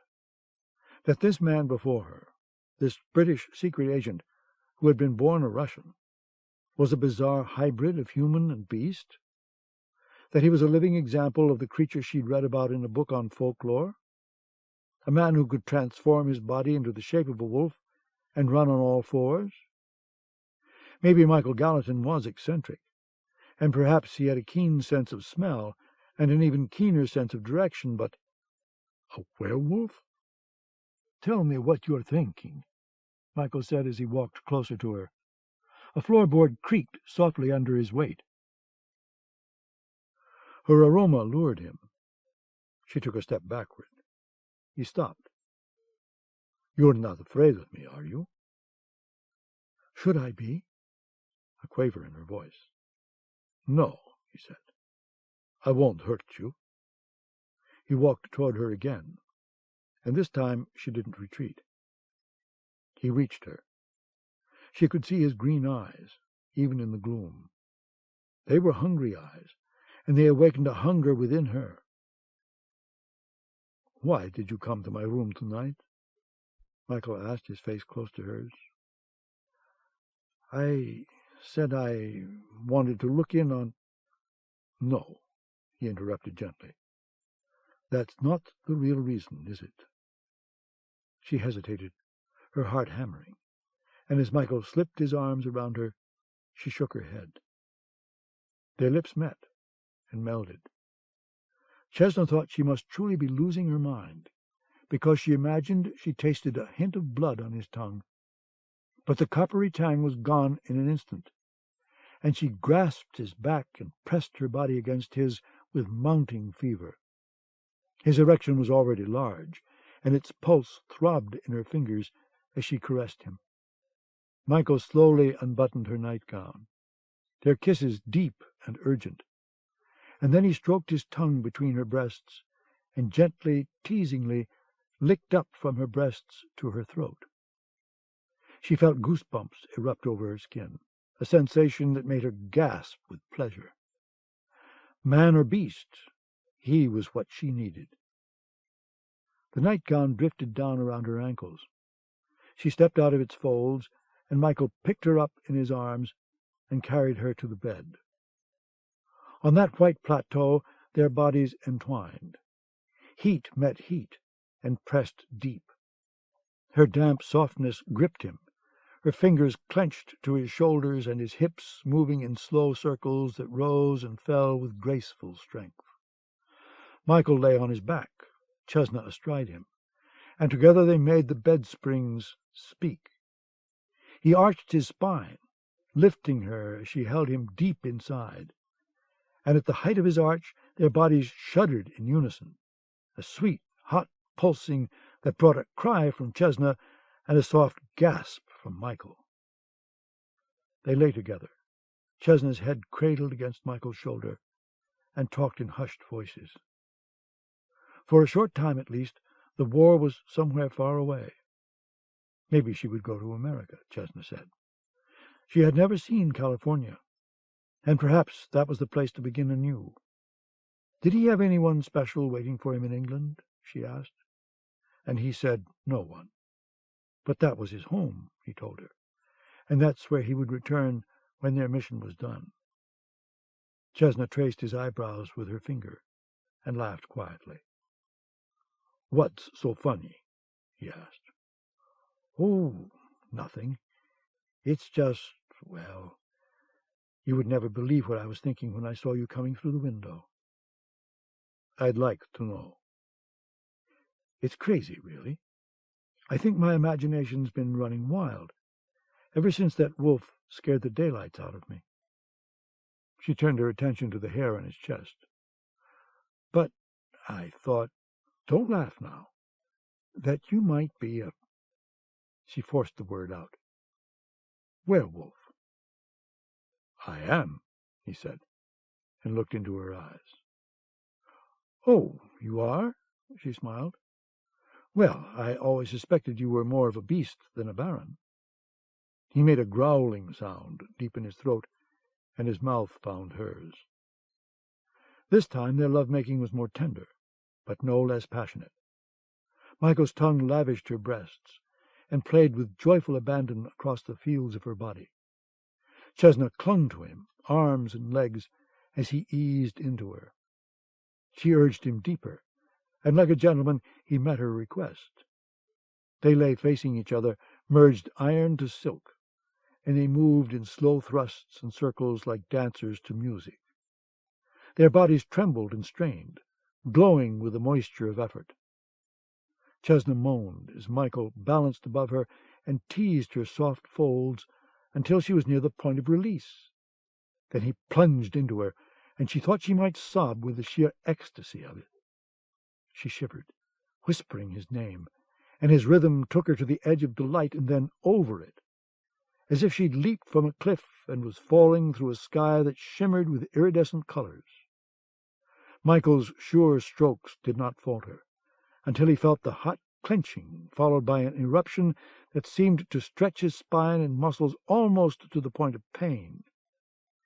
He remained part of Chesna, nestled between her thighs, as they kissed and whispered, and the world turned lazily around their bed.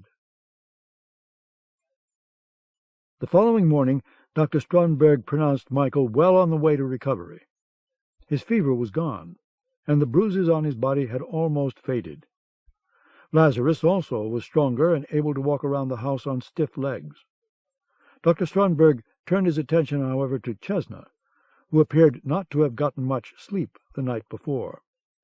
She assured the doctor that she was feeling fine, and would make sure she got at least 8 hours of sleep tonight. After nightfall, a brown car left the house. Dr. Stromberg and Chesna were in the front, and Michael and Lazarus, both wearing their baggy gray-green jumpsuits, sat in the back. Stromberg drove northeast on a narrow country road. The trip took about 20 minutes. Then Stromberg stopped at the boundary of a wide field and switched his headlights on and off twice. A lantern signaled back, at the field's opposite side. Stromberg drove toward it and pulled the car beneath the shelter of some trees. Camouflage netting had been draped over a framework of timbers. The man with the lantern was joined by 2 other men, all in the simple clothing of farmers, who lifted an edge of the netting and motioned their visitors in. "This is it," Chesna said, and Michael saw the airplane in the lantern's yellow glow. Lazarus laughed. "St. Peter's ghost," he said, speaking a mixture of crude German and Russian. "That's not a plane. It's a death trap." Michael was inclined to agree. The tri-engined transport aircraft, painted dark gray, was large enough to hold 7 or 8 passengers, but its airworthiness was suspect. The machine was covered with bullet hole patches. Its wing-engine cowlings looked as if they'd been attacked with sledgehammers, and one of its wheel struts was badly warped. "It's a Junkers Ju-52, Lazarus said. That model was built in 1934. He looked under the aircraft and ran his fingers along a rusted seam. He muttered with disgust as he found a hole as big as his fist.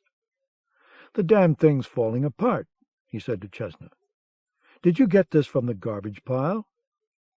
"Of course," she answered. "If it was perfect, the Luftwaffe would still be using it." "It will fly, won't it?" Michael asked. "It will.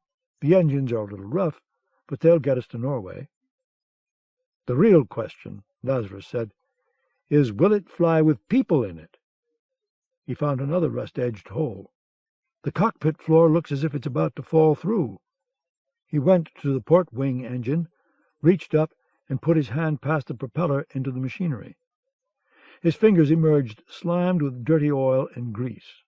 "Oh, this is wonderful. You could grow wheat on the dirt in this engine. Goldilocks, are you trying to commit suicide?" "No," she said tersely, "and have asked you to stop calling me that."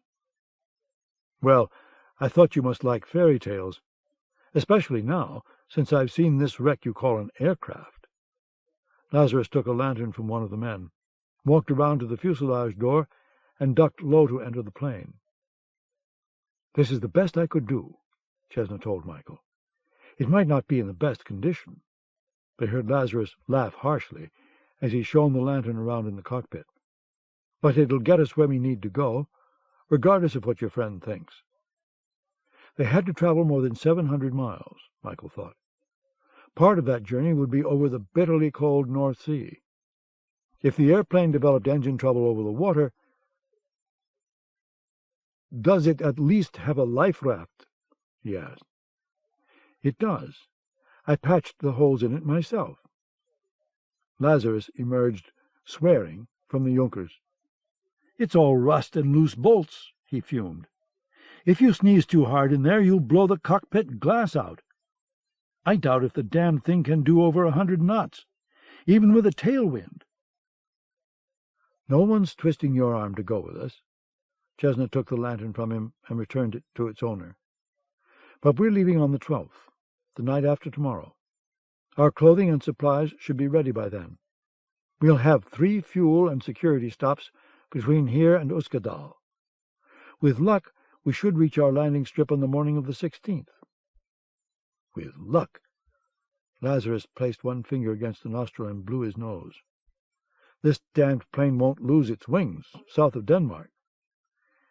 He turned to regard the Junkers again, his hands on his hips. I'd say this poor creature must have tangled with a Russian fighter pilot. Yes, that's what I'd say. He looked at Michael, then at Chesna. I'll go with you. Anything to get German dirt off my feet. Back at Dr. Stromberg's house, Chesna and Michael lay together in bed as the wind rose outside and swirled through the trees. There was no need for talking. Their bodies communicated with an eloquence that was at first fierce, then gentle. Chesna slept in Michael's arms. He listened to the roving wind, his mind on Scarpa and Iron Fist. He didn't know what they would find on that island, but the memory of the grisly photographs in Bloch's satchel was leached to his brain. The weapon that made such hideous wounds had to be found and destroyed, not just for the sake of the Allied invasion, but for the sake of those who had already passed through the Nazis' trials of torture. With such a weapon in the hands of Hitler, the entire world might yet be branded with a swastika. Sleep called him and took him away. In his nightmares, soldiers goose-stepped through the shadow of Big Ben. Hitler wore a coat of black wolf fur, and Victor's voice whispered, "Don't fail me." 4. Airborne, the Junkers was more of an eagle than it appeared, but the plane shuddered in rough air, and the wing engines smoked and shot bluish-white sparks. "Drinking oil and fuel like a fiend," Lazarus fretted as he sat in the co-pilot's seat and watched the gauges. "We'll be walking within 2 hours."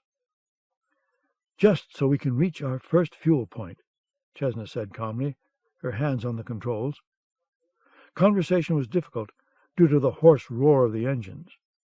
Michael, sitting at a cramped navigator's table behind the cockpit, checked the maps. Their initial stop, a hidden airfield operated by the German resistance, lay just south of Denmark. The second stop, tomorrow night, would be at a partisan field on the northern tip of Denmark, and their final fueling point lay within Norway.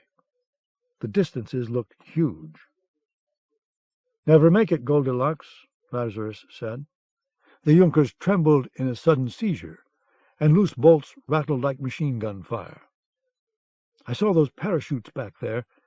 He jerked a thumb toward the cargo bay, where their packets of food, canteens, winter clothes, submachine guns, and ammunition were stored. "They're made for babies. If you expect me to jump out of this crate wearing one of those, you're insane." As he talked, his eyes scanned the darkness, searching for the telltale blue sputters of Nazi night fighter engines. He knew, however, that they would be hard to see, and by the time you saw, one of the bullets would be on their way. He cringed at the thought of what heavy machine guns would do to this flimsy cockpit, and so he kept talking to hide his fear, though neither Chesna nor Michael was listening. "I'd have a better chance of surviving if I jumped for a haystack." Little more than 2 hours later, the starboard engine began to miss. Chesna watched the needles of the fuel gauges settle toward zero. The Junkers' nose kept wanting to sink, as if even the plane itself was in a hurry to get back on the ground. Chesna's wrists ached with the effort of holding the Junkers steady, and before long she had to ask Lazarus to help with the controls. "She flies like a battleship," was the Russian's comment as he steered toward the map coordinates that Michael gave him. An arrow of fire appeared on the ground, friendly flames, pointing toward their first landing strip. Lazarus took the Junkers in, circling down over the arrow, and when the wheels bit the earth, there was a collective sigh from the cockpit. Over the next 18 hours, the Junkers was refueled and the engines oiled, as Lazarus took charge of the ground crew, most of them farmers, who'd never been within 100 yards of an airplane. Lazarus got hold of some tools, and under the protection of a camouflage net, he probed into the starboard engine with grimy relish.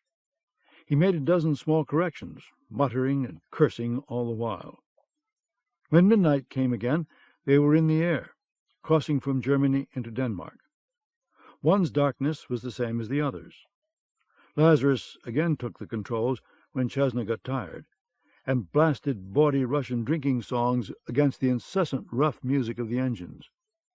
Chesna hushed him by pointing to a streak of blue, passing about 5,000 feet overhead. The night fighter, probably a new model Heinkel or Dornier, she told them, judging from its speed, was gone to the west within seconds. But the sighting of such a predator took away Lazarus's desire to sing. On the ground in Denmark, they were treated to a banquet of fresh potatoes and blood sausage, a meal that particularly satisfied Michael. Their hosts were again poor farmers, who had obviously been preparing the feast as if for the arrival of royalty. Lazarus's bald dome caught the attention of a little boy, who kept wanting to feel it. The family's dog sniffed nervously around Michael, and one of the women present was thrilled because she recognized Chesna from a picture in a dog-eared magazine about German film stars. Stars of another kind greeted them as they flew over the North Sea on the following night. A meteor shower shot bolts of red and gold through the darkness, and Michael smiled as he listened to Lazarus laugh like a child. When they landed, they stepped out of the plane into the chill of Norway. Chesna broke out their parkas, which they slipped on over their gray-green commando outfits. A British agent who introduced himself as Craddock was among the Norwegian partisans who met them, and they were escorted by a reindeer sled to a stone cottage where another feast was laid out. Craddock, a sincere young man who smoked a pipe and whose right ear had been shot off by a German rifle bullet, told them the weather was closing in farther north, and they could expect snow before they reached Uskadal. The broadest woman Michael had ever seen, obviously the older daughter of their host family, sat close beside Lazarus, watching him intently as he chewed on an offering of salt-dried caribou meat. She had tears in her eyes when they left the next night, on the final leg of their journey, and Lazarus clutched a white rabbit's foot that had somehow gotten into his parka. These were only a small fraction of the millions of human beings whom Hitler had decided were not quite a step above beasts. The Junkers' engines whined in the thin, cold air. The morning of May 16 came with snow that whirled out of the darkness against the cockpit windshield. The airplane pitched and yawed, buffeted by strong winds over the jagged mountain peaks. Both Lazarus and Chesna gripped the steering yokes as the Junkers rose and fell hundreds of feet. Michael could do nothing but strap himself in and hold on to the table, sweat trickling under his arms and his stomach lurching. The Junkers shuddered violently, and they all heard the frame creak like bass violin notes. "Ice on the wings," Chesna said tersely as she scanned the gauges. "Oil pressure's dropping on the port side engine. The temperature's coming up fast." "Oil leak. We've ripped a seam." Lazarus's voice was all business. The Junkers vibrated again, as if they were running over a cobblestone road. He reached to the control panel and cut back the power on the left wing engine. But before he could get his fingers off the lever, there was a heart-stopping boom, and flames spat from around the engine cowling. The propeller seized up and froze. "Now we'll find out what she's made of," Lazarus said through gritted teeth as the altimeter began to fall. The Junkers' nose descended, Lazarus pulled it up again, his gloved hands clenched on the yoke. Chesna added her strength to his, but the plane had a mind of its own. "I can't hold it," she said, and Lazarus told her, "You'll have to." She did, putting her back and shoulders into it. Michael unbuckled his seat straps and leaned over Chesna, gripping the yoke with her. He could feel the immense trembling strain the aircraft was under, and as wind side-swiped the plane and slewed it to the left, he was slammed up against the cockpit bulkhead. "Strap in!" Lazarus shouted. "You'll break your neck!" Michael leaned forward again, helping Chesna hold the plane's nose as steady as they could. Lazarus glanced at the port wing engine, saw streamers of red fire flowing back from the blistered cowling. Burning fuel, he realized. If the wing's fuel tank blew... The Junkers slewed to the side again, a violent twist that made the frame moan. Lazarus heard the sound of rending metal, and he realized with a start of pure horror that the cockpit floor had split open right under his legs. "Let me have her," he said, and he pushed the yoke forward and nosed the Junkers into a screaming dive. Michael saw the altimeter needle spinning crazily. He couldn't see anything beyond the windshield in the snow, but he knew the mountains were there, and so did Chesna. The aircraft fell, the fuselage moaning and straining like a body in torment. Lazarus watched the port wing engine. The fires were going out, extinguished by the wind. When the last flicker of flame had gone, he wrenched back on the yoke as the muscles in his shoulders popped. The Junkers was slow in responding. His wrists and forearms were in agony. Chesna grasped the yoke and pulled back on it too. Then Michael added his power, and the Junkers vibrated and groaned, but obeyed. The altimeter needle leveled off at just below 2,000 feet. "There!" Chesna pointed to the right, at a point of fire through the snow. She turned the plane toward it and continued to let the altitude slowly fall. Another point of fire sparked, then a third. "That's the airstrip," Chesna said, as the altimeter needle crawled down the gauge. A fourth fire began to burn. Oil cans flaming on either side of the landing field. "We're going in." She pulled back on the throttles, her hand shaking, and Michael quickly strapped himself into his seat. As they approached the flame-lit field, Chesna straightened the wings and cut the remaining two engines. The Junkers, an ungainly bird, glided in with a noise of snow hissing on the hot cowlings. The tires hit earth, bounced, hit again a smaller bounce, and then Chesna was standing on the brake, and the Junkers was leaving a plume of snow and steam behind it as it rolled across the field. The airplane slowed, and with a rush and gurgle of leaking hydraulic fluid, the tires crunched to a halt. Lazarus peered down between his legs, where he saw a crack of snow about 6 inches wide. He was the first out of the airplane. As Chesna and Michael emerged, Lazarus was walking in dazed circles, reacquainting his feet with solid earth. The Junkers' engines steamed and crackled, having the last words.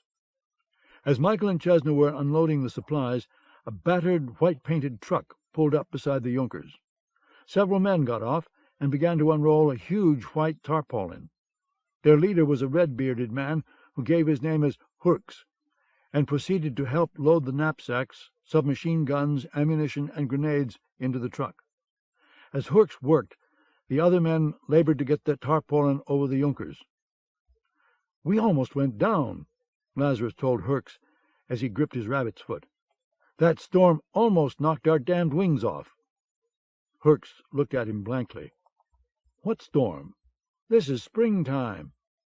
Then he returned to work, and Lazarus stood there getting snow in his beard. There was a groan and clatter of weakened bolts snapping.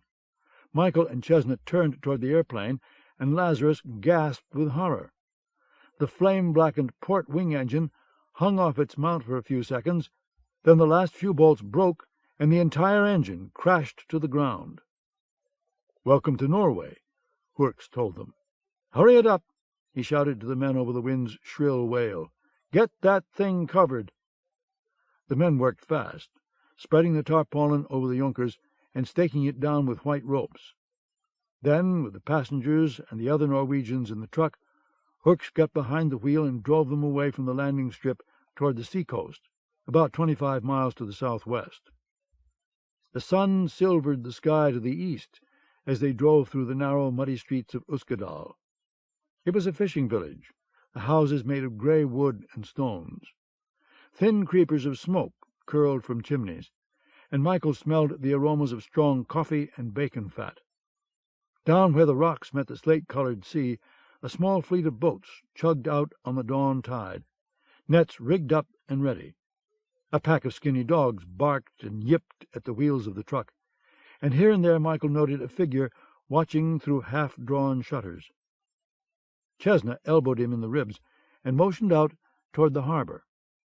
A big Blomutvoss flying boat, a swastika painted on its tail, was skimming the smooth surface about 200 yards offshore. It made 2 slow circles of the fishing fleet, then gained altitude and vanished into the low-lying clouds. The message was understood. The Nazi masters were watching. Hooks stopped the truck in front of a stone house. "You get off here," he told Michael, Chesna, and Lazarus. "We'll take care of your goodies." Neither Chesna nor Michael liked the idea of leaving the guns and ammunition with a man they didn't know, but neither did they wish to risk the weapons being found if the village was inspected by the crewmen of that flying boat. Reluctantly, they got off the truck. "You go in there." Hooks pointed toward the house. Its door glistened with a shellac of dried seal blubber. "Rest, eat, wait." He put the truck into gear and drove away through the mud. Michael opened the door and entered. His hair brushed a little waterfall of silver bells nailed at the top of the threshold, and they jingled as merrily as Christmas Eve. The bells caught in Chesna's hair, too, and they dragged over Lazarus's stubbled scalp. The inside of the house was gloomy and smelled of fish and dried mud. Nets hung from the walls, and here and there a crooked picture clipped from a magazine was stuck on a nail. A small fire glowed at the center of a cast-iron stove. "Hello," Michael called. "Anyone here?"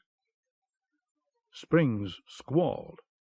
On an old brown sofa was a large mound of dirty clothes. The mound had begun to quiver, and as the new arrivals watched, they saw it sit up, the sofa's springs straining. "St. Peter's ghost," Lazarus breathed. "What is that?" Whatever it was, it reached for a bottle of vodka on the floor beside it. A large brown hand uncorked the bottle, lifted it, and there was the sound of liquid gurgling down a gullet. Then a belch. The mound struggled to stand, and rose up to well over 6 feet. "Welcome!" The voice was husky and slurred. A woman's voice. "Welcome!" She came toward them into the stove's ruddy light. The floorboards creaked under her, and Michael was surprised they didn't collapse altogether. The woman had to be 250 pounds, if an ounce, and perhaps 6 feet 2 inches tall. She approached them, a wobbling mountain on legs. "Welcome," she said once more, either deficient in sense or language. Her broad, wrinkled face grinned, displaying a mouth that held 3 teeth. She had the almond-shaped eyes of an Eskimo, yet her eyes, set in nests of wrinkles, were pale blue. Her skin was coppery brown, and her lank, straight hair, cropped as if beneath an oversized bowl, was a brassy orange. The commingling, Michael realized, of generations of Eskimo and Nordic genes, battling for dominance. She was quite an extraordinary-looking woman, standing there grinning and wrapped in folds of multicolored blankets.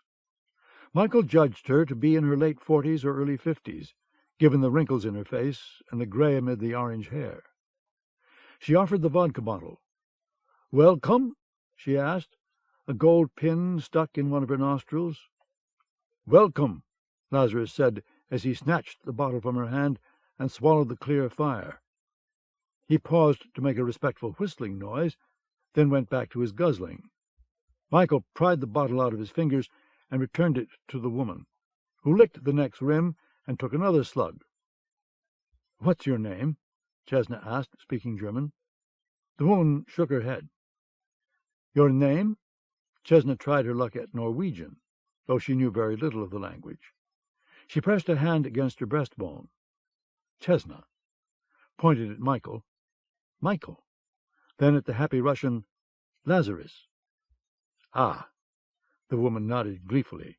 She pointed between her massive thighs. "Kitty," she said. "Welcome." "A man could get in a hell of a lot of trouble around here," Lazarus observed sagely. The cabin, if not exactly clean, was at least warm.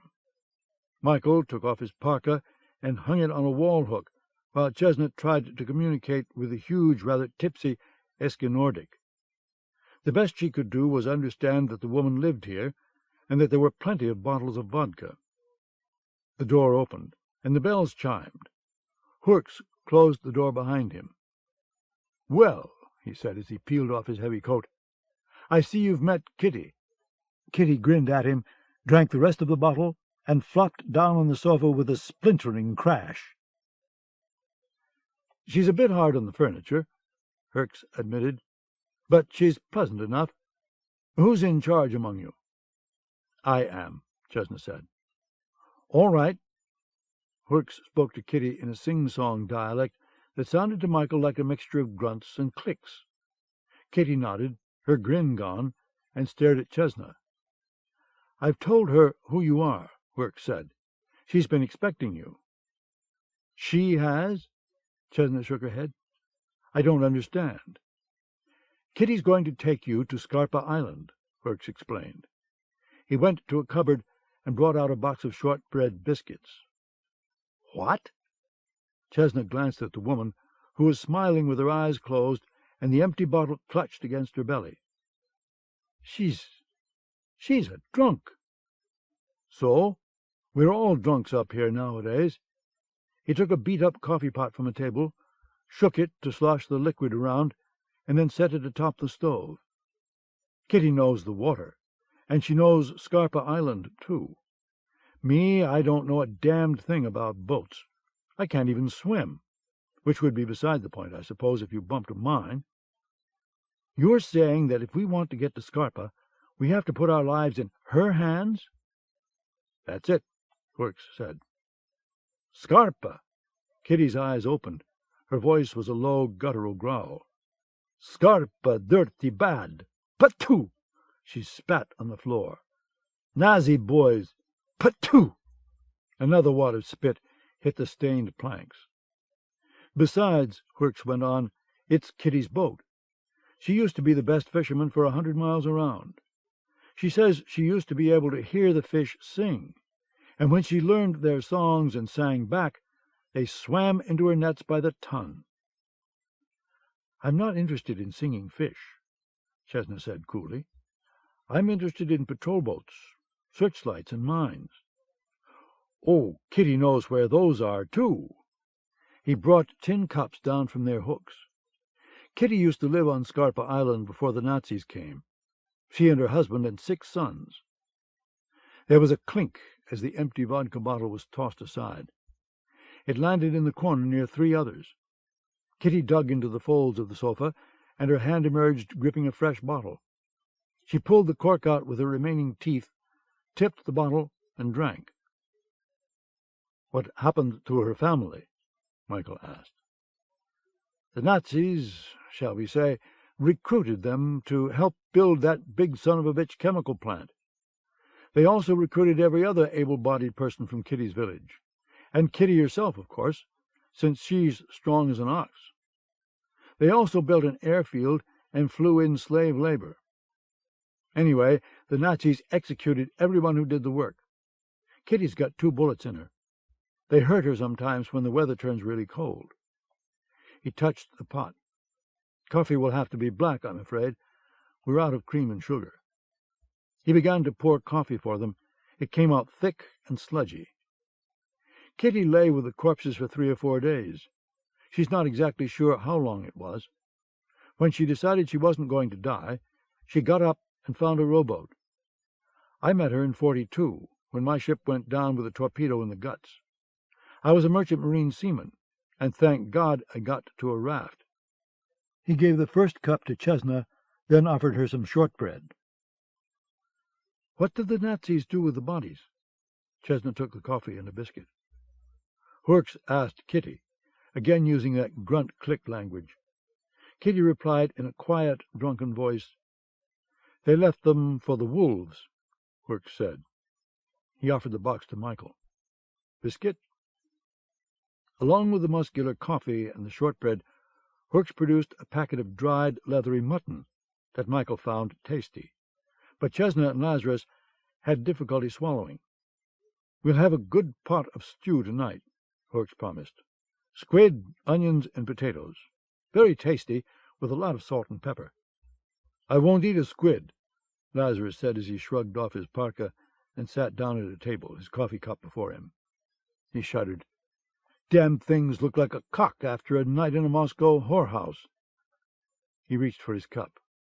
"No, I'll just eat the onions and There was a movement, very fast behind him. He saw the glint of a blade, and Kitty's huge bulk falling over him like an avalanche. "Don't move!"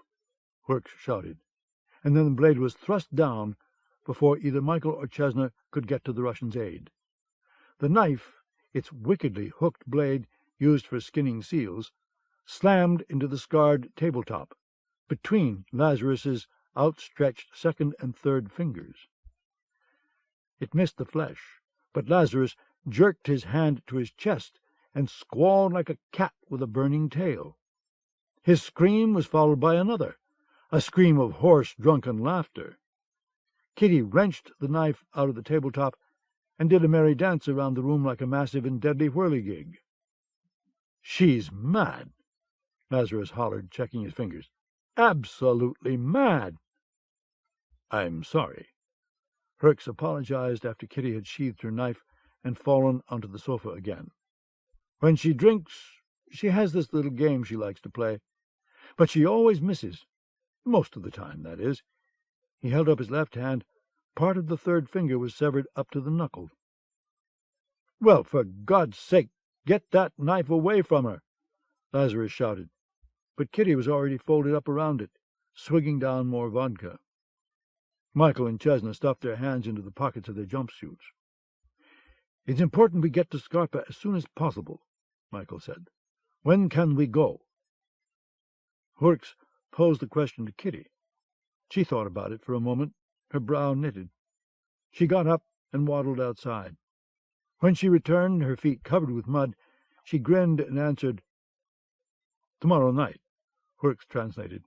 "She says there'll be a blow tonight, and fog follows wind. By tomorrow night I might be down to the stumps." Lazarus buried his hands in his pockets until Kitty returned to the sofa. Then he dared to withdraw them and to finish his meal. "You know," he ventured after Kitty had begun to snore, "there's something we all ought to be thinking about. If we get on that island, do whatever it is you heroic types are supposed to do, and get off with all our body parts, then what? In case you haven't noticed, our Junkers has lived up to its name. I couldn't put that engine back on, even with a crane. And anyway, it's burned to a crisp. So how do we get out of here?" The question was not one that Michael hadn't already considered. He looked at Chestnut and saw she had no answer for it either. "That's what I thought," Lazarus muttered. But Michael couldn't let that problem contaminate his mind right now. Scarpa had to be reached, and Dr. Hildebrand dealt with first. Then they'd find a way out. He hoped. Norway would not be a pleasant place to spend the summer with the Nazis hunting them down. Hurks got the vodka bottle away from Kitty and passed it around. Michael allowed himself one fiery sip, and then he stretched out on the floor, his hands wedged in his pockets, and was asleep in just over a minute. 5. Kitty's boat slid through the mist, its engine growling softly. The water hissed as it parted before the figurehead. A wooden gargoyle with a trident and a shielded lantern illuminated the interior of the wheelhouse in dim green. Kitty's hands, broad and coarse, were delicate on the wheel. Michael stood beside her, watching through the dripping windshield. Kitty had been drunk for most of the day, but as soon as the sun had begun to set, she put aside the vodka and washed her face in icy water. It was past 2 o'clock on the morning of the 19th, and Kitty had pulled the 40-foot weather-beaten relic out of its harbor slip about 3 hours before. Now, here in the wheelhouse, she was silent and brooding, with no trace of the grinning, drunken woman who'd greeted them in Uskadal. She was all deadly business. She had been right about the blow on the night of the 17th. A fierce wind had rushed down from the mountains and screamed over Uskadal until dawn. But the houses were built for such caprices, and there was no damage except to the nerves. She was correct as well about the fog that had crept over Uskadal and the bay, blanketing everything in white silence. How she could steer in this soup he didn't know, but every so often she cocked her head and seemed to be listening, surely not for the singing of fishes, but for the sound of the water itself, telling her something it was not in his power to understand. She made minor corrections of the wheel from time to time, as gently as nudging an infant. Kitty suddenly reached out and grabbed Michael's parka, pulling him closer and pointing. He couldn't see anything but fog, though he nodded. She grunted with satisfaction, let him go, and steered in that direction. There had been a strange incident at the dock. As they'd been loading their gear onto the boat, Michael had found himself face to face with Kitty, sniffing at his chest. She had sniffed his face and hair, then had drawn back and stared at him with those blue Nordic eyes. She smells the wolf in me, Michael thought. Kitty had spoken to Hurks, who had translated for her. She wants to know what land you come from. I was born in Russia, Michael had said. She spoke through Hurks, pointing at Lazarus. He stinks like a Russian. You have a perfume like Norway. I'll take that as a compliment, Michael answered. And then Kitty got very close to him, staring intensely into his eyes. Michael stood his ground. She spoke again, this time almost in a whisper. Kitty says you're different. Hurks translated. She thinks you're a man of destiny. That's a high praise. Tell her thank you. Hurks did. Kitty nodded and moved away toward the wheelhouse. A man of destiny, Michael thought, as he stood beside her and she steered deeper into the fog. He hoped his destiny, and that of Chesna and Lazarus as well, wasn't a grave on Scarpa Island. Hurks had stayed in Uskadal, a stranger to travel by water since the U-boat torpedoing of his freighter. Lazarus was no lion of the sea either, but fortunately the water was glassy and the boat's progress smooth, so Lazarus had only heaved twice over the side. Perhaps it was nerves, or perhaps it was the reek of fish that clung to the boat like a miasma. Chesna entered the wheelhouse, the hood of her parka up over her head and her hands in black woolen gloves. Kitty kept staring straight ahead, guiding the boat toward a point the others couldn't see. Chesna offered Michael a drink from the thermos of strong black coffee they'd brought, and he accepted it. "How's Lazarus?" Michael asked. "Conscious," she answered.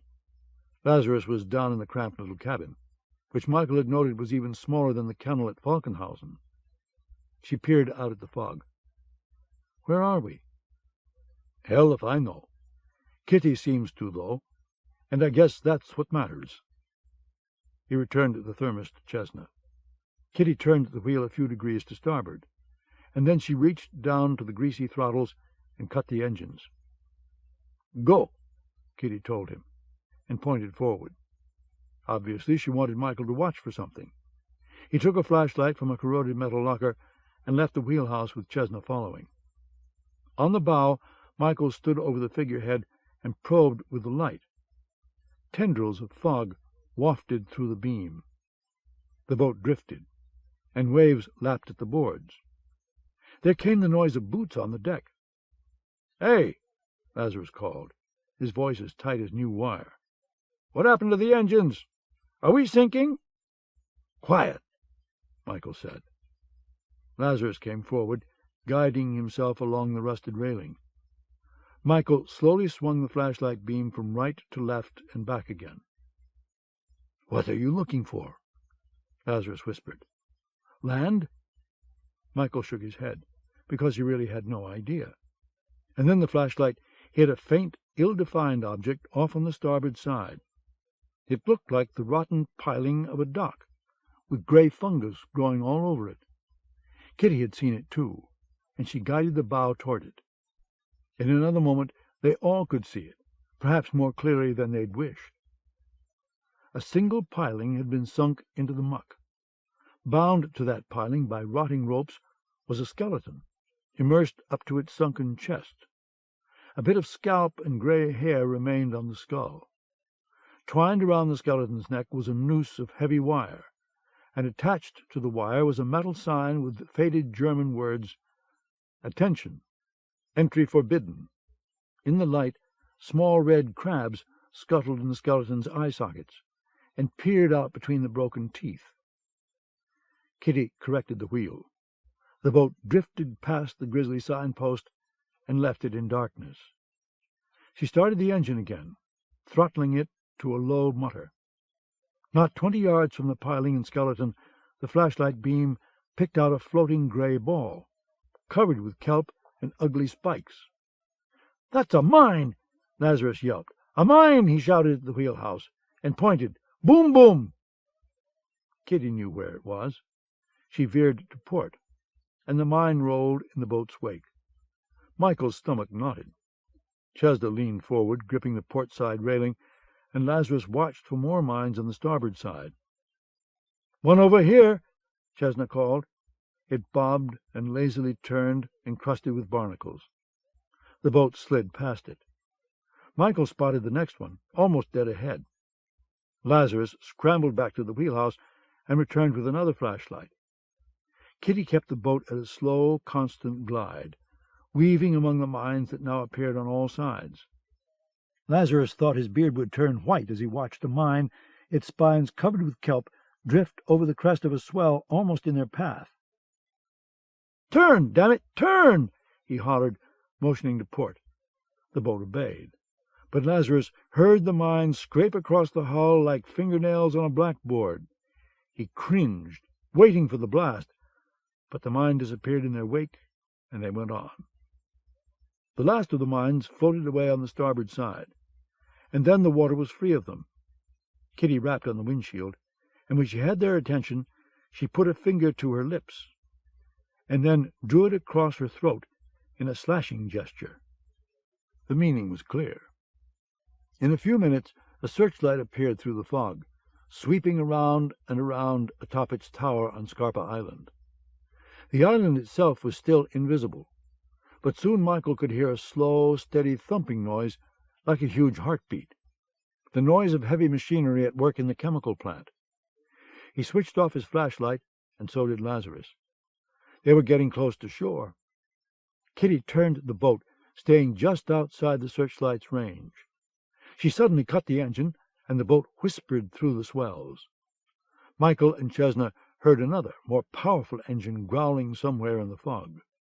A patrol boat circling the island. The noise grew distant and faded, and Kitty throttled up with a careful hand. The searchlight skimmed past them, dangerously close. Michael saw the glint of smaller lights through the murk, what looked like bulbs on outside catwalks and ladders, and the dark shape of a huge chimney that rose into the mist. The heartbeat thump was much louder now, and Michael could make out the hazy forms of buildings. Kitty was guiding them along Scarpa's rugged coastline. Soon they left the lights and the sound of machinery behind, and Kitty veered the boat into a small crescent-shaped harbor. She knew this harbor, and took them straight to the crumbling remains of a sea-wall. She killed the engine, letting the boat drift across silvery water at the base of the wall.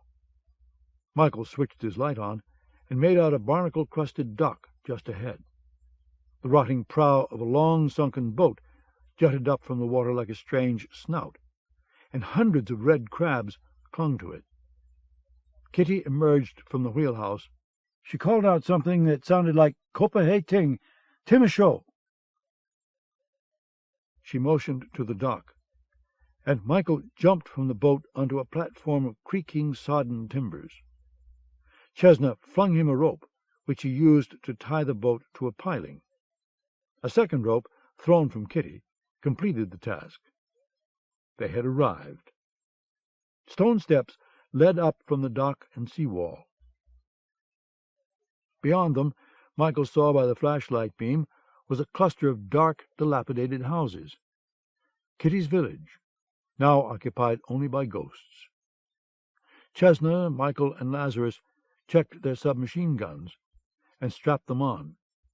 Their supplies, rations of fresh water, dried beef, chocolate bars, ammo clips, and 4 grenades apiece, were in backpacks.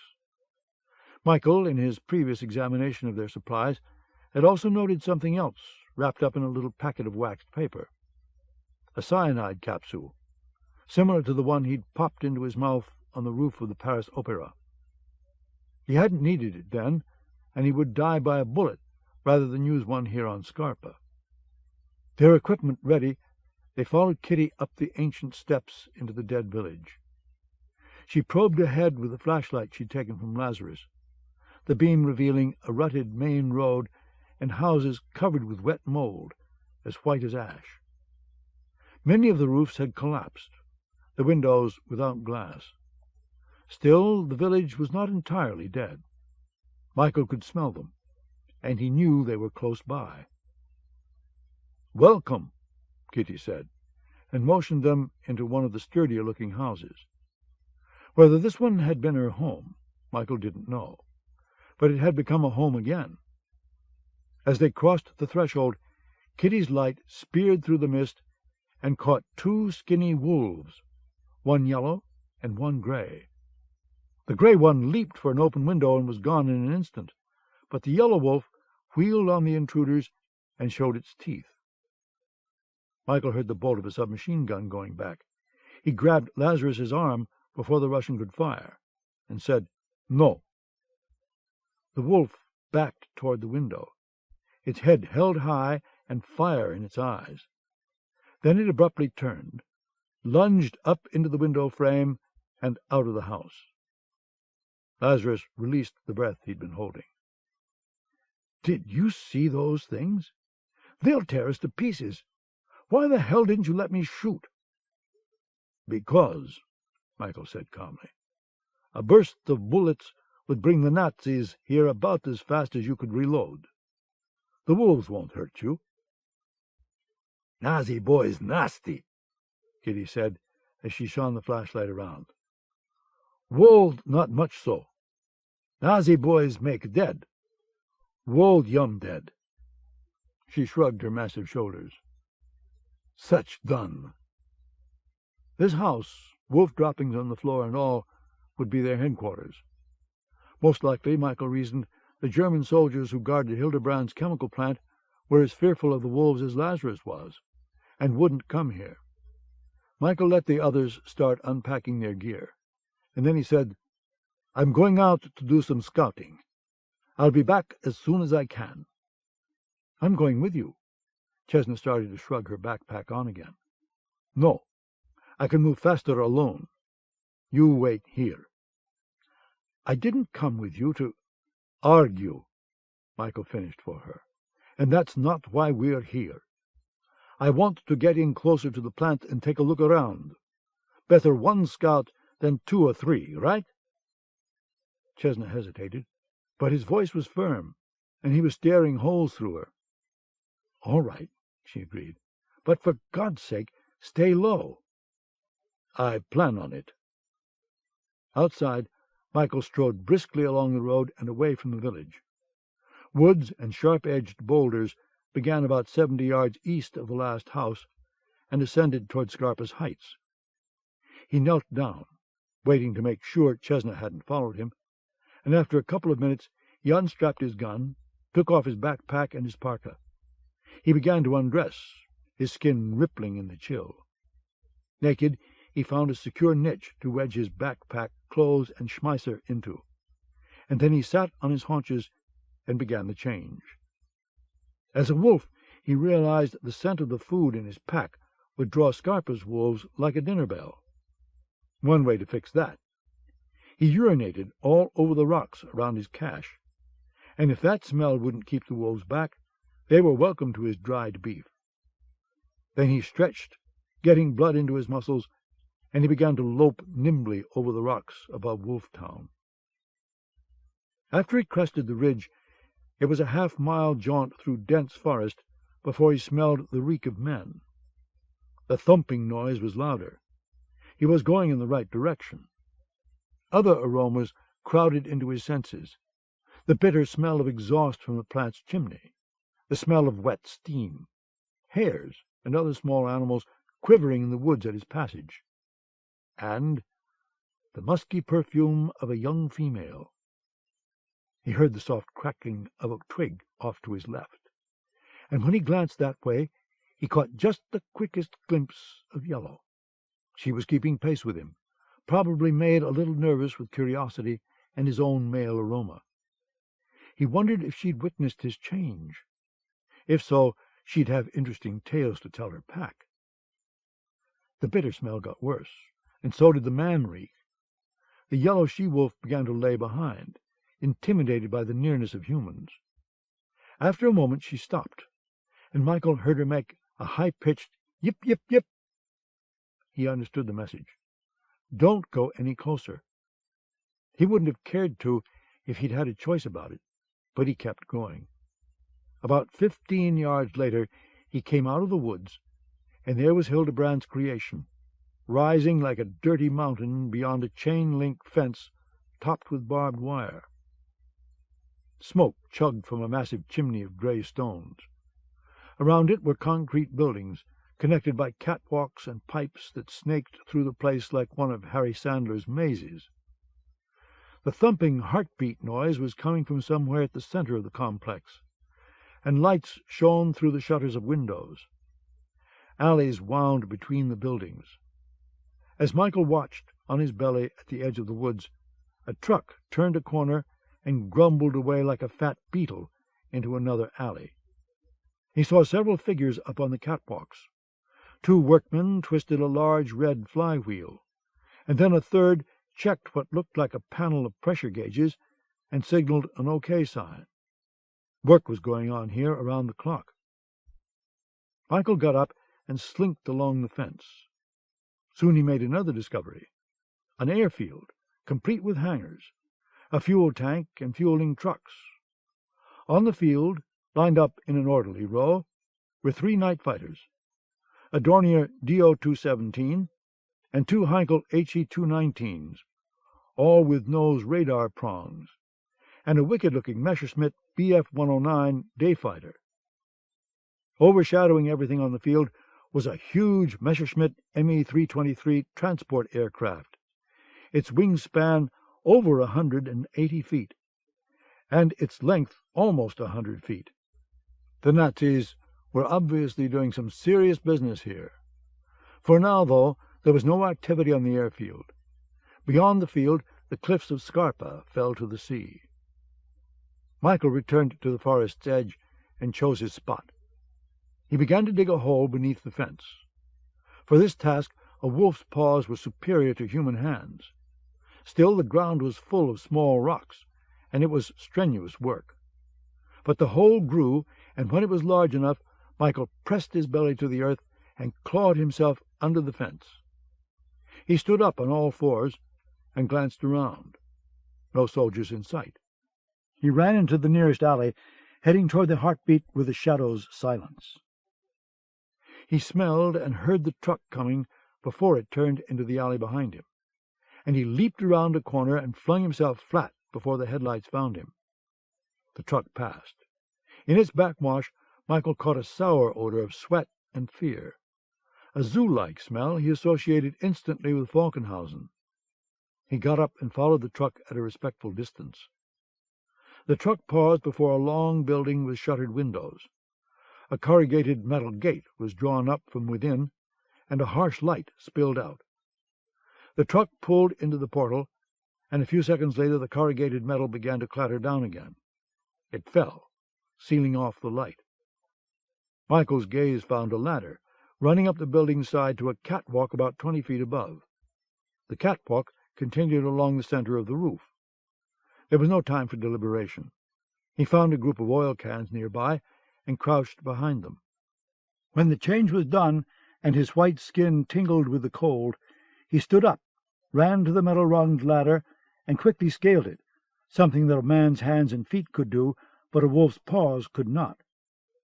The catwalk went on to the next structure, but on this building's roof there was an entry door. Michael tried it, and the knob turned. He opened the door, found himself in a stairwell, and started down. He emerged into a workshop of some kind, with a conveyor belt and hoists just below the roof. There were stacks of crates and oil drums, and a couple of heavy load-pulling machines standing about. Michael could hear voices. All the activity was down at the other end of the long building. He carefully wound his way through the equipment, and instantly crouched down behind a rack full of copper tubing, when he heard an irritated voice say, "This man can't work. My God, look at those hands. Palsied like an old woman. I said bring me men who can use saws and hammers." Michael knew that voice. He looked out from his hiding place and saw Colonel Erik Block. The hulking Boots stood beside his master. Block was shouting into the face of a German officer who had flushed crimson, and to their left stood a skinny man in the baggy gray uniform of a POW. The prisoner's hands were not only palsied, they were gnarled by malnutrition. Beyond those 4 men stood 7 other prisoners, 5 men and 2 women. On a large table were bottles of nails, an assortment of hammers and saws, and nearby a pile of timbers. The truck, flanked by 2 soldiers with rifles, was positioned near the metal gate. "Oh, take this wretch back to his hole." Block gave the prisoner a disdainful shove. "We'll have to use what we've got." As the officer pushed the POW back to the truck, Block put his hands on his hips and addressed the others. "I trust you are all well and eager to work, yes?" He smiled, and his silver teeth threw a spark of light. There was no response from the prisoners, their faces pale and emotionless. "You, gentlemen and ladies, have been selected from the others because your records indicate a familiarity with carpentry. We are therefore going to do some woodcraft this morning. 24 crates, built to the specifications as follows." He withdrew a piece of paper from his pocket and unfolded it. 32 inches in length, 16 inches in height, 16 inches in width. There will be no deviations from this formula. These crates will be lined with rubber. The points of all nails will be blunted once they are hammered in. All rough edges will be sanded to a uniform smoothness. The lids will be double-hinged and padlocked instead of nailed shut. He gave the list to Boots, who went about nailing it up on a bulletin board for all to see. "Moreover," Block continued, "these crates will be inspected at the end of 16 hours. Any not passing my inspection will be broken and its creator made to begin anew. Questions?" He waited. Of course there were none. "Thank you for your attention," he said, and strode toward the metal gate with Boots right behind him. The gate was being drawn up by the 2 guards, and the truck driver was backing it out with the officer and the palsied POW aboard. Block did not attempt to hitch a ride on the truck, but he and Boots followed it out, and then the metal gate was closed again. One of the guards shouted, "Get to work, you lazy shits," to the prisoners, and the other strolled over to a woman and poked at her behind with the barrel of his rifle. A frail-looking man with gray hair and wire-rimmed glasses took the first step toward the work table. Then a younger man followed. When all the prisoners were moving sluggishly, their minds and bodies beaten, the 2 guards sat down at a table and began to play cards. Michael slipped back to the stairwell the way he'd come, ascended to the roof, and then to the ladder again. On the ground he crouched behind the oil cans once more and grew a warm coat. His joints throbbed with the stress of so many changes within such a short time, and his muscles were sore, but he was ready to run again. He came out from his hiding place and sniffed the air. Through the multitude of scents, he found the lemony tang of Eric Bloch's hair pomade, and that was the trail he followed.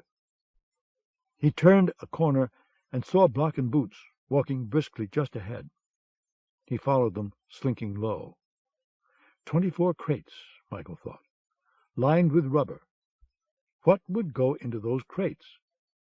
It had occurred to him that the crates were about the size needed to hold a small shell, rocket, or bomb. The big transport plane out on the runway must be here to carry the loaded crates to wherever Iron Fist was hangared. Michael's blood pounded in his veins. He had the killing desire.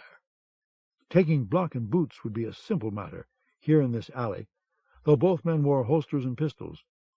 It would be a balm to the soul to tear Boots's throat out and spit in his face. But he held himself back. His mission was to find out where Iron Fist was and what kind of horror Dr. Hildebrand had created. First the mission, then he would feed his desire. He followed the men to a 2-storied concrete blockhouse near the center of the plant. Again the windows were shuttered. Michael watched as Bloch and Boots climbed a metal staircase and went through a second-floor doorway. The door closed behind them. Michael crouched down, waiting to see if they'd come out. But the minutes ticked past, and they did not. It would be dawn in 2 hours. It was time to get back to Wolftown. Michael returned to the place where he'd dug his way in. This time he dug the hole deeper so a human body might crawl under. Dirt flew from beneath his claws, and then he eased beneath the fence and ran into the woods. The yellow wolf, who thought herself crafty, came out of the underbrush and followed off to the side. Michael outdistanced her, wanting to reach his equipment and change before she could get too close.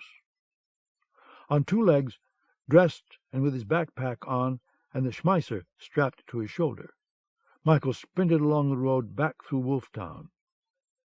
Chesna rose up from where she'd been hiding behind a wall of crumbling stones, her machine gun aimed at the approaching figure. It was Michael, she saw in another moment. He had dirt all over his face. "I've found the way in," he told her. "Let's go." 6. The journey from Wolftown to the plant was harder on human legs than on wolfen, Michael soon learned. As he, Chesna, and Lazarus went through the woods, he heard noises all around them. The yellow wolf had brought her companions. Kitty had remained behind to watch the boat, and also because her bulk would have slowed their progress to a crawl.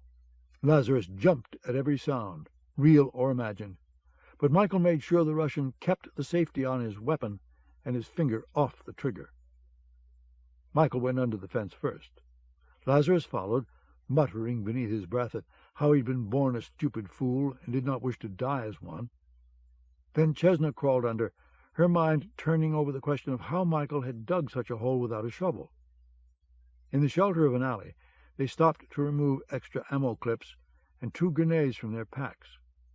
The clips went into the pockets of their parkas, while the grenades were latched to the Schmeisser's straps. Then they went on, staying close to the wall, with Michael in the lead. He guided them toward the building where the prisoners were working. The 2 guards would be easy to overcome, and information about the plant could be gotten from the guards and the prisoners. Still, he took nothing for granted. Each step was a careful one, and each turn a challenge. Near their target building, Michael heard the noise of footsteps approaching, and motioned Chesna and Lazarus down. He knelt at an alley corner and waited. One soldier was about to round the corner. As soon as Michael saw the man's knees, he came up off the ground in a burst of power and drove his gun butt against the soldier's chin. The man was lifted off his feet by the blow and fell on his back to the pavement. He twitched a few times, then lay still. They dragged him into a recessed doorway and left him there, folded up like a package, after Lazarus had removed the soldier's knife and cut his throat with it. Lazarus's eyes glittered with bloodlust, and he slipped the knife under his parka.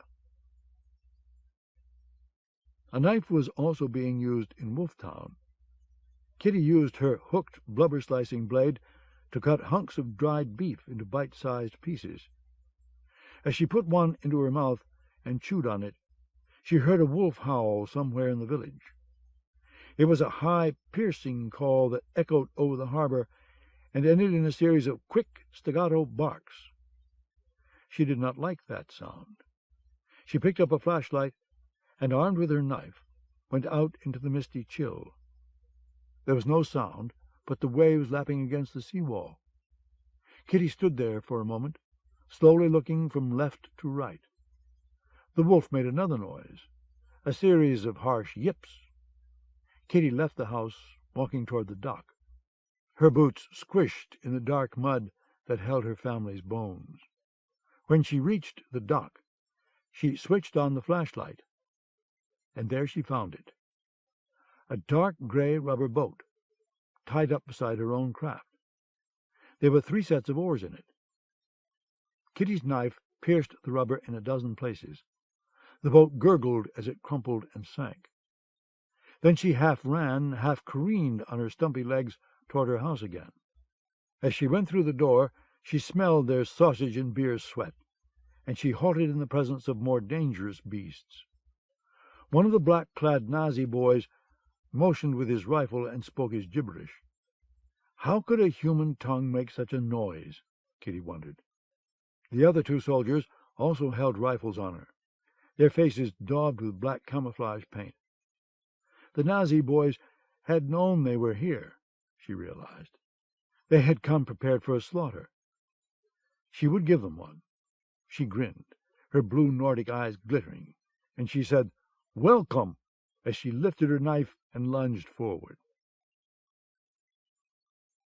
Michael, Lazarus, and Chesna had reached the workshop building's roof. They went along the catwalk and down through the stairwell. "Watch where you point that thing," Michael whispered to Lazarus as the barrel of the Russian's weapon wandered. He led them through the jumble of equipment, and in another moment they could see the 2 soldiers, engrossed in their card game. The prisoners were working on the crates, sawing and hammering, proud of their carpentry skills even under the Nazi thumb. "Wait," Michael told Chesna and Lazarus, and then he crept closer to the guards. One of the prisoners dropped a nail, reached down to get it, and at floor level saw a man crawling on his belly. The prisoner gave a soft, stunned gasp, and another glanced over in Michael's direction.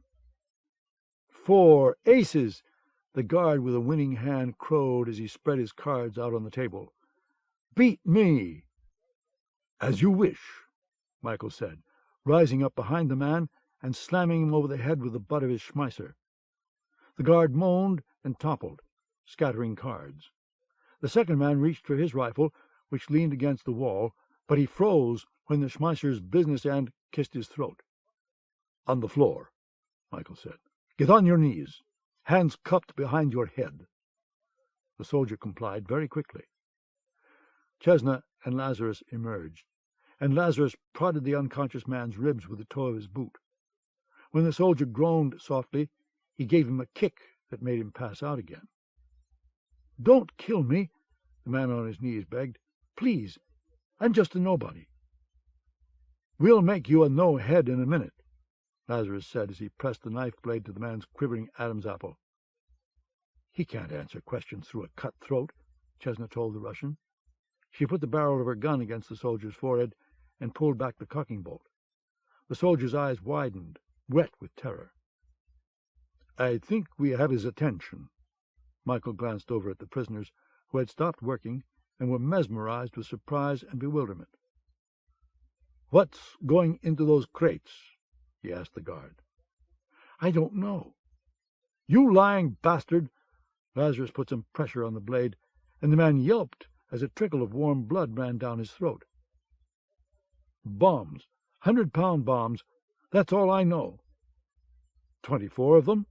A bomb for each crate?" Yes. Please don't kill me." "They're being packed up for transport. In the Messerschmitt out on the field?" The man nodded as his uniform's collar reddened. "Transported to where?" Michael persisted. "I don't know." More pressure from the blade. The man gasped, "I swear I don't know." Michael believed him. What's inside the bombs? High explosives. What's inside any bomb? Don't get cute, Chesna warned, her voice crisp and deadly. Just answer the questions. That fool doesn't know. He's just a guard. They looked to see who'd spoken. It was the frail prisoner who had gray hair and wore wire-rimmed glasses. He came a few steps closer and spoke in what sounded like a heavy Hungarian accent. It's a gas of some kind. That's what's inside the bombs. I've been here for over 6 months, and I've seen what it can do. I have too, Michael said. It burns the flesh. The man smiled faintly, a bitter smile. Burns the flesh, he repeated. Oh, it does more than burn the flesh, my friend. It eats the flesh, like a cancer. I know. I've had to burn some of the bodies, my wife among them. He blinked his eyes, heavy-lidded. But she's in a better place than this. They torture me every day by forcing me to live. He looked at the hammer he held, and then dropped it to the concrete. He wiped his hand on his trouser leg. Where are the bombs stored? Michael asked him. That I don't know. Somewhere deeper in the plant. There's a white building next to the big chimney. Some of the others say that's where the gas is made. The others? Chesna asked. How many prisoners are there? 84. No. Wait. He thought about it. Danilka died 2 nights ago. 83. When I first came here, there were over 400. But, he shrugged his thin shoulders, and his eyes found Michael's. Have you come to save us? Michael didn't know what to say. He decided the truth was best. No. Ah, the prisoner nodded. Then it's the gas, is it? You're here because of that? Well, that's good. We are already dead. If that stuff ever gets out of here, I shudder to. Something whammed against the corrugated metal gate. Michael's heart kicked, and Lazarus jumped so hard the blade bit deeper into the soldier's throat. Chesna removed her gun barrel from the man's forehead, leaving a white circle where it had been pressed, and aimed the weapon toward the gate. Again something hit the metal. A rifle butt or billy club, Michael thought. A voice followed. Hey, Reinhardt, open up! The soldier croaked. He's calling me. No, he's not, the gray-haired prisoner said. He's Carlson. Reinhardt is on the floor. Reinhardt, the soldier outside shouted. Open up, damn you! We know you got the pretty one in there. The female prisoner, who'd been poked with a rifle, her black hair framing a face as pale as a cameo, picked up a ball-peen hammer. Her knuckles bleached around the handle. Come on, be a sport. It was a different voice. Why hog her all for yourselves? Tell them to go away, Chesna ordered. Her eyes were flinty, but her voice held a nervous edge. No, Michael said. They'll come in the way we did. On your feet. Carlson got up. To the gate. Move. He followed the Nazi, and so did Chesna. Michael pressed his gun into the man's spine. Tell them to wait a minute. Wait a minute! Carlson shouted. That's better, one of the men outside said. You bastards thought you were going to sneak one by us, didn't you? The gate was hoisted by a chain and pulley device, operated with a flywheel. Michael stepped to one side. Pull the gate up, slowly. Chesna got out of the way, too, and Carlson started turning the flywheel. The gate began to fold upward. And at that moment, Reinhardt, who'd been shamming for the past 2 minutes, suddenly sat up at Lazarus's feet. He clutched at his 2 broken ribs and reached up for the wall beside their card table.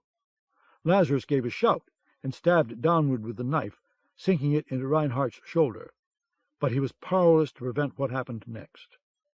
Reinhardt's fist punched a red button attached to electrical cords on the wall, and a siren shrieked somewhere on the building's roof. The gate was a quarter of the way up when the alarm began. Michael could see 4 pairs of legs. Without hesitation, he clicked off the safety on his gun and sprayed bullets below the gate, chopping down 2 soldiers who screamed and writhed in agony. Carlson released the flywheel and tried to scramble beneath the corrugated metal as it clattered down again, but a burst from Chesna's gun ripped him open, and the gate clunked on his butt. Lazarus repeatedly stabbed down on Reinhardt. Fierce strength behind the blows. The German crumpled, his face a mass of torn flesh. But the siren kept going. A black-haired figure swept past him. The woman raised her hammer and broke the alarm button to fragments. Still the switch had been triggered, and the siren would not be silenced. "Get out while you can!" the gray-haired prisoner shouted. "Go!" There was no time to deliberate. That siren would bring every soldier in the plant down on them. Michael ran for the stairwell, with Chesna a few paces behind and Lazarus bringing up the rear. They came out onto the roof, and already 2 soldiers were running along the catwalk toward them. Michael fired, and so did Chesna. The bullets sparked off the catwalk railing, but the soldiers flung themselves flat. Rifles cracked, the slugs zipping past their heads. Michael saw another pair of soldiers coming across the catwalk from the building behind them. One of them fired a shot that snagged Chesna's parka and puffed Goose down into the air. Michael readied a grenade, then paused while the fuse sizzled and the soldiers got closer. A bullet sang off the railing beside him. He flung the grenade at the 2 men who were coming up from behind, and 3 seconds later there was a blast of white fire and 2 shredded figures twitching on the catwalk. Lazarus wheeled toward the other pair in front of them, and fired short bursts that knocked sparks off the slate roof. Michael saw 3 more soldiers advancing over the catwalk behind them. Chesna's gun rattled, and the soldiers crouched down as slugs ricocheted off the railings. The rooftop was turning into a hornet's nest. A bullet struck the slates to Michael's left and spun like a burning cigarette butt less than 5 inches past his face. Chesna suddenly cried out and went down. "I'm hit," she said, her teeth gritted with pain and anger. "Damn it!" She was clutching her right ankle, blood on her fingers. Lazarus sprayed bullets first in one direction, then another. A soldier screamed and fell over the railing to the pavement 20 feet below. Michael bent down to help Chesna to her feet, and as he did, he felt a bullet pluck at his parka. They had no choice. They had to get back down the stairwell before they were cut to pieces in the crossfire. He hauled Chesna up. She fired at the soldiers behind them, even as Michael pulled her to the stairwell door. A bullet hit the catwalk railing beside Lazarus, and metal splinters pierced his jaw and cheek. He retreated, spraying bullets across the roof. As they got into the stairwell, slugs marched across the door and knocked it off its hinges. Michael felt a searing sting of pain in his left hand, and he realized the bullet had just gone through his palm. His hand went numb, the fingers twitching involuntarily. He kept hold of Chesna, and they all backed down the stairwell to the workshop. 2 Germans entered at the top of the stairs, and Lazarus cut them down before they could aim their weapons. The bodies slid over each other down the steps. More soldiers crawled into the stairwell, and a few seconds later a grenade was flung and exploded with a whoomp of fire and concussion. But Michael, Chesna, and Lazarus were already in the workshop, where the prisoners had taken cover amid the equipment and oil drums. Soldiers scurried down to the bottom of the smoky stairwell and fired into the workshop. Michael looked over his shoulder toward the metal gate. More Germans were trying to wrench it up by hand from the other side. Their fingers curled under the edge. As they struggled, other soldiers fired bullets through the gap at floor level. Michael released Chesna, who fell to her knees, her face glistening with the sweat of pain, and popped a fresh ammo clip into his gun. His hand was streaming blood, the wound a perfect puncture. He shot beneath the gate, and the Germans scrambled away from it. The siren had stopped its shrieking.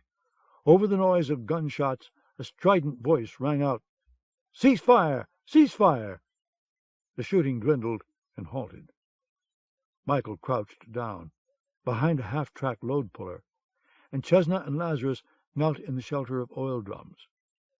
Michael heard the fearful moaning of some of the prisoners, and the clicks of guns being reloaded. A haze of blue smoke drifted through the workshop, carrying the pungent odor of gunpowder. A moment later, a voice, amplified through a loudspeaker, came from beyond the metal gate. "Baron, it's time you and Chesna threw out your weapons. It's over." Michael glanced toward Chesna, and their eyes met. It was Yerrick Block's voice. How did he know? "Baron," Block continued, "you're not a stupid man, certainly not. You know by now that this building is surrounded, and there's no possible way you can get out. We will take you, one way or the other." He paused, letting them think it over. Then, "Chesna, dear, surely you understand your situation. Throw out your weapons, and we'll have a nice talk." Chesna examined the blue-edged hole in her ankle. Her thick woolen sock was wet with blood, and the pain was excruciating. A cracked bone, she thought. She fully understood the situation. "What are we going to do?" Lazarus asked, with a note of panic. Blood trickled down into his beard from the splinter wounds. Chesna got her backpack off and unsnapped it. "Baron, you amaze me," Block said. "I'd like to know how that escape from Falkenhausen was engineered. You have my deepest respect." Michael saw Chesna reach into her pack. Her hand came out with a square of waxed paper. The cyanide capsule. "No." Lazarus grasped her arm. "There's another way." She shook her head, pulling free. "You know there's not," she said, and began to unwrap the packet. Michael crawled across the floor to her. "Chesna, we can shoot our way out, and we've still got grenades." "My ankle's broken. How am I going to get out of here? Crawl?" He gripped her wrist, preventing her from putting the capsule on her tongue. "I'll carry you." She smiled faintly, her eyes dark with pain. "Yes," she said, "I believe you would." She touched his cheek and ran her fingers across his mouth. "But it wouldn't do any good, would it? No, I'm not going to be caged and tortured like an animal. I know too much. I'd be sentencing a dozen others to—" Something clattered across the floor about 15 feet away. Michael looked toward it, his heart pounding, and saw that one of the soldiers in the stairwell had just thrown a grenade. It went off before any of them could move. Flames sputtered from the fuse. There was a pop and a bright flash. Then chalky white smoke began to pour from it. Except it was not smoke. Michael realized in another 2 seconds it had a sickly, sweet, orange-like odor, the smell of chemicals. A second gas grenade popped, near the first one. Chesna, her eyes already stinging and watering, lifting the cyanide pill to her mouth. Michael couldn't bear it.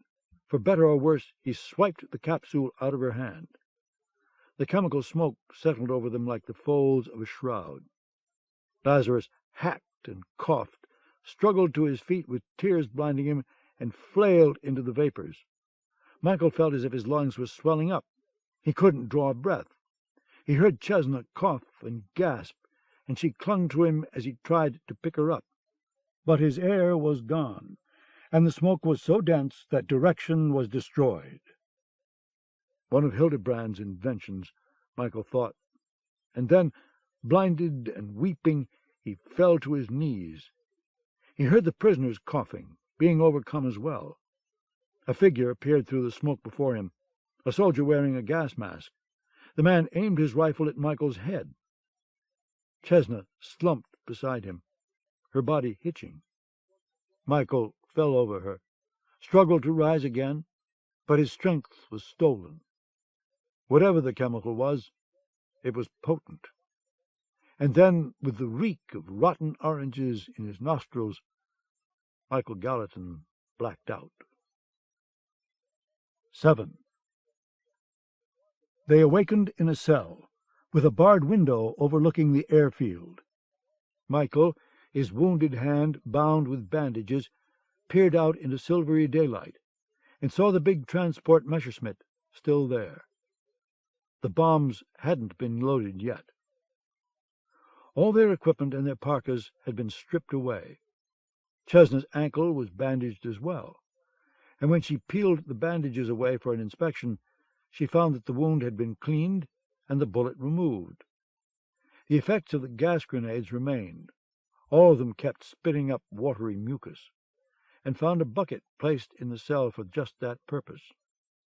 Michael had a killer headache, and all Lazarus could do was lie on one of the thin mattressed cots and stare at the ceiling like a drunkard after a vodka binge. Michael paced the cell, stopping every so often to look through the wooden door's barred inset. The corridor was deserted. "Hey!" he shouted. "Bring us some food and water." The guard came a moment later, glared at Michael with pale blue eyes, and went away again. Within an hour, 2 guards brought them a meal of thick, pasty oatmeal porridge and a canteen of water. When that had been consumed, the same 2 soldiers wielding submachine guns appeared once more and ordered the captives out of their cell. Michael supported Chesna as she limped along the corridor. Lazarus stumbled, his head fogged and his knees as soft as taffy. The guards took them out of the building, a stone stockade on the edge of the airfield, and down an alley into the plant. A few moments later, they were entering another, larger building, not far from where they'd been captured. "No, no," they heard a high, boyish voice shout. "Dribble the ball! Don't run with it! Dribble!" They had walked into a gymnasium, with a floor of polished oak boards. There were rows of bleachers and frosted glass windows. A knot of emaciated prisoners was struggling for possession of a basketball as guards with rifles looked on. A whistle blew, deafening in the enclosure. "No!" The boyish voice cracked with exasperation. "That's a foul on the blue team. The ball belongs to the red team now." The prisoners wore armbands of blue or red. They stumbled and staggered, stick figures in baggy gray uniforms, toward the goal at the other side of the court. "Dribble the ball, Vladimir! Don't you have any sense?" The man who was shouting stood at the edge of the court. He wore dark slacks, a striped referee's shirt, had a long mane of blond hair hanging halfway down his back, and stood almost 7 feet tall. "Get the ball, Tyomkin!" he shouted, and stomped his foot. "You missed an easy shot." This had gone from the crazy to the insane, Michael thought. And there was Yerrick Bloch, standing up in the bleachers and motioning them over. Boots was sitting a few rows above his master, perched like a glowering bulldog. "Hello," the 7-foot-tall, blond-maned man said, speaking to Chesna. He smiled, showing horse-like teeth. He wore round glasses, and Michael judged him to be no older than 23. He had dark brown, shining, childlike eyes. "Are you the people who caused all that noise this morning?" "Yes, they are, Gustav," Bloch answered. "Oh!" Dr. Gustav Hildebrand's smile switched off, and his eyes turned sullen. "You woke me up." Hildebrand might be a chemical warfare genius, Michael thought, but that fact didn't prevent him from being a simpleton. The towering young man turned away from them and shouted to the prisoners, "Don't stop! Keep playing!" The prisoners stumbled and staggered to the opposite goal, some of them falling over their own feet. "Sit down here." Bloch gestured to the bleacher beside him. "Chesna, will you sit beside me, please?" She obeyed, nudged by a gun barrel. Michael took the next place, and Lazarus, as puzzled by this display as by anything in his life, eased down beside him. The 2 guards stood a few paces away. "Hello, Chesna." Bloch reached out and grasped her hand. "I'm so glad to see you." Chesna spat in his face. Bloch showed his silver teeth. Boots had risen to his feet, but Bloch said, "No, no, it's all right." And the huge man sat down again. Bloch withdrew a handkerchief from his pocket and wiped the spit from his cheek. "Such spirit," he said quietly. "You're a true German, Chesna. You just refuse to believe it."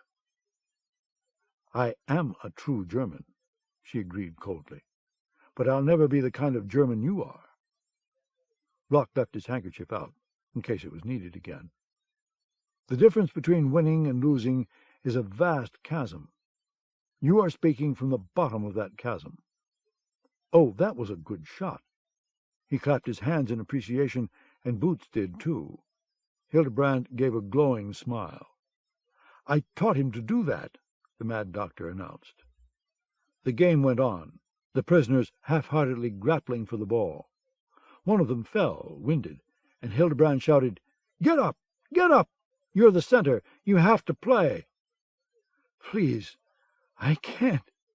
"Get up!" Hildebrand's voice was less boyish and brimmed with menace. "This minute!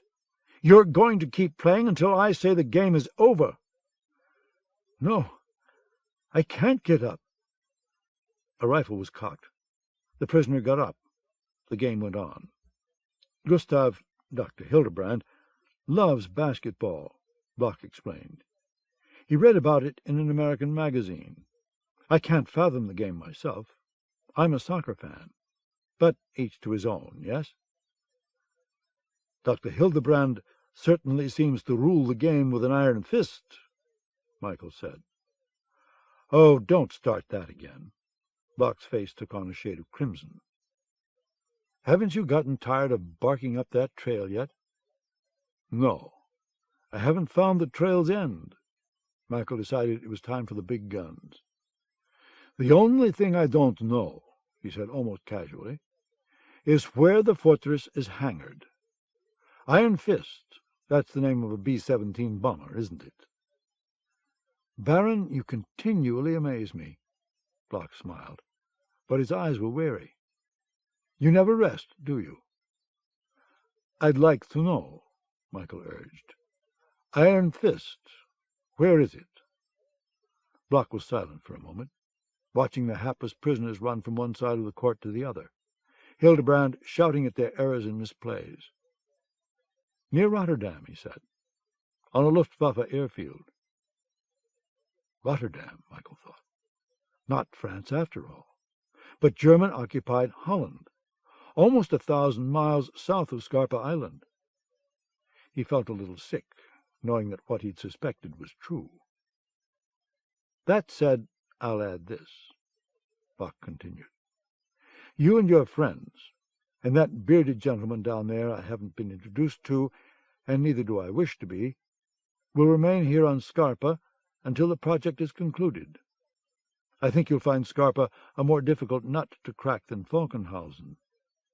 Oh, by the way, Chesna, turnabout is fair play, don't you agree? Your friends got to Baumann. My friends got to one of the gentlemen who met your plane near Uskadal." He gave her a brief, bone-chilling smile. "As a matter of fact, I've been on Scarpa for a week, tidying up affairs and waiting for you. Baron, I knew where you would go when you got out of Falkenhausen. It was just a question of how long it would take you to get here." He winced at a collision between two prisoners, and the basketball bounced away down the court.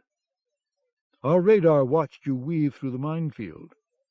That was nice work." Kitty, Michael thought. What had happened to her? "I think you'll find the stockade more roomy than your quarters at Falkenhausen, though," the colonel said.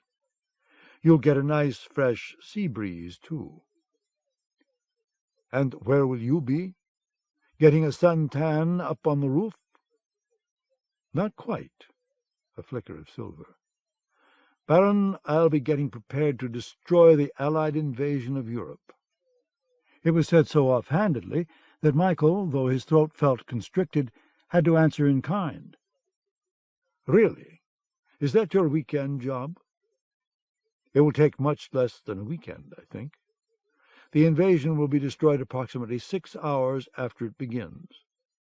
The British and American troops will be drowning each other trying to swim back to their ships, and the commanders will go mad with panic. It will be the greatest disaster in history, for the Reich's enemies, of course, and a triumph for Germany. And all that, Baron, will happen without our soldiers having to fire a shot of our precious ammunition." Michael grunted. "All because of Iron Fist and Hildebrand's corrosive gas? 24 100-pound bombs won't stop thousands of soldiers. As a matter of fact, your troops are more likely to get gas blown back in their faces. So tell me, what asylum were you recently released from?" Block stared at him. A muscle twitched in the side of his face. "Oh, no!" He giggled a terrible sound. "Oh, my dear Baron, Chesna, neither of you know, do you? You think bombs are going to be dropped on this side of the channel." His laughter spiraled upward. Michael and Chesna looked at each other. A horror, like a knot of snakes, began to writhe in Michael's stomach. "You see, we don't know where the invasion is going to be.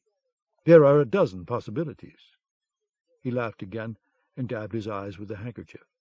"Oh, my, what a surprise! But you see, it doesn't matter where the invasion is. If it happens this year, it's going to happen within the next 2 to 4 weeks. When it begins," Block said, "we're going to drop those 24 bombs on London." "My God," Michael whispered, and he saw clearly. No German bomber could pierce England's aerial defenses. The Royal Air Force was too strong, too experienced since the Battle of Britain. No German bomber could get anywhere even remotely close to London. But an American B-17 Flying Fortress could, especially one that appeared to be a cripple, shot full of holes and returning from a bombing mission over Germany. In fact, the Royal Air Force might even give the struggling craft an escort. How would the British fighter pilots know that the bullet holes and battle damage had been painted on by a Berlin street artist? "Those 24 bombs," Block said, "have a center of liquid carnagine within a shell of high explosives. Carnagine is the name of the gas Gustav's created, and it's quite an accomplishment. He'd have to show you the equations and the chemical notations. I don't understand them. All I know is that when the gas is inhaled, it triggers the body's own bacteria, the microbes that cause the decay of dead tissue. The microbes, in a sense, become carnivorous. Within 7 to 12 minutes, the flesh begins to be, shall we say, eaten from the inside out. Stomach, heart, lungs, arteries, everything."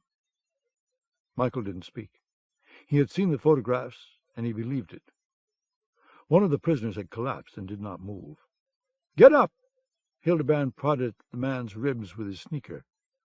"Come on, get up, I said." The prisoner remained motionless. Hildebrand looked up at Block. "He's broken. Bring me a new one." "Do it," Block told the nearest guard, and the soldier hurried out of the gymnasium. "The red team will have to go on with 4 players." Hildebrand blew his whistle. "Keep playing." "That's a fine example of the master race," Michael said, still stunned. "He's too dumb to know he's an idiot." "In some ways he is an idiot, I'm afraid," the colonel agreed. "But in the field of chemical warfare, Gustav Hildebrand is a genius, surpassing his father. Take carnagine, for instance. It's fantastically concentrated. What's contained in those 24 bombs is enough to kill, at a rough estimate, 30,000 people, depending on the prevailing winds and rainfall." Chesna had roused herself, fighting off the same shock that had hit Michael. "Why London?" she asked. "Why don't you just drop your bombs on the invasion fleet?" "Because, dear Chesna, bombing ships is an unprofitable undertaking. The targets are small, the channel winds unpredictable, and carnagine doesn't get along well with sodium, as in salt water." He patted her hand before she could jerk it away. "Don't you be concerned. We know what we're doing." Michael knew as well. "You want to hit London so word can be communicated to the invasion troops. When the soldiers hear about what that gas does, they'll be paralyzed with terror. Exactly. They'll all swim home like good little fishies, and leave us alone. A panic amid the landing troops would end all chances for success. There was no way the soldiers wouldn't hear about the attack on London. If not over the BBC, then over the Scuttlebutt network. Michael said, "Why only 24 bombs? Why not 50? The B-17 we have can only hold that many. It's enough for the purpose. Anyway," he shrugged, "the next batch of carnagine isn't refined yet. It's a long, expensive process, and one mistake can destroy many months of labor. We'll have some ready, though, in time to perfume your comrades from the East." The 24 bombs contained all the carnagine that was ready for use, Michael realized. But it was more than enough to destroy D-Day and strengthen Hitler's grip on the throat of Europe. "By the way, we do have a target in London," Bloch said. "The bombs will fall along Parliament Street to Trafalgar Square. Perhaps we can even get Churchill, as he smokes one of those disgusting cigars." Another prisoner fell to his knees. Hildebrand grasped the man's white hair. "I told you to pass the ball to Matthias, didn't I? I didn't say for you to shoot." "We won't see each other again," Bloch told his unwilling guests. "I will have other projects after this one. You see, this is a feather in my cap." He gave a silver smile. "Chesna, you have broken my heart." His smile faded as he placed a long, thin finger beneath her chin. She twisted away from him. "But you're a wonderful actress," he said, "and I'll always love the woman in your films. Guards, will you take them back to their cell now?" The two soldiers came forward. Lazarus stood up, dazed. Michael helped Chesna to her feet, and she gasped with pain as some weight settled on her injured ankle. "Goodbye, Baron," Bloch said as Boots stared impassively. "I trust you have a good relationship with the commandant of the next prison camp you're in." As they walked along the edge of the court, Dr. Hildebrand blew his whistle to stop the game. He grinned at Chesna and followed her a few steps. "Chemistry is the future, you know," he said. "It's power and essences and the heart of creation. You're full of it." "You're full of it, too," she told him, and with Michael's help she limped away. She had seen the future, and it was demented. Once that cell door shut on them, they were finished. So, too, were 30,000 or more of London's citizens, and possibly the Prime Minister himself. Finished also was the invasion of Europe. It would all be ended when the cell doors shut. This was in Michael's mind as he supported Chesna. Lazarus walked a few paces ahead, the soldiers a few paces behind. They were going through the alley toward the stockade. Michael could not let that door shut on him again, no matter what. He said in English, "Stumble and fall." Chesna obeyed at once, moaning and grasping her ankle. Michael bent to help her as the two soldiers yammered for him to get her up. "Can you take one?" he asked, again in English. She nodded. It would be a desperation move, but they were damned desperate. He pulled Chesna up, then suddenly twisted his body and flung her at the nearest guard. Her fingernails went for his eyes. Michael grabbed the other soldier's rifle and up-tilted it. Pain shot through his wounded hand, but he grappled for the gun. The soldier almost got it away from him until Michael drove his knee into the man's groin. As the soldier gasped and doubled over, Michael wrenched the rifle away and clubbed him across the back of the neck with it. Lazarus blinked, his mind still sluggish from the gas grenades.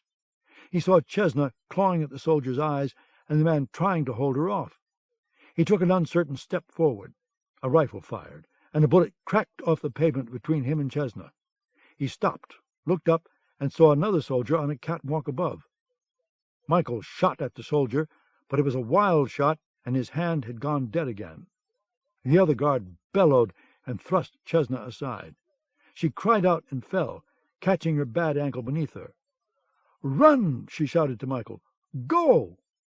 The half-blinded guard, his eyes bloodshot and watering, swung his rifle in Michael's direction. A bullet whined past Michael's head, fired from the catwalk. A Galatinov ran. Behind him, the guard wiped his eyes and saw the fleeing man through a haze. He lifted his weapon and took aim. He squeezed the trigger. Before the bullet could leave the barrel, a body slammed into his back. The guard staggered and went down, the rifle firing into the air. Lazarus landed on top of him and fought to get the gun away. The soldier on the catwalk tracked his prey with his own rifle. He shot. Something smashed against the side of Michael's head. A fist, he thought. An iron fist. No, something hot, something on fire. He took 3 more strides and fell, his momentum skidding him across the pavement on his belly and crashing him into an area of trash cans and broken crates. His head was aflame, he thought. Where was the rifle? Gone, spun out of his grasp. He pressed his hand against his right temple, feeling warm wetness. His brain felt soggy, as if the shock had liquefied it. Got to get up, he urged himself. Got to run. Got to... As he pulled himself to his knees, a second bullet clanged against the can only a few feet away. He got up, his head pounding with fiery agony, and he staggered through the alley toward where he thought the fence must be. The fence. Got to crawl under it. He rounded a corner and almost directly into the path of an oncoming truck. It shrieked to a halt, but Michael hugged the wall and started running again, the smell of burned rubber in his nostrils. He turned another corner, lost his balance, and slammed into the wall. He fell, darkness beginning to call him, and he crawled into a narrow doorway and lay there shivering with pain. He had been shot, he knew that much. The bullet had grazed his head and taken flesh and hair with it. Where was Chesna?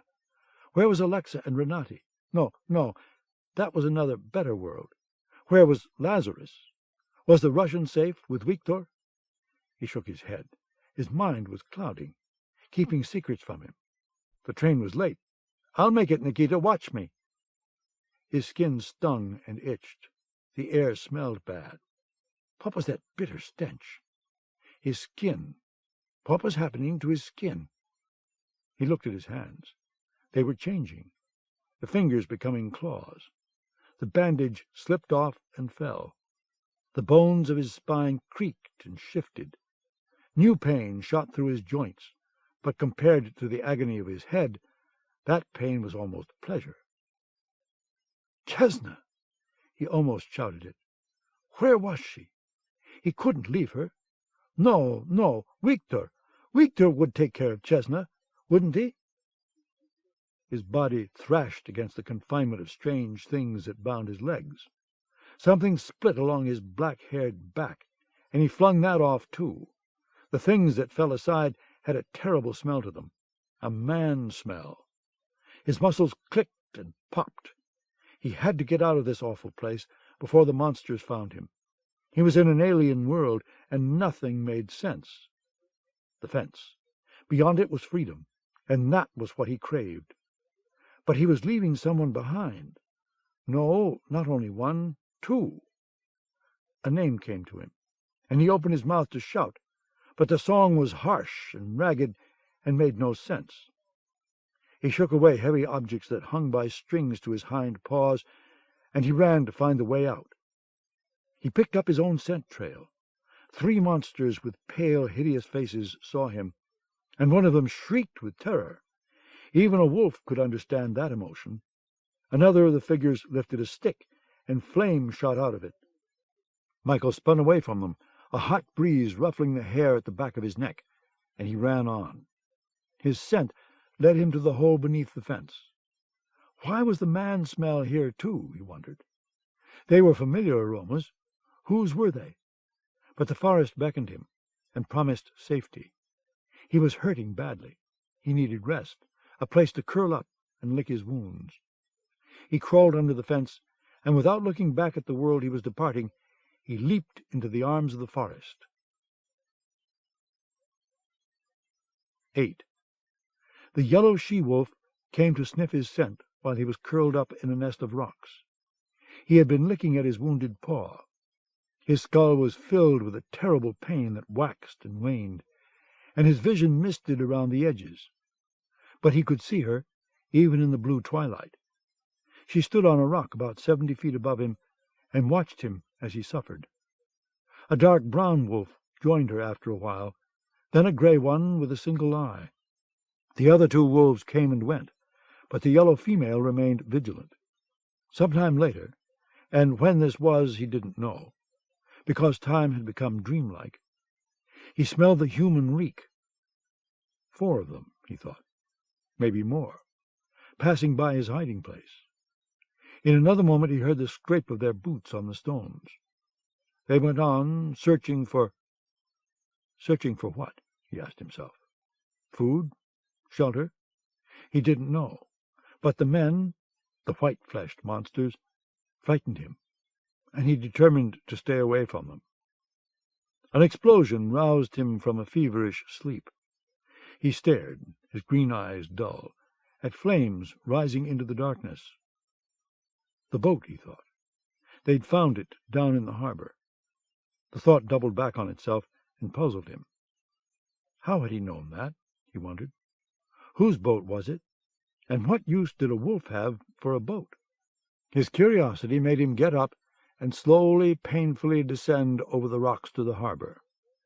The yellow wolf followed on one side, and on the other a small, pale brown wolf that yipped nervously all the way down to the village. Wolftown, he thought, as he looked at the houses. That was a good name for it, because he could smell his own kind here. Fire crackled beyond the sea-wall, and the figures of men walked through the smoke. He stood near the corner of a stone house, watching monsters roam the earth. One of them called to another. "Any sign of him, Tyson?" "No, Sergeant," another one shouted back. "Not a trace. We found the commando team and the woman, though. Over that way." He pointed. "Well, if he tries to hide here, the damned wolves will finish him off." The sergeant strode in one direction with a group of men, and Tyson went in another. Who were they talking about?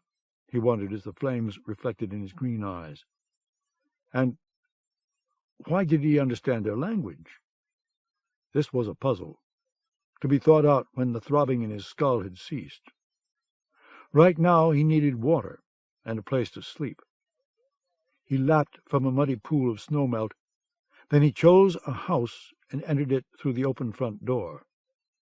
He lay down in a corner, curling his body up for warmth, placed his muzzle on his paws, and closed his eyes.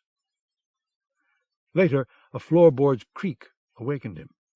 He looked up into the glare of a flashlight, and he heard a voice say, "Jesus, that one's been in a fight." He stood up, his tail to the wall, and bared his fangs at the intruders, his heart pounding with fear. "Easy, easy," one of the monsters whispered. "Put a bullet in it, Langner." "Not me. I don't want a wounded wolf jumping at my throat."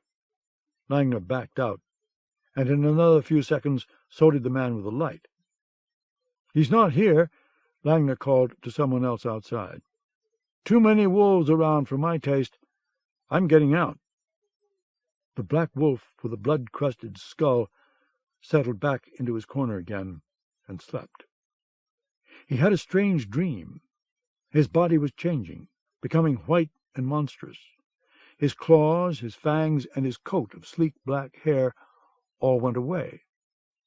Naked, he crawled into a world of terrors, and he was just about to rise up on his fleshy legs, an unthinkable act, when the nightmare jarred him to his senses. Gray dawn and hunger.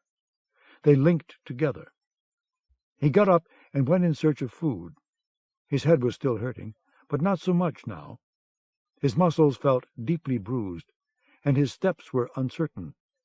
But he would live if he could find meat. He sniffed a death scent. The kill was nearby, somewhere in Wolftown. The scent drew him into another house, and there he found them. The corpses of 4 humans. One was a massive orange-haired female. The other 3 were males, dressed in black with black-smeared faces.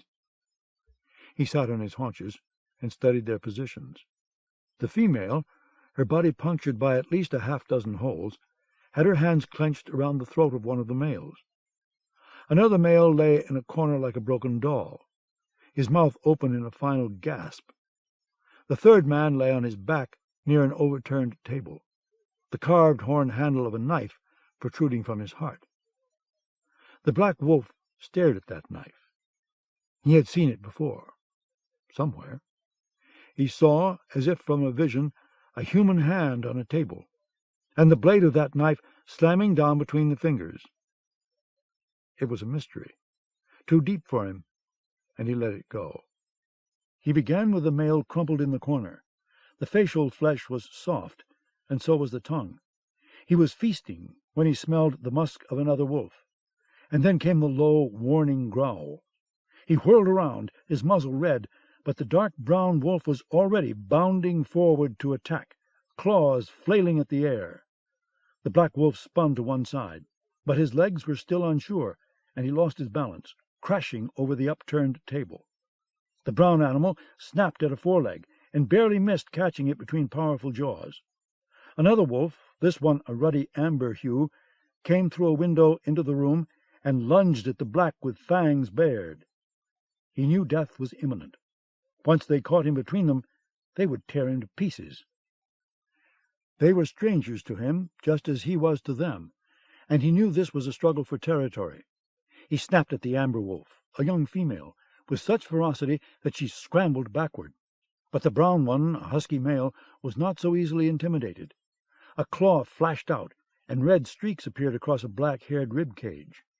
Fangs snapped, lunging and parrying like the weapons of swordsmen.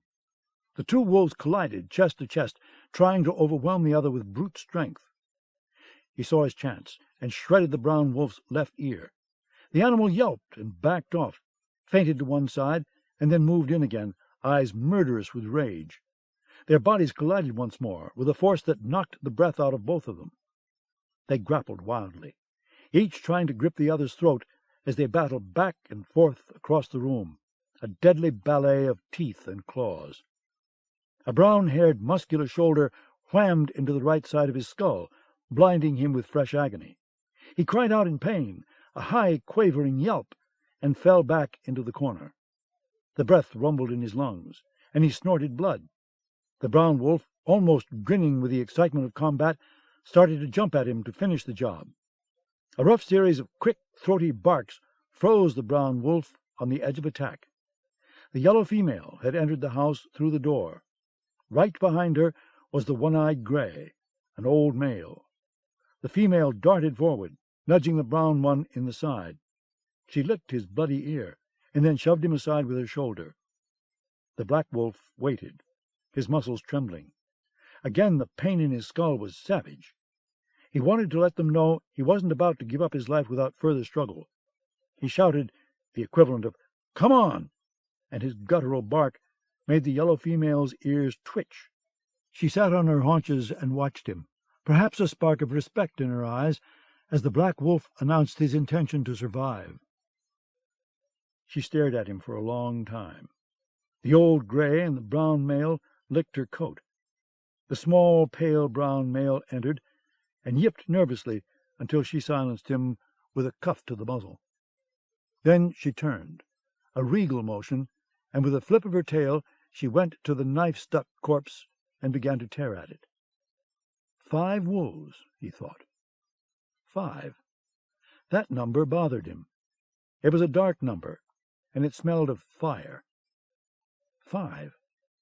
In his mind he saw a beach, and soldiers struggling to shore through the waves. Over them loomed the shadow of a huge crow, flying inexorably toward the west. The crow had glass eyes, and on its beak were arcane scratchings. No, he realized. Letters. Something painted there. Iron. The heady aromas of blood and fresh meat distracted him. The others were feeding. The yellow female lifted her head and grunted at him. The message said there was enough for all. He ate, and let the mysteries drift away. But when the brown male and the amber female began to rip at the huge orange-haired corpse on the floor, he shuddered and went outside, where he was violently ill. That night the stars came out. The others began to sing, their bellies swollen. He joined them, tentatively at first, because he didn't know their rhythms, then full-voiced as they accepted his song and swirled his into their own. He was one of them now, though the brown wolf still growled and sniffed disdainfully at him. Another day dawned and passed. Time was a trick of the mind. It had no meaning. Here in the womb of Wolftown, he gave the others names. Golda, the yellow leader, older than she appeared. Rat-Killer, the dark brown male whose principal pleasure was chasing rodents through the houses. One-Eye, a beautiful singer. Yipper, the whelp of the litter and not quite right in the mind. And Amber, a dreamer who sat for hours gazing from the rocks. And as he soon learned, Amber's 4 pups, sired by Rat-Killer. A quick shower of snowflakes fell one night. Amber danced in their midst and snapped at them as Rat-Killer and Yipper ran circles around her. The snowflakes melted as soon as they touched the warm ground. It was a sign of summer on the way. The following morning he sat up on the rocks, while Golda honored him by licking the crusted blood away from his skull wound. It was a language of the tongue, and it said he was welcome to mount her. Desire stirred in him. She had a lovely tail. And as he roused himself to please her, he heard the drone of engines. He looked up. A huge crow was rising into the air. No, not a crow, he realized. Crows didn't have engines. An aircraft with an immense wingspan. The rising of the plane in the silver morning air made his flesh crawl. It was a horrible thing, and as it turned southward, he made a soft groaning noise deep in his throat. It had to be stopped. In its belly was a cargo of death. It had to be stopped. He looked at Golda and saw she didn't understand. Why didn't she? Why was it only he who understood? He propelled himself off the rocks and raced down to the harbor as the transport aircraft began to grow distant. He clambered up onto the sea-wall, where he stood moaning until the plane was lost to sight. I've failed, he thought. But exactly what it was that he had failed at made his head hurt, and he had to let it go. But his nightmares seized him, and those he could not escape. He was human in the nightmares, a young human with no sense of the world. He was running across a field where yellow flowers budded, and in his hand was a taut string. At the end of that string, floating up into the blue, was a white kite that danced and spun in the high currents. A human female called him, a name he couldn't exactly understand. And as he was watching the kite sail higher and higher, the shadow of the glass-eyed crow fell over him, and one of its whirling propellers chewed the kite into 1,000 fragments that blew away like dust. The airplane was olive green and riddled with bullet holes. As the severed string fell to earth, so did a mist. It swirled around him, and he breathed it. His flesh began to melt, to fall in bloody tatters, and he pitched to his knees as holes opened in his hands and arms. The woman, once beautiful, staggered across the field toward him, and as she reached him, her arms outstretched, he saw a bleeding cavity where her face had been. In the stark daylight of reality, he sat on the dock and stared at the burned hulk of a boat. 5, he thought. What was it about the number that terrified him so? The days passed, a ritual of eating, sleeping, and basking in the warming sun. The corpses, hollowed out and bony, gave up their last meal. He reclined on his haunches and regarded the knife, stuck there in a cage of bones. It had a hooked blade. He had seen that knife in another place, being driven down between a pair of human fingers. Kitty's game, he thought. Yes, but who was Kitty? An airplane, its green metal pocked with painted holes. The face of a man with silver teeth, a devil's face. A city with a huge clock tower and a wide river meandering to the sea. A beautiful woman with blonde hair and tawny eyes. 5 of 6. 5 of 6. All shadows. His head hurt. He was a wolf. What did he know or care of such things? The knife beckoned him. He reached for it as Golda watched with lazy interest. His paw touched the handle. Of course he couldn't pull the knife out. What had made him believe he could? He began to pay attention to the rising and falling of the sun and the passage of days. He noted the days were lengthening. The 5 of 6. Whatever that was, it was fast approaching, and that thought made him shiver and moan. He ceased singing with the others, because there was no song in him. The 5 of 6 dominated his mind and would not let him rest. Hollow-eyed, he faced another dawn, and he went to stare at the knife in the stripped skeleton as if it were a relic from a lost world. The 5 of 6 was almost upon him. He could sense it, ticking nearer. There was no way to stop its approach, and that realization chewed his insides. But why did it not bother any of the others? Why was he the only one who suffered? Because he was different, he realized. Where had he come from? At whose nipples had he suckled? How had he gotten here in Wolftown, as the 5 of 6 neared with every breath he drew? He was with Golda, basking in the warming breeze near the sea-wall as the stars blazed in the heavens, when they heard Yipper give a long, quavering note from up in the rocks. Neither of them liked that sound. There was alarm in it. Then Yipper began a series of fast, harsh barks, relaying a warning to Wolftown. At once the Black Wolf and Golda were up off their bellies, hearing the noise that made Yipper shriek with pain. Gunfire. Golda only knew it meant death. The Black Wolf knew it was the noise of a Schmeisser submachine gun. Yipper's shrieking stopped abruptly as another burst rattled. Ratkiller took up the alarm, and Amber spread it. The Black Wolf and Golda ran deeper into Wolftown, and soon they smelled the hated scent of men. There were 4 of them, coming down the rocks into the village and sweeping their lights before them. They fired at everything that moved, or that they thought might have moved. The Black Wolf caught another odor, and recognized it. Schnapps. At least one of the men, perhaps the others too, was drunk. In another moment he heard their slurred voices. "I'll make you a wolf-skin coat, Hans. Yes, I will. I'll make you the most beautiful damn coat you've ever seen." "No, you won't. You'll make it for yourself, you son of a bitch." There was rough laughter. A burst of bullets whacked into the side of a house. "Come on out, you hairy shit. Come out and let's play." "I want a big one." "That little thing up on the rocks won't even make a decent hat." They had killed Yipper. Drunken Nazis with submachine guns, hunting wolves out of sheer boredom. The Black Wolf knew this, without knowing how he knew. 4 soldiers from the garrison that guarded the chemical plant. Shadows stirred in his mind. Things moved, and sleeping memories began to awaken. His skull throbbed, not with pain, but with the power of recollection. Iron Fist, the Flying Fortress, the 5 of 6. The 5th of the 6th month, he realized.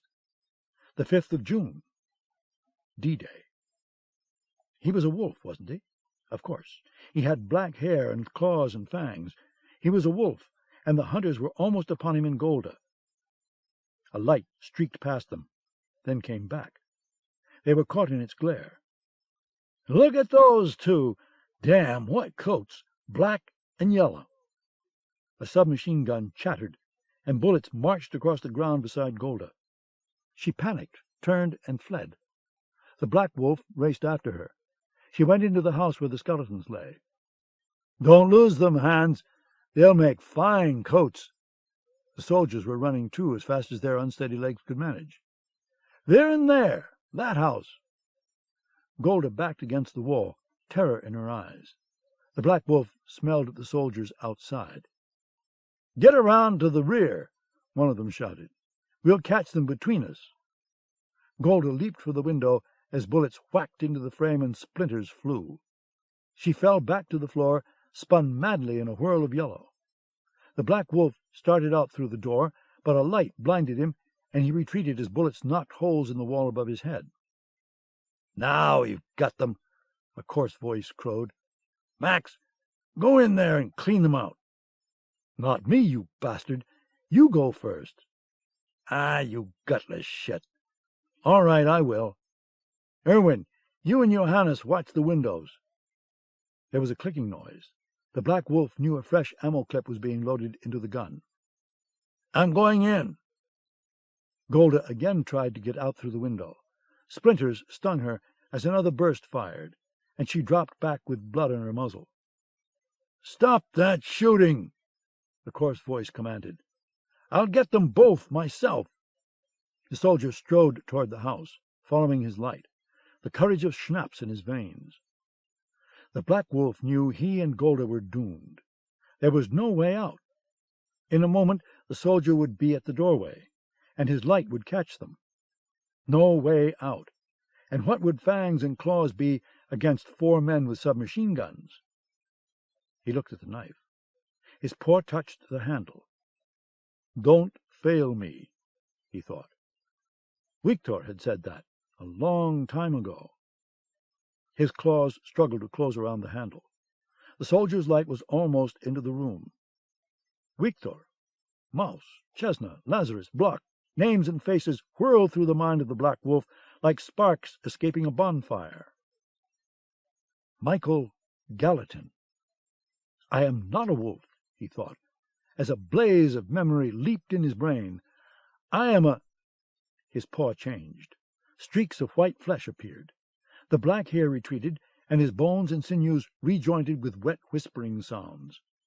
His fingers closed around the knife handle and drew it out of the skeleton. Golda gave a stunned grunt, as if the air had been knocked from her.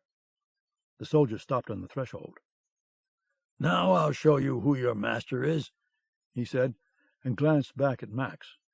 You see, it takes a brave man to walk into a wolf's den. 2 more steps, coward, Max taunted. The soldier probed with the light. He saw skeletons and the yellow wolf. Ha! The beast was trembling. But where was the black bastard? He took the 2 final steps, his gun ready to blow his brains out. And as the soldier entered, Michael stepped out from his hiding place beside the doorway and drove Kitty's hooked blade into the pit of the man's throat with all the strength he could summon.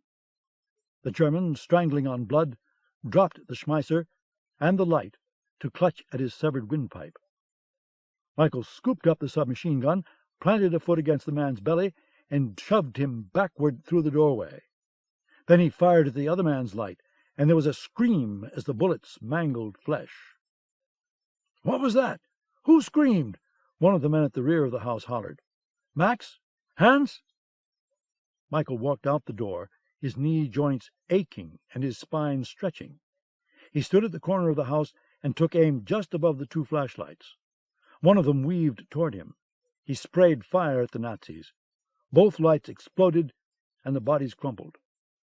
That was the end of it. Michael heard a noise behind him. He turned, an oily sweat leaking from his pores. Golda stood there, only a few feet away. She stared at him, her body rigid. Then she showed her fangs, snarled, and ran away into the darkness. Michael understood. He did not belong to her world. He knew who he was now and what he had to do. The transport plane had already taken the bombs of Carnagene away, but there were other crows on the field, the night fighters. Those each had a range of about 1,000 miles. If they could find out exactly where Iron Fist was hangared, and if it wasn't too late. What was the date? He had no way of knowing. He hurried to find clothes that might fit him from the 4 dead men. He had to settle for the shirt and jacket from one soldier, the trousers from another, and the boots from a third. All of the clothes were damp with blood, but that couldn't be helped. He stuffed his pockets with ammo clips. A gray woolen cap, free of bloodstains, lay on the ground. He put it on, and his fingers found the gash and the scabbed crust on the right side of his head. A fraction of an inch more, and the bullet would have smashed his skull. Michael strapped the submachine gun around his shoulder and started along the road to the rocky slope. The 5th of June, he thought. Had it passed already? How many days and nights had he been here, believing himself a wolf? Everything was still dreamlike. He quickened his pace. The first task was getting into the plant. The second was getting to the stockade and freeing Chesna and Lazarus.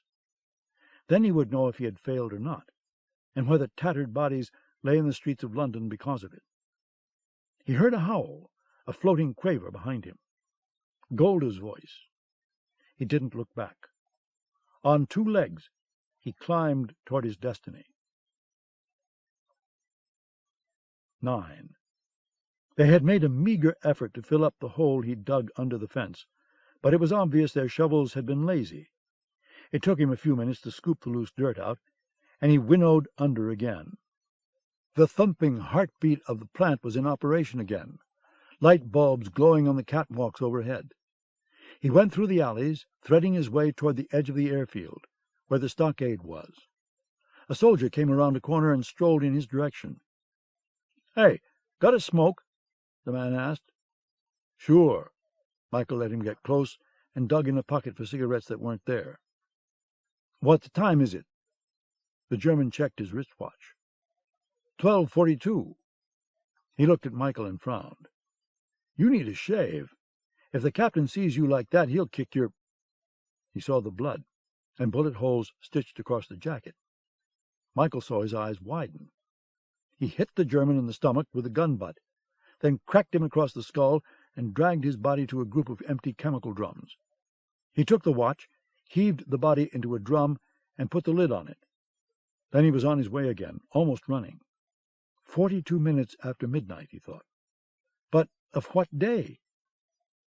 The stockade building's entrance was unguarded, but a single soldier sat at a desk just inside the door, his boots propped up and his eyes shut. Michael kicked the chair out from under him and slammed him against the wall, and the soldier returned to dreamland. Michael took a set of keys from a wall hook behind the desk and went along the corridor between several cells. He smiled grimly. The log-sawing snore of a certain bearded Russian reverberated in the hallway. As Michael tried various keys in the lock of Lazarus's prison, he heard a gasp of surprise. He looked at the cell 2 doors down and across the corridor, and behind the barred inset, Chesna, her eyes brimming with tears and her dirty, haggard face, tried to speak, but couldn't form words. Finally they burst out. "Where the hell have you been?" "Lying low," he said, and went to her cell door. He found the right key, and the latch popped. As soon as Michael had pulled the door open, Chesna was in his arms. He held her as she trembled.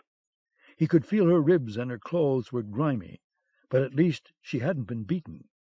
She gave a single heartbreaking sob, and then she struggled to gather her dignity.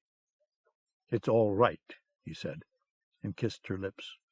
"We are going to get out of here." "Well, get me out of here first, you bastard!" Lazarus shouted from his cell. "Damn it, we thought you'd left us to rot." His hair was a crow's nest stubble, his eyes glaring and wild. Chesna took the submachine gun and watched the corridor as Michael found the proper key and freed Lazarus. The Russian emerged, smelling of something more pungent than roses. "My God," he said, "we didn't know if you'd gotten away or not. We thought they might have killed you." "They gave it a good shot." He glanced at the wristwatch. It was creeping up on 1 o'clock. "What's the date?" "Hell if I know," Lazarus answered. But Chesna had kept count of their twice-daily feedings. "It's too late, Michael," she said. "You've been gone for 15 days." He stared at her, uncomprehending. "Today is the 6th of June," she went on. "It's too late." Too late. The words had teeth. "Yesterday was D-Day," Chesna said. She felt a little lightheaded and had to grasp hold of his shoulder. For the last 24 hours particularly, her nerves had been worn to a frazzle. "It's all over by now." "No." He shook his head, refusing to believe it. "You're wrong. I couldn't have been gone that long." "I'm not wrong." She held his wrist and looked at the watch. "It's been the 6th of June for 1 hour and 2 minutes. We've got to find out what's going on. There must be a radio room here somewhere." "There is," Lazarus said. "It's in a building over by the fuel tanks." He explained to Michael that he had been forced to work along with some other slave laborers to unclog an overflowing cesspool near the soldiers' barracks, which accounted for the reek of his clothes. While up to his waist in shit, he'd been able to gather information about the plant from his fellow laborers. Hildebrand, for instance, lived in his lab, which was at the center of the plant near the chimney. The huge fuel tanks held oil to heat the buildings during the long winter months. The slave laborers were kept in another barracks not far from the soldiers' quarters. And, Lazarus said, there was an armory in case of partisan attack, but exactly where that was he didn't know. "Can you get in that man's clothes?" Michael asked Lazarus, once they were back to where the guard lay sprawled. Lazarus said he'd give it a try. Chesna went through the desk and found a Luger and bullets. In another few moments Lazarus was in a Nazi uniform, the shirt taut at his shoulders and the trousers drooping around his legs. He pulled the belt to its last notch. At least the guard's flat-brimmed cap fit. Lazarus still wore the boots that had been issued to him when they had left Germany, though they were encrusted with indelicacies. They started toward the radio room, Chesna still hobbling, but able to walk on her own. Michael saw the radio tower, 2 lights blinking on it to alert low-flying aircraft, and steered them in that direction. After 15 minutes of dodging through the alleys, they reached a small stone structure that was, again, unguarded. The door was locked. One of Lazarus's shitty boots kicked compliance into it. Michael found a light switch, and there was the radio under a clear plastic cover atop a desk. Chesna had had more experience with German radios than he, so he stood aside as she turned it on, the dials illuminating with dim green, and began to search the frequencies. Static crackled from the tinny speaker. Then a faint voice, in German, talking about a diesel engine that needed overhauling, a ship at sea. Chesna came upon a Norwegian voice discussing the king mackerel catch, possibly a code being transmitted to England. Another change of frequencies brought orchestral music into the room, a funeral dirge. "If the invasion happened, it ought to be all over the airwaves," Michael said. "What's going on?" Chesna shook her head and kept searching. She found a news report from Oslo. The crisp German announcer talked about a new shipment of iron ore that had just sailed for the glory of the Reich, and that a line for milk rations would be formed at 6 o'clock in front of Government Hall. The weather would continue unsettled, with a 70% chance of rainstorms.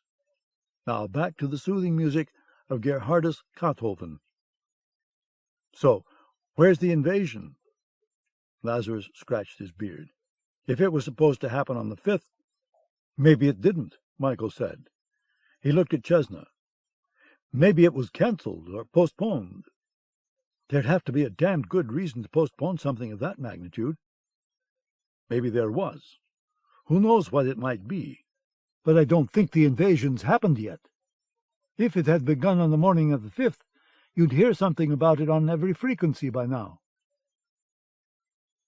Chesna knew he was correct. The airwaves should be burning up right now, with news reports and messages to and from various partisan groups. Instead, it was simply another morning of funeral dirges and milk lines. It was clear to Michael what had to be done. "Lazarus, can you fly one of those night fighters out on the strip?" "I can fly anything with wings. I'd suggest the Dornier 217, though. It's got a 1,000-mile range if the fuel tanks are loaded, and is a quick little bitch. Where are we going?" "First, to wake up Dr. Hildebrand. Then to find out exactly where Iron Fist is being hangared. How long would it take us to fly from here to Rotterdam? That's almost 1,000 miles. He frowned. "You'd be cutting it damned close, even if the tanks are brimmed." He thought about it. "The Dornier's maximum speed is over 300. You might be able to sustain 250 on a long flight, depending on the winds. I'd say 5 hours, give or take." There were too many ifs, Michael thought. But what else could they do? They began a search of the building. In another room full of filing cabinets, he found a map of Hildebrand Industries' Scarpa chemical installation thumb-tacked to the wall next to a portrait of Adolf Hitler. A red X indicated the radio room's location, and the other buildings were marked workshop, mess hall, testing chamber, armory, barracks number 1, and so on. The development lab was about 100 yards from their present position, and the armory was way over on the opposite side of the plant from the airfield. Michael folded the map and put it in a blood-stained pocket for later reference. The development lab, a long white building with a thicket of pipes connecting it to a series of smaller structures, stood near the central chimney. Lights glowed through narrow windows of frosted glass. The doctor was at work. Atop the lab building's roof stood a large tank, but whether it held chemicals, fuel, or water, Michael didn't know. The front door was barred and locked from the inside, but a metal-runged ladder ascended to the roof, and that was the path they took. On the roof a skylight had been opened. Michael leaned over its edge, with Lazarus holding on to his legs, and peered in. 3 men in white coats and white gloves worked at a series of long tables, where microscopes, racks of test tubes, and other equipment were set up. 4 large sealed vats, like pressure cookers, stood at one end of the lab, and it was from them that the pulsing heartbeat noise came. Michael assumed it was the noise of an electric engine, stirring whatever was in the devil's brew. About 20 feet off the floor, a catwalk ran the length of the lab, passing within a few feet of the skylight and going to a panel of pressure gauges near the chemical vats. One of the 3 men was almost 7 feet tall, and wore a white cap over blond hair that flowed down his back. He was engrossed in studying a group of microscope slides. Michael pulled himself away from the skylight. The pulse made the roof throb. "I want you both to get back to the airfield," he told them. Chesna started to protest, but he put a finger to her lips. "Just listen. Lazarus, if that Dornier isn't fueled up, you and Chesna will have to do it. I remember seeing a fuel truck on the field. Can you handle it?" "I used to fuel Warhammer myself. I was my own ground crew." He shrugged. "There won't be much difference, but there might be guards watching the planes." "I know. After I finish here, I'm going to try to create a diversion. You'll know it when it happens." He looked at his watch. It was 32 minutes after 1. He took the watch off and gave it to Chesna. "I'll be at the field in 30 minutes, he promised. "When the fireworks start, you'll have a chance to top the Dornier's tanks off." "I'm staying with you," Chesna said. "Lazarus can use your help more than I. No arguing. Just get to the field." Chesna was professional enough to know that she was wasting time. She and Lazarus hurried back across the roof to the ladder, and Michael strapped the submachine gun around his shoulder. He eased himself over the skylight edge and caught hold of an iron pipe that snaked across the lab ceiling. Hand over hand, he guided himself toward the catwalk and stepped over its railing. He crouched down and watched the 3 men. Hildebrand called one of them over and showed him something on the slide. Then Hildebrand shouted and slammed his fist on the table, and the other man nodded docilely, his shoulders slumped in submission. The work was not going well, Michael thought. What a pity. A droplet of moisture plunked to the catwalk next to him. He looked up. Set at intervals along the iron pipe were spray nozzles, and one of them was leaking. He held out his palm and caught a few drops, then sniffed at them. The odor of brine. He licked his palm. Salt water. From the tank on the roof, he realized. Plain seawater, probably. Why was there a storage tank of seawater on the lab roof? He remembered something that Block had said. Carnogene doesn't get along well with sodium, as in salt water. Perhaps salt water destroyed carnogene.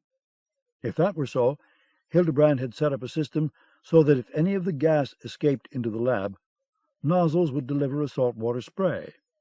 The system's controls had to be within easy reach of anyone working below.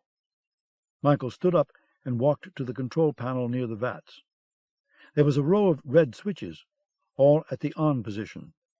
He began to flip them all off. The heartbeat noise faltered and began to die. A beaker crashed to the floor. One of the men shrieked. It was Hildebrand. "You fool!" he shouted. "Turn the aerators back on." No one move. Michael walked back toward them, the Schmeisser's barrel upraised. "Dr. Hildebrand, we are going to have a little talk." "Please, the switches, turn them on." "I want to know where Iron Fist is. How far from Notre Dame?" One of the others suddenly bolted in the direction of the front door, but Michael shot him down before he could take 3 strides. The man fell, crimson spreading over his white coat. The noise echoed within the lab. Someone would have heard it. Time was growing short. He trained the smoking gun barrel on Hildebrand. "Iron Fist, where is it?" "The—" Hildebrand swallowed thickly, staring up into the Schmeisser's eye. "The Luftwaffe airfield at Wassenaar, on the coast, 16 miles northwest of Rotterdam." He glanced at the vats. "Please, I'm begging you, turn the aerators back on." "And what will happen if I don't? Will the carnagine be destroyed?" "No, it'll—" Michael heard the sound of metal buckling. "It'll explode in its raw form," Hildebrand shouted, his voice choked with panic. Michael looked at the sealed vats. The lids were bulging, and pressure blisters had appeared along the seams. My God, he realized. The stuff was swelling within the vats like yeast. The other lab technician suddenly picked up a chair and ran toward a window. He smashed the glass with it and screamed, "Help! Someone, help!" Michael's gun silenced him. Hildebrand lifted his arms. "Hit the switches! I'm begging you!" The vats were buckling outward. Michael started toward the control panel, and at the same time Hildebrand ran to the broken window and began to try to squeeze his long body through it. "Guards!" he yelled. "Guards!" Michael stopped, 10 feet shy of the switches, and turned his weapon on the architect of evil. The bullets shattered Hildebrand's legs. He fell, writhing in agony, to the floor. Michael put another clip in the Schmeisser and started to finish the man off. One of the vats split open along its seam with a blast of popping rivets. A flood of thick yellow liquid streamed out, spewing across the floor. A siren began to shriek, overwhelming Gustav Hildebrand's screams. A second vat burst open, like a swollen tumor, and another yellow tide rolled across the floor. Michael stood, transfixed with horror and fascination, as the liquid coursed below the catwalk, its sludgy weight shoving chairs and tables before it. In the yellow swamp of chemicals were streaks of foamy dark brown that sizzled like grease in a frying pan. The third vat exploded with such force that the lid crashed against the ceiling, and the sludge drooled over the rim as Michael retreated toward the skylight. The chemicals, at this stage an unrefined muck instead of a gas, surged across the floor. Hildebrand was crawling desperately for a red flywheel on the wall. The saltwater tank release, Michael realized. Hildebrand looked back and gibbered with horror as he saw the flood almost upon him. He reached up, straining to grasp the flywheel. His fingers locked around it and wrenched it a quarter turn. Michael could hear the water coursing through the pipes, but in the next instant the raw carnagine rushed over Gustav Hildebrand, and he screamed in its acidic embrace. He writhed like a salted snail, his hair and face dripping with carnagine. He began to claw at his own eyes, his voice a wail of agony, and blisters rose and burst on the white flesh of his hands. The nozzles erupted their saltwater spray. Where the drops fell, the chemicals hissed and melted. But it was of no consequence to Hildebrand, who was a mass of seething red blisters thrashing in the mire. Hildebrand sat up on his knees, the flesh falling from his face in strands, and opened his mouth in a silent, terrible scream. Michael took aim, squeezed the trigger, and blew most of Hildebrand's chest away. The body slithered down, smoke rising from the ruined lungs. Michael strapped the Schmeisser around his shoulder again, climbed up on the catwalk railing, and leaped. He grabbed hold of a pipe at the ceiling and clambered along it to within reach of the skylight. Then, his shoulder muscles cramping, He pulled himself up to the roof. He looked back down again. The Carnagine was evaporating under the seawater shower, and Hildebrand lay like a jellyfish that had washed up in the wake of a storm. Michael stood up and ran for the ladder. 2 soldiers were climbing up. "The Carnagine's gotten out," Michael shouted, in a display of terror even Chesna might have admired. The soldiers leaped off the ladder. There were 3 more Germans trying to break the door open. "The gas is out!" one of the soldiers cried with genuine horror, and all of them scattered, yelling it at the top of their lungs, while the siren continued to shriek. Michael checked the map and ran toward the armory. Everywhere he saw a soldier, he hollered about the Carnagine being loose. In another few minutes he could hear shouts from all over the plant. The effects of the Carnagine were well known, even by the common guards. Sirens were coming to life from every direction. By the time he got to the armory, he found that a half-dozen soldiers had already broken into the building and were making off with gas masks and respirators. "The Carnagine's out," a wild-eyed German told him. "Everyone in Section C is already dead." He put his mask on and stumbled away, breathing from his oxygen cylinder. Michael entered the armory, broke open a crate of concussion grenades, and then a crate of 50 caliber aircraft machine gun bullets. "You!" an officer shouted, coming into the room. "What do you think you're—" Michael shot him down and continued his work. He placed the crate of grenades atop the crate of bullets, dragged over a second crate of grenades, and broke that open too. Then he yanked the pins on 2 of them, dropped them back in with their brethren, and fled.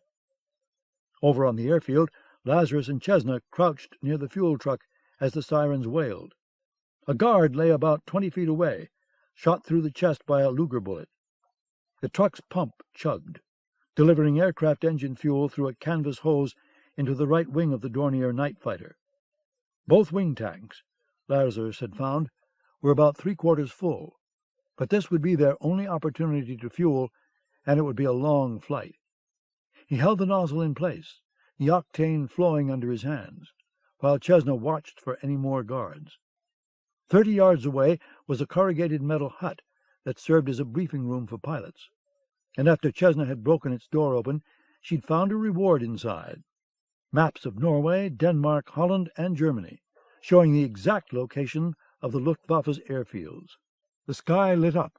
There was a mighty boom that Chesna first thought was thunder. Something big had just blown up. She could hear the noise of firing, what sounded like hundreds of bullets going off. There were more explosions, and she saw flames and the orange streaks of tracer bullets rising into the night over on the opposite side of the plant. A hot wind rolled across the field, bringing a burning smell.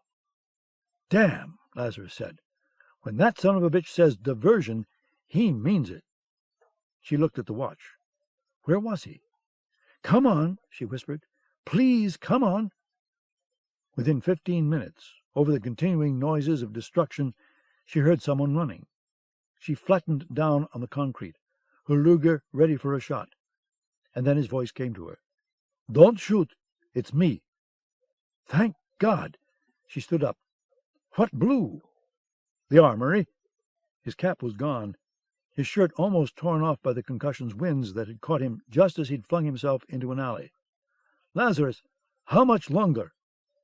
3 minutes. I want to run the tanks over." In 3 minutes it was finished. Michael sent the fuel truck on a collision course into the Messerschmitt Bf-109, wrecking a wing. Then he and Chesna got into the Dornier, while Lazarus buckled himself into the pilot's seat. "All right," Lazarus said as he cracked his knuckles. "Now we'll find out what a Russian can do with a German fighter plane." The props roared, and the Dornier left the ground in a burst of speed. Lazarus circled the plane over Scarpa's fiery center. "Hold on," he shouted. "We're going to finish the job." He pressed a switch that started the machine guns charging, and then he dropped them into a shrieking dive that jammed them back in their seats. He went for the huge fuel tanks. The third strafing pass sparked a red cinder that suddenly bloomed into a white-orange fireball. Turbulence bucked the Dornier as Lazarus zoomed for altitude. "Ah," he said with a broad grin, "now I'm home again." Lazarus circled one last time over the island, like a vulture over a bed of coals, and then he turned the plane toward Holland. 10. Erich Bloch had always assumed that on the day it finally happened, he would be so cool, ice wouldn't melt in his hands. But now, at 7:48 on the morning of June 6, both his hands were trembling. The radio operator in the airfield's gray concrete control building was slowly dialing through the frequencies. Voices drifted in and out through a storm of static. Not all of them were German, evidence that British and American troops had already seized some radio transmitters. Through the pre-dawn hours, there had been scattered reports of parachutes descending over Normandy. Several airfields reported being bombed and strafed by Allied planes, and just before 5 o'clock in the morning, 2 fighter planes had screamed out of a rain shower and marched bullets through the building where Bloch now stood, bursting out every window and killing a signals officer. Dried blood streaked the wall behind him. One of the 3 Messerschmitts on the field had been shot up beyond repair, and another had a riddled fuselage.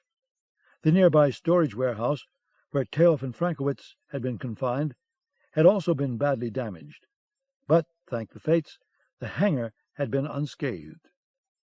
As the sun rose in a cloud-plated sky, and a strong salt breeze blew inland from the English Channel, the fragmented radio reports told the tale.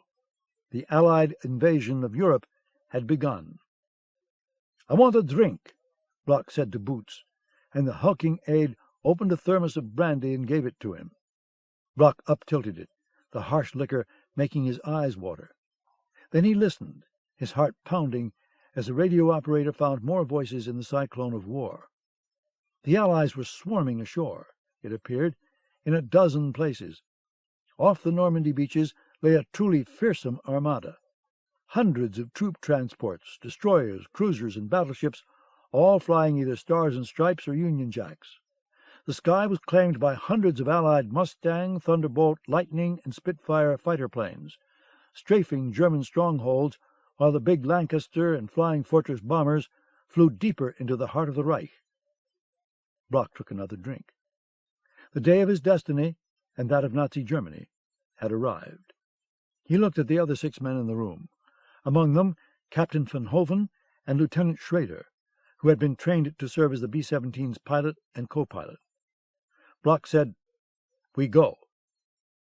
Van Hoven, his craggy face resolute, walked on shattered glass to a lever on the wall, and without hesitation pulled it downward. From atop the building a shrill bell began to ring. Van Hoven and Schrader, along with their bombardier and navigator, ran toward the large reinforced concrete hangar about 50 yards away, as other men, the ground crew and the B-17's gunners, came out of a barracks behind the hangar. Bloch put the thermos aside, and he and Boots left the building and strode across the pavement. Since leaving Scarpa Island, Bloch had lived in a Dutch mansion about 4 miles from the airfield, where he could oversee the loading of the Carnagene bombs and the final training of the crew. Then there had been drills at all hours of the night and day. He would find out now if the drills had been worthwhile. The crewmen had entered the hangar through a side door, and now, as Bloch and Boots approached, the hangar's main doors were winched open. When they were halfway open, a low muttering echoed out across the pavement. The noise rapidly grew, through a snarl to a roar. The hangar doors continued to part, and as they opened, the uncaged monster began to emerge. The glass dome of the bombardier's position was marred with cracks that looked real even within a distance of a few feet. Painted bullet holes, the edges grayish-blue to simulate bare metal, punctured the olive-green skin beneath the drawing of Hitler squeezed in an iron-mailed fist. The words "Iron Fist" in English completed the B-17's nose art. The huge aircraft slid from the hangar, its 4 propellers whirling. The glass of the belly turret gun and the top turret were painted to look as if they had been almost completely shattered. False bullet holes pocked the sides of the plane in random patterns, and had been painted on the looming tail fin. All the pieces had been put together, using the cannibalized parts of several crashed B-17s, after Frankowitz had done the artwork. United States Army Air Force insignia completed the deception. Of all the B-17's gun positions, only 2, The Waist's swivel machine guns were manned and loaded. But no firing would be necessary, because this was in essence a suicide flight. The Allied planes would let Iron Fist pass to its target, but coming home again was a different question. Van Hoven and Schrader both understood the honor of piloting this mission, and their families would be well provided for. But the Waist positions, with their wide rectangular openings through which the machine guns were swiveled to follow targets, would look more convincing if... Well, that was a task yet to be completed. Once free of the hangar, Van Hoven braked Iron Fist to a halt. Block and Boots, holding their caps down in the windstorm of the props, walked toward the main entry door on the plane's right side. A movement caught Block's eye. He looked up. An aircraft was circling the field. He had a few seconds of horror, expecting another strafing attack, until he saw it was a Dornier night fighter. What was the fool doing? He didn't have permission to land here. One of the Waist gunners unlatched the door for them, and they entered the plane, as Boots crouched forward along a narrow walkway through the aircraft's waist. Yerrick Block drew his Luger and fired 2 shots into the head of the starboard Waist gunner, then blew the port side gunner's brains out as well. He went about the task of positioning the bodies in the rectangular openings so their blood would stream down the sides of the plane, and they would be in full view. An authentic touch, he thought. In the cockpit, Van Hoven released the brakes and started them rolling once more along the runway to their takeoff point. There they stopped again, while pilot and co-pilot checked their gauges and instruments. In the bomb bay, behind them, Boots was performing his own function, removing the rubber safety caps from the nose fuses of the 24 dark green bombs, and carefully giving each fuse a quarter twist with a wrench to arm them. His final work done, Block left Iron Fist and went out to wait for Boots by the side of the runway. The magnificently camouflaged aircraft trembled, like an arrow about to be shot into flight. When the Carnegie exploded in the streets of London, the messages of disaster would go to the commanders of that armada off the Normandy shore, and then trickle down to the soldiers. By nightfall, there would be mass panic and retreat. Oh, what glory for the Reich! The Führer himself would dance with... Block's throat clutched. The Dornier was landing. And worse, the stupid fool of a pilot was speeding along the runway right for Iron Fist. Block ran in front of the B-17, waving his arms wildly. The Dornier, burning rubber as its brakes locked, cut its speed but still came on, blocking the runway. "Get out of the way, you idiot!" Block shouted, and drew his Luger again. "You damned fool, get off the runway!" Behind him the engines of Iron Fist were revving to a thunderous roar. Block's cap whirled off his head and went into one of the props, where it was shredded to dust. The air shimmered with oily heat as the B-17's engines built power. Block held his Luger at arm's length as the Dornier rolled toward him. The pilot was insane. German or not, the man had to be forced off the run. Through the Dornier's windshield, he saw that the co-pilot had golden hair. The pilot was bearded. He recognized both their faces, Chesna Van Dorn and the man who'd been with her, and the Baron. He had no idea how they'd gotten here, but he knew why they'd come, and that must not be allowed. With a shout of rage, Block began firing the Luger. A bullet cracked the windshield in front of Chesna's face. A second ricocheted off the fuselage, and a third punched through the glass and hit Lazarus in the collarbone. The Russian cried out in pain, glass fragments flying around Michael, who sat behind the cockpit. As Block kept firing at the windshield, Michael reached for the entry hatch's handle and turned it.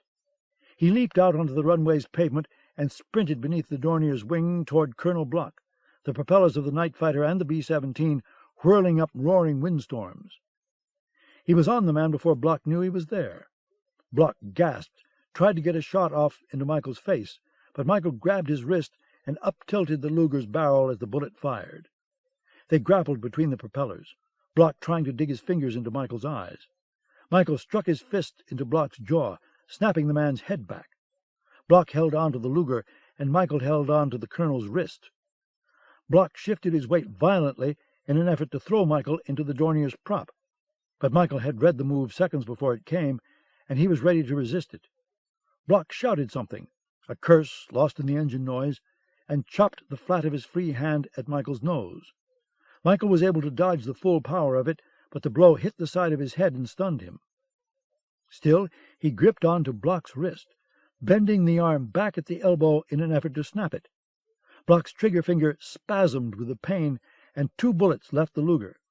They pierced one of the B-17's engine cowlings almost overhead, and the black smoke of burning oil bloomed from the wounds.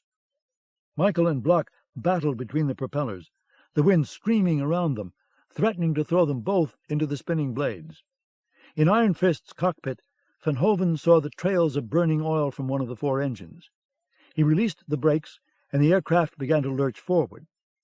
Boots, still working in the bomb bay, looked up as he realized they were moving, and roared, "What the hell are you doing?" Block slammed his elbow into Michael's chin and wrenched the Luger free. He lifted it to blow the false Baron's skull apart. He grinned in triumph, his last grin a fleeting triumph, because in the next second Michael hurtled forward in a burst of power, catching Block at the knees and lifting him up and backward. The Luger's bullet passed over Michael's back, but the blades of Iron Fist's propeller bit true. They carved Yerrick Block into red streamers of blood and bone from the waist up, as Michael gripped the legs and dove to the pavement beneath the props. In an eye blink, there was nothing left of Block but those legs and a mist of blood staining the concrete. Silver teeth clinked down, and that was all. Michael rolled beneath the blades, Block's disembodied legs still twitching where they lay. In the bomber's cockpit, Van Hoven veered Iron Fist off the runway into the grass to avoid the Dornier, and as he passed the Black Knight fighter, he failed to note the figure that was following. The bomber was picking up speed, moving back onto the pavement.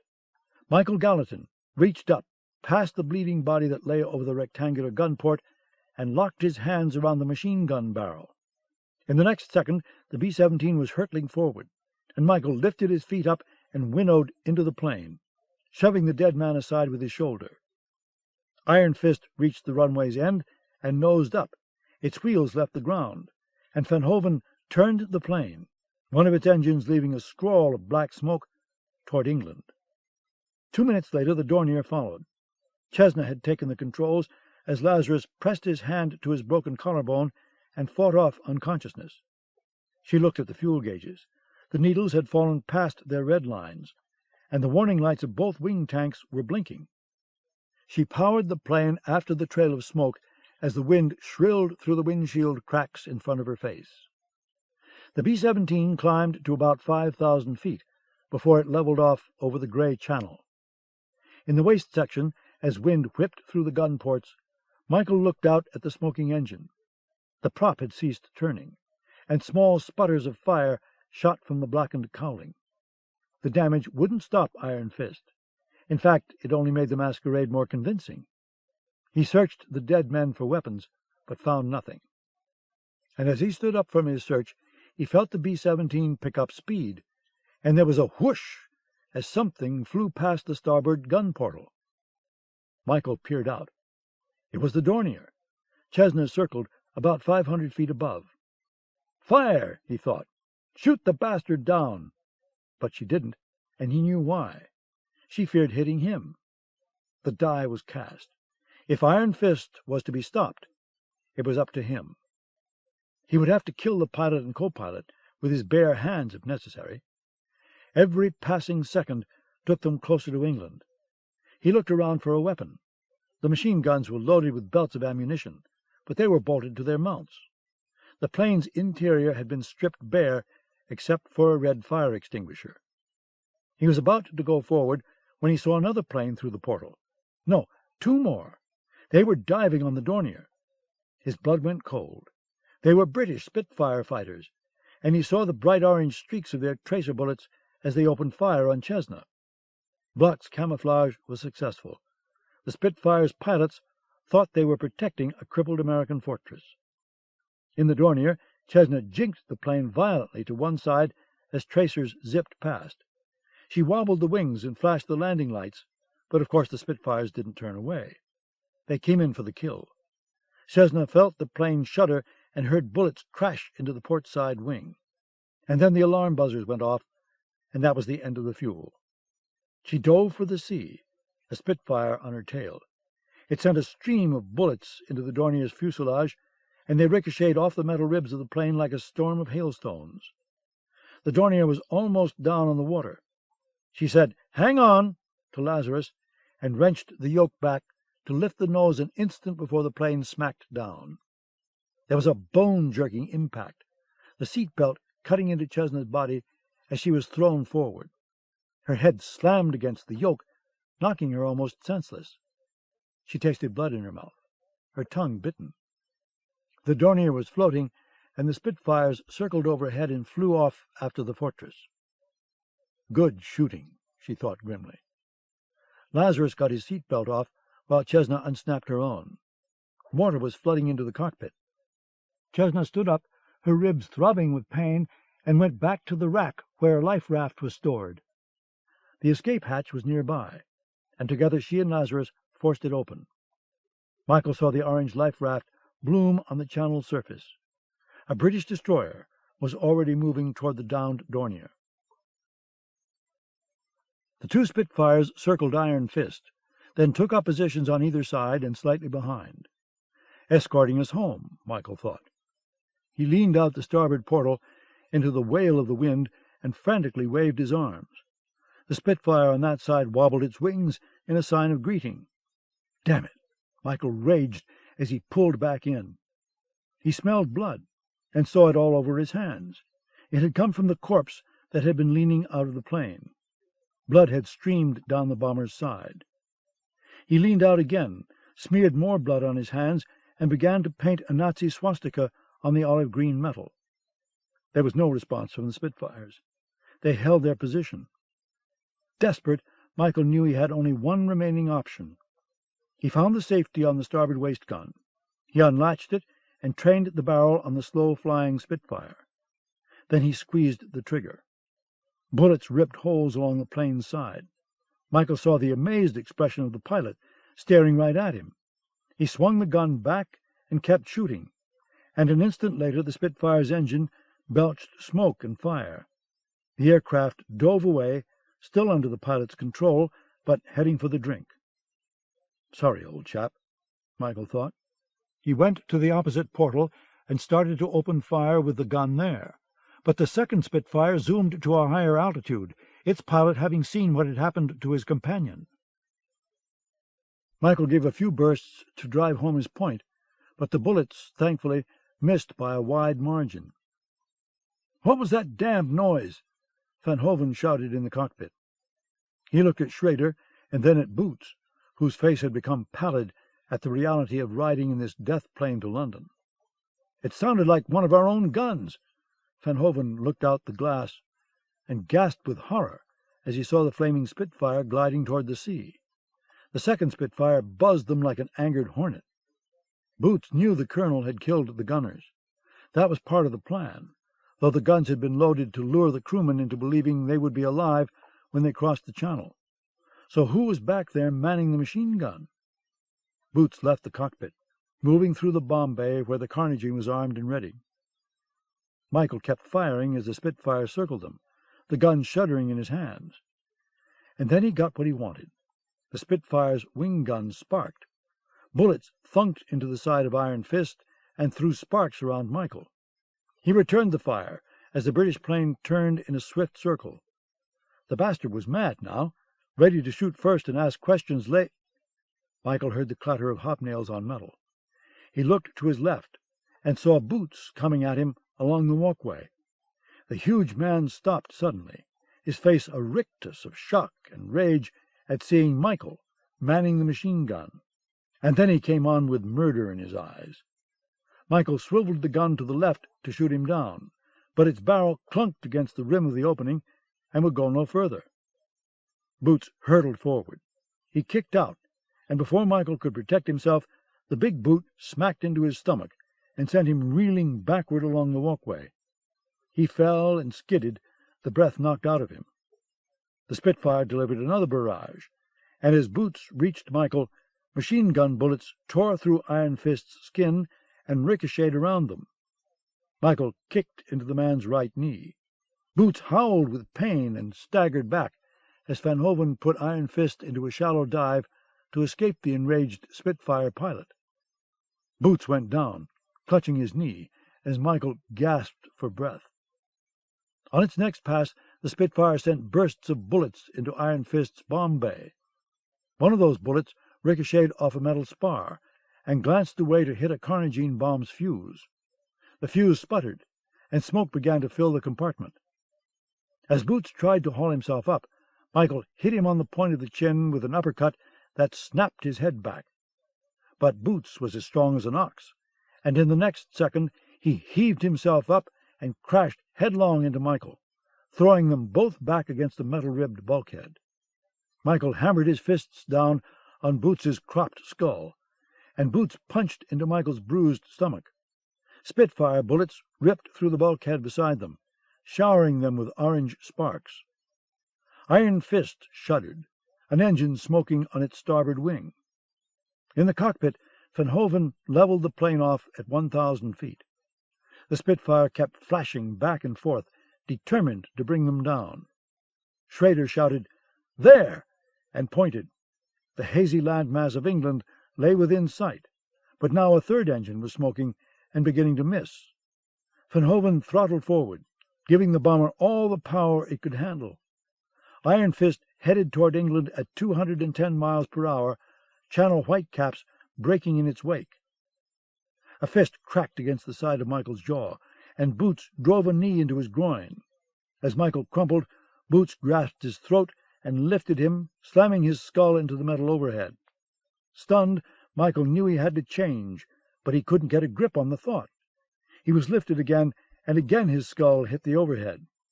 As Boots started to lift him a third time, Michael cracked his forehead against Boots's face, crunching the man's nose. Boots dropped him and staggered back, blood streaming from his nostrils. But before Michael could set himself for another attack, Boots swung a kick at his ribs. Michael dodged the blow, catching most of its impact on his right shoulder, and the breath hissed between his gritted teeth.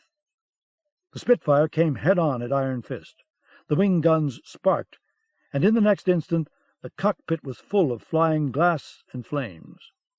Van Hoven slumped forward, his chest punctured by a half-dozen bullets, and Schrader writhed with a broken arm. One of Iron Fist's engines exploded, sending shrapnel tearing through the cockpit. The bombardier cried out, blinded by metal fragments. The aircraft sank lower toward the waves, flames gnawing in the ruined cockpit and across the starboard wing.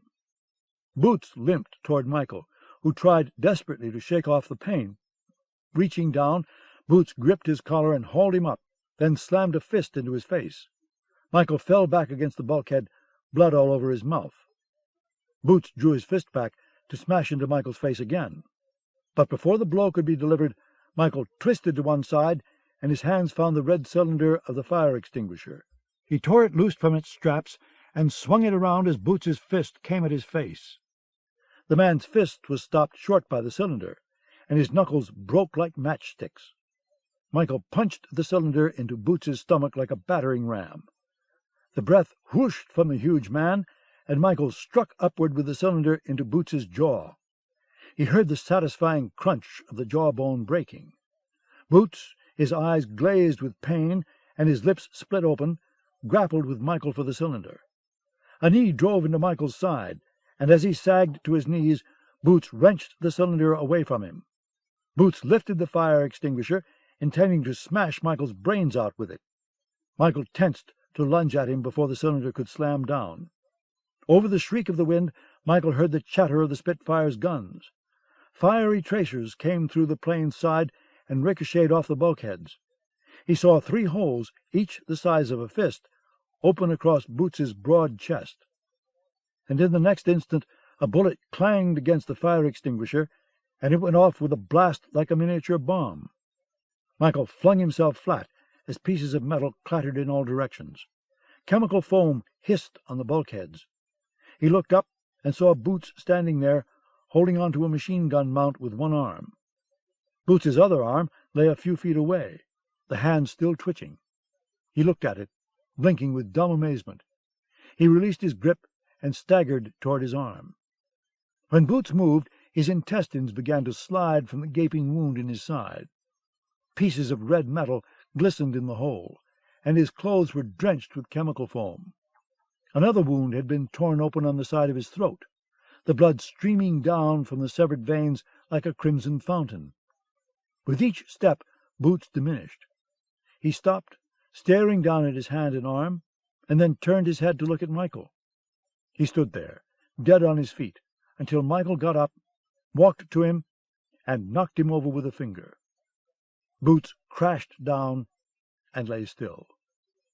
Michael felt near passing out, but one glance out the portal and the realization that the sea was less than 300 feet below cleared his head.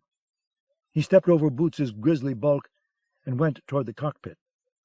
In the bomb bay, he recoiled at the smoke and the hissing noise. One of the carnagine bombs was about to detonate. He went on, finding the navigator desperately trying to fly the plane as the pilot lay dead and the co-pilot was severely wounded. Iron Fist was dropping steadily, the Spitfire circling above. The coast of England was less than 7 miles away. Michael said to the terrified navigator, "Put us down, now." The man fumbled with the controls, chopping the power off and trying to get the nose up, as Iron Fist, now truly a crippled bird, dropped another 100 feet. Michael braced himself against the pilot's seat. Iron Fist fell, plowing into the channel with a surprisingly gentle bump, its force at last spent. Waves washed over the wings. Michael didn't wait for the navigator. He went back through the bomb bay to the plane's waist and unlatched the entry door. There was no time to search for a life raft, and he doubted if one had survived that hail of bullets. He jumped into the channel's chilly water and swam away from the aircraft as fast as he could. The Spitfire came down low, skimming the surface, passed over Michael, and headed toward the green land beyond. Michael kept going, wanting to get as much distance as he could between him and the fortress. He heard hot surfaces sizzling as the plane began to sink. Perhaps the navigator got out, perhaps not. Michael didn't pause. The salt water stung his wounds and kept him from passing out. Stroke after stroke, he left the airplane behind. When he had gotten a distance away, he heard a rush and gurgling, and looked back to see the plane going down at the tail. Its nose reared up, and on it Michael could see Frankowitz's drawing of Hitler squeezed in an iron fist. If fish could appreciate art, they'd have a grand time. Iron Fist began to disappear, sinking rapidly as water gushed into the waste gun portals. In another moment it was gone, and air bubbles rose and burst at the turbulent surface. Michael turned away and swam toward shore. He was weakening. He felt himself wanting to let go. Not yet, he told himself. One more stroke. One more, and one after that. Breaststrokes definitely were superior to dog paddling. He heard the chugging of an engine. A patrol boat was coming toward him, 2 men with rifles on the bow. A Union Jack pennant whipped in the rigging. He was home. They picked him up, wrapped a blanket around him, and gave him a cup of tea as strong as wolf piss. Then they trained their rifles on him until they could get to shore and turn him over to the authorities. The boat was about a mile from harbor when Michael heard a distant, muffled whoomp. He looked back and saw a huge geyser of water shoot up from the surface. 1 or more of the carnagine bombs had exploded in their bomb bay at the bottom of the English Channel. The geyser settled back, the water thrashing for a moment, and that was the end of it. But not quite. Michael stepped out on a dock, a harbor village behind him, and scanned the channel for a British destroyer that he knew must be arriving soon. He shook himself, and water droplets flew from his hair and clothes. He felt overcome with happiness, even standing at the point of Home Guard rifles. So happy, in fact, that he felt like howling. 11. Unforeseen Circumstances. 1. His eyes were rimmed with red, his face chalky. It was a very bad sign. None of it survived, I'm afraid, Martin Bormann said. He cleared his throat. Dr. Hildebrand is dead, and the project seems not to have borne fruit. He waited for more of it, his hands clenched into fists on his desktop before him. On the wall behind him, a portrait of Frederick the Great watched in judgment. We don't think the aircraft ever reached London, Bormann went on. He glanced uneasily at the other man in the room, a gray-haired, stiff-backed field marshal. That is to say, there's no evidence that carnogene was delivered to its target. He said nothing. A pulse beat steadily at his temple. Through a gilt-edged window, the shadows of June 6 were spreading over Berlin. Tacked up on another wall were maps of Normandy, showing beaches that the world would soon know under the code names Utah, Omaha, Gold, Juno, and Sword.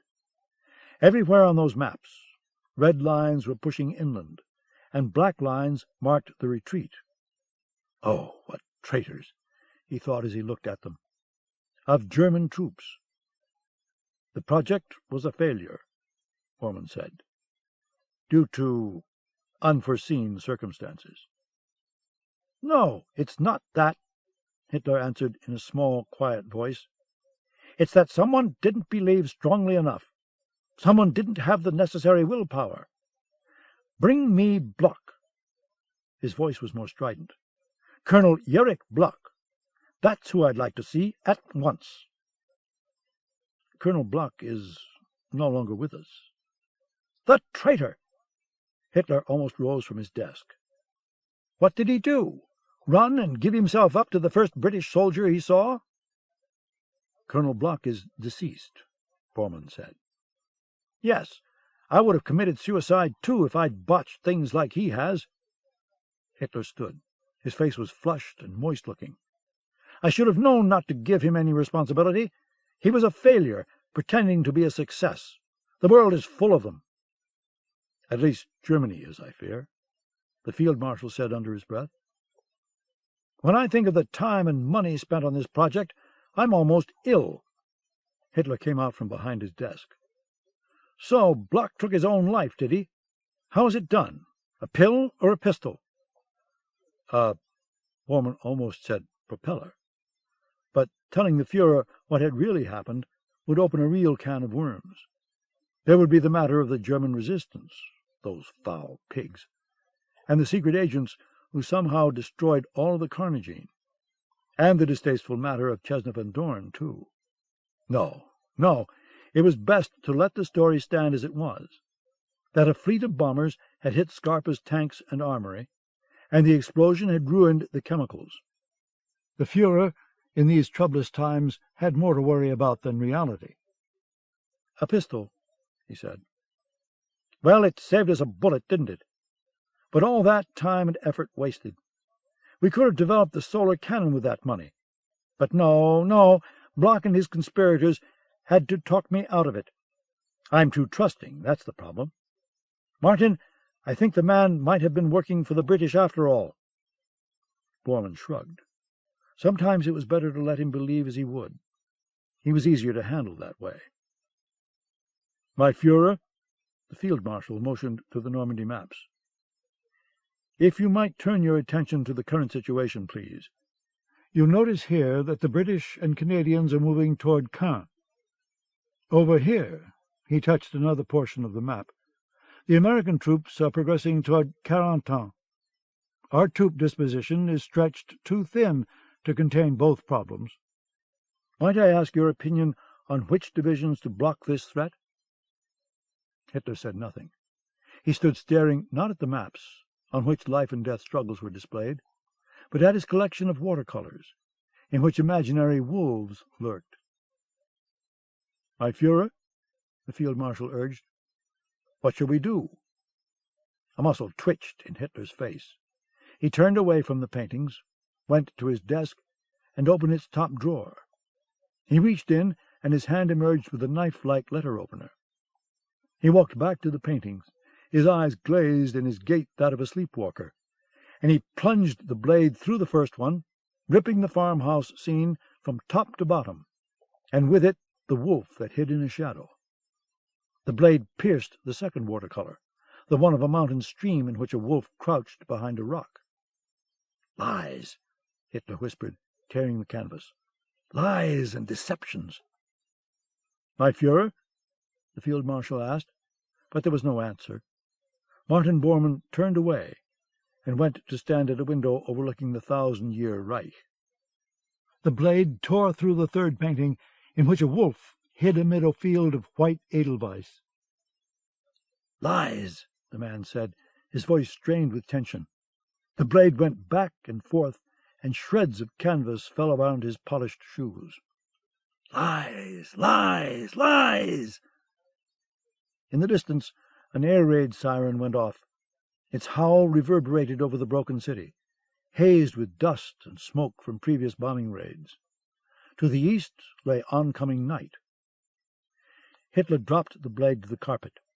He clapped his hands over his ears. A bomb flashed on the outskirts of the city. Bormann put his hands over his eyes to shield them from the glare. As Hitler stood trembling with the remnants of his visions underfoot, the German field marshal placed his hand over his mouth, for fear he might scream. 2. Big Ben chimed the 11th hour. In another circumstance, Michael Gallatin mused, that would be known as the wolf's hour. In this case, however, it was 11 o'clock on a sunny morning in the middle of June, and even a wolf wouldn't be brave enough to face London traffic.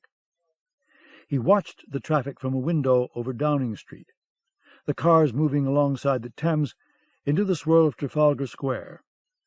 He felt fresh and alive. It was always so when death was faced and beaten, at least for a time. He wore a dark blue suit, a white shirt, and a blue-printed tie, and under his clothes his ribs were laced with adhesive tape. His palm wound was still bandaged, and his thigh gave him some trouble. But he was all right. He would run again, as fast as ever. "What are you thinking?" she asked him, coming up behind. "Oh, that it's a beautiful day, and I'm glad to be out of the hospital. Days like this don't look so nice from a bed." "I'd say that depends on the bed, wouldn't you?" Michael turned to face her. Chesna looked refreshed, her face free of the lines that pain had put there. Well, perhaps a few remained. That was life. "Yes," he agreed, "I certainly would." The office's door opened, and a large-boned, big-nosed man in the uniform of a Royal Air Force captain entered. Lazarus's hair was growing out, and he had kept his beard, though it was now neatly trimmed. He was as clean as soap, and he even smelled soapy. His left arm and shoulder were covered with plaster under his RAF jacket, a plaster patch mending the broken collarbone. "Hello," he said, glad to see them. He smiled, and Chesna realized that in his own coarse way, Lazarus was very handsome. "I'm sorry I'm late." "That's all right. Evidently we're not on military time." Their appointment had been scheduled for 11 o'clock sharp. "Speaking of military, have you enlisted in the RAF?" "Well, I'm still an officer of the Russian Air Force," he replied, speaking his native tongue. "But I've been made an honorary captain just yesterday. I went up in a Spitfire." "Oh, that's a plane. If we'd only had Spitfires, we could have—" He smiled again and let it go. "I'm going back as soon as I can." He shrugged. "Like I say, in the sky I'm a lion. What about the both of you?" "I'm home," Michael said, "for a long time. Chesna is going to California." "Oh, yes." Lazarus tried English. "California. That's the place," Chesna said. "Very good. You be a very big stir." "I'll settle for a small part, even maybe as a stunt pilot." "Pilot, ja!" The mere mention of that word made a dreamlike expression surface on the Russian's face. Michael slipped his hand into Chesna's and looked out at London. It was a beautiful city, made more beautiful by the fact that there would never again be Nazi planes in the sky over it. Bad weather had forced the postponement of D-Day from the 5th of June to the 6th. Since that day, hundreds of thousands of Allied soldiers had gone ashore on the Normandy beaches, steadily pushing the Nazis back toward Germany. The war wasn't over yet, of course. There would be more trials and tribulations once the Nazis were pushed back into their own den. But the initial step had been taken. The invasion of Europe was a grand, if costly, success. It was only a matter of weeks now before Paris would be liberated and Gabi's homeland set free. Hitler's advance was ended. From this point on, there would be a long retreat. The lurching German war machine caught between the crushing, dare he think it, iron fists of America, Great Britain, and Russia. As the sun fell upon his face, Michael thought of the path, of McCammon and Gabi, the underground passages, Camille and Maus, the rooftop battle at the Paris Opera, the fight in the woods before Berlin, Maus's ruined house and ruined life, the Iron Cross that meant nothing. He thought of the Reichskronen and Harry Sanders' murder train, the kennels of Falkenhausen, and the long flight to Norway, of Kitty and a knife with a hooked blade. There had been another path, too. He had been walking it since a boy chased a kite into a Russian forest. It had led him through a world of joy and sadness, tragedy and triumph, to this point in time, and beyond this point lay the future. Man or beast, he wondered. He knew now which world he truly belonged to. By accepting his place in the world of men, he made the miracle true. He did not think he had failed Victor. In fact, he thought Victor might be proud of him, as a father is proud of a beloved son. Live free, he thought. If that were at all possible in this world, he would try his best at it. A buzzer went off on the receptionist's desk. She was a small, lantern-jawed woman with a carnation on her lapel. "He'll see you now," she told them, and got up to open the door into the inner sanctum. The man within, bulldog stocky, got up from his desk and came forward to meet them. He had heard grand things about them, he said. "Please sit down." He motioned them to 3 chairs. The medal ceremony, he said, would be a small, quiet affair. There was no use in alerting the press to such a sensitive undertaking. Did they agree to that? They did, of course. "Would you mind if I smoked?"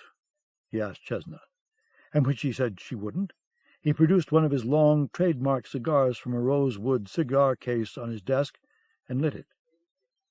"You must realize the service you've performed for England, for the world, actually. Incalculable service. You have friends in high places, and you'll all be well taken care of. While we're on the subject of friends," he reached into a desk drawer and brought out an envelope sealed with wax. "This is from a friend of yours, Major Gallatin." Michael took it. He recognized the seal on the blob of wax and smiled faintly. The envelope went into his coat pocket. The Prime Minister went on at length about the ramifications of the invasion, and that by the end of summer the Nazis would be fighting on the borders of Germany. Their chemical warfare plans had been miserably dashed, not only in this Iron Fist affair, he said, but also because of Gustav Hildebrand's, shall we say, dissolution. Michael studied his face. He had to ask a question. "Excuse me, sir." "Yes, Major." "Do you just happen to have any relatives in Germany?" "No," Churchill said. "Of course not. Why?" "I saw someone dressed up to resemble you." "Ah, the cheeky bastards," the Prime Minister growled, and puffed a gout of blue smoke. When their audience with the Prime Minister was ended, they left the building and stood on Downing Street. A car with an RAF driver was waiting for Lazarus. He embraced Chesna one-handedly, and then hugged his comrade. "Galatinov, you take care of Goldilocks, eh?" Lazarus smiled, but his eyes looked a little damp. Around her you act like a gentleman, which means like an Englisher, not like a Russki. I'll keep that in mind. He thought, however, that Lazarus was a fine gentleman, even for a Russki. Where will you be? Lazarus looked up at the cloudless blue. He smiled again, slyly, clapped Michael on the shoulder, and got into the waiting car like a member of the royal family. The RAF driver pulled them away from the curb, and Lazarus gave Michael a salute. Then the car merged with traffic and was gone. "Let's walk," Michael said. He took Chesna's hand and guided her toward Trafalgar Square. She was still limping a little, but her ankle was healing with no complications. He liked Chesna's company. He wanted to show her his home, and who knew what might come of that? Something lasting? No, probably not. They were both moving in different directions, but now linked by hands. For a time, at least, it could be sweet. "Do you like animals?" he asked her. "What?" "I'm just curious." "Well, dogs and cats, yes. What animals do you mean?" "A little larger," he said, but did not elaborate. He didn't want to scare her before they left their London hotel. "I'd like for you to see my home in Wales. Would you care to go?" "With you?" She squeezed his hand. "When do we leave?" "Soon. My house is very quiet. There we'll have plenty of time to talk." Again she was puzzled. "Talk? About what?" "Oh, myths and folklore," he said. Chesna laughed. Michael Gallatin was one of the most curious and certainly unique men she'd ever met. His nearness excited her. She said, "Will we only talk?" Michael stopped, in the shadow of Lord Nelson, put his arms around Chesna Van Dorn, and kissed her. Their bodies pressed together. Citizens of London stopped to gawk, but neither Michael nor Chesna cared. Their lips merged together like liquid fire, and as the kiss went on, Michael felt a tingling sensation. He knew what it was. Black, sleek wolf hair was rippling up his backbone, under his clothes. He felt the hair rise over his back and shoulders, tingling in this moment of pure, intense passion and joy. And then his flesh itched as the hair began to recede. Well, there was always more where that came from. Michael kissed the corners of her lips. Her aroma, cinnamon and leather, was in his soul. He hailed a passing cab, and he and Chesna got in and headed for Piccadilly and their hotel. On the way, he took the envelope from his pocket, broke the waxed seal, and removed the letter. There were 2 words, written in a familiar handwriting. "Another mission?" He returned the letter to the envelope, and the envelope to his pocket. The man in him yearned for peace, but the wolf in him yearned for action. Which one would triumph? That he couldn't say. Chesna leaned against him, her head on his shoulder. "Is that something you need to take care of?" "No," Michael told her. "Not today." A battle had been won, but the war went on. End of The Wolf's Hour by Robert R. McCammon. Read by Ted Stoddard in the studios of Potomac Talking Book Services, Incorporated, for the Library of Congress, July 1998. Published by Pocket Books, a division of Simon & Schuster, Incorporated, 1230 Avenue of the Americas, New York, New York, 10020. Further reproduction or distribution in other than a specialized format is prohibited. End of book.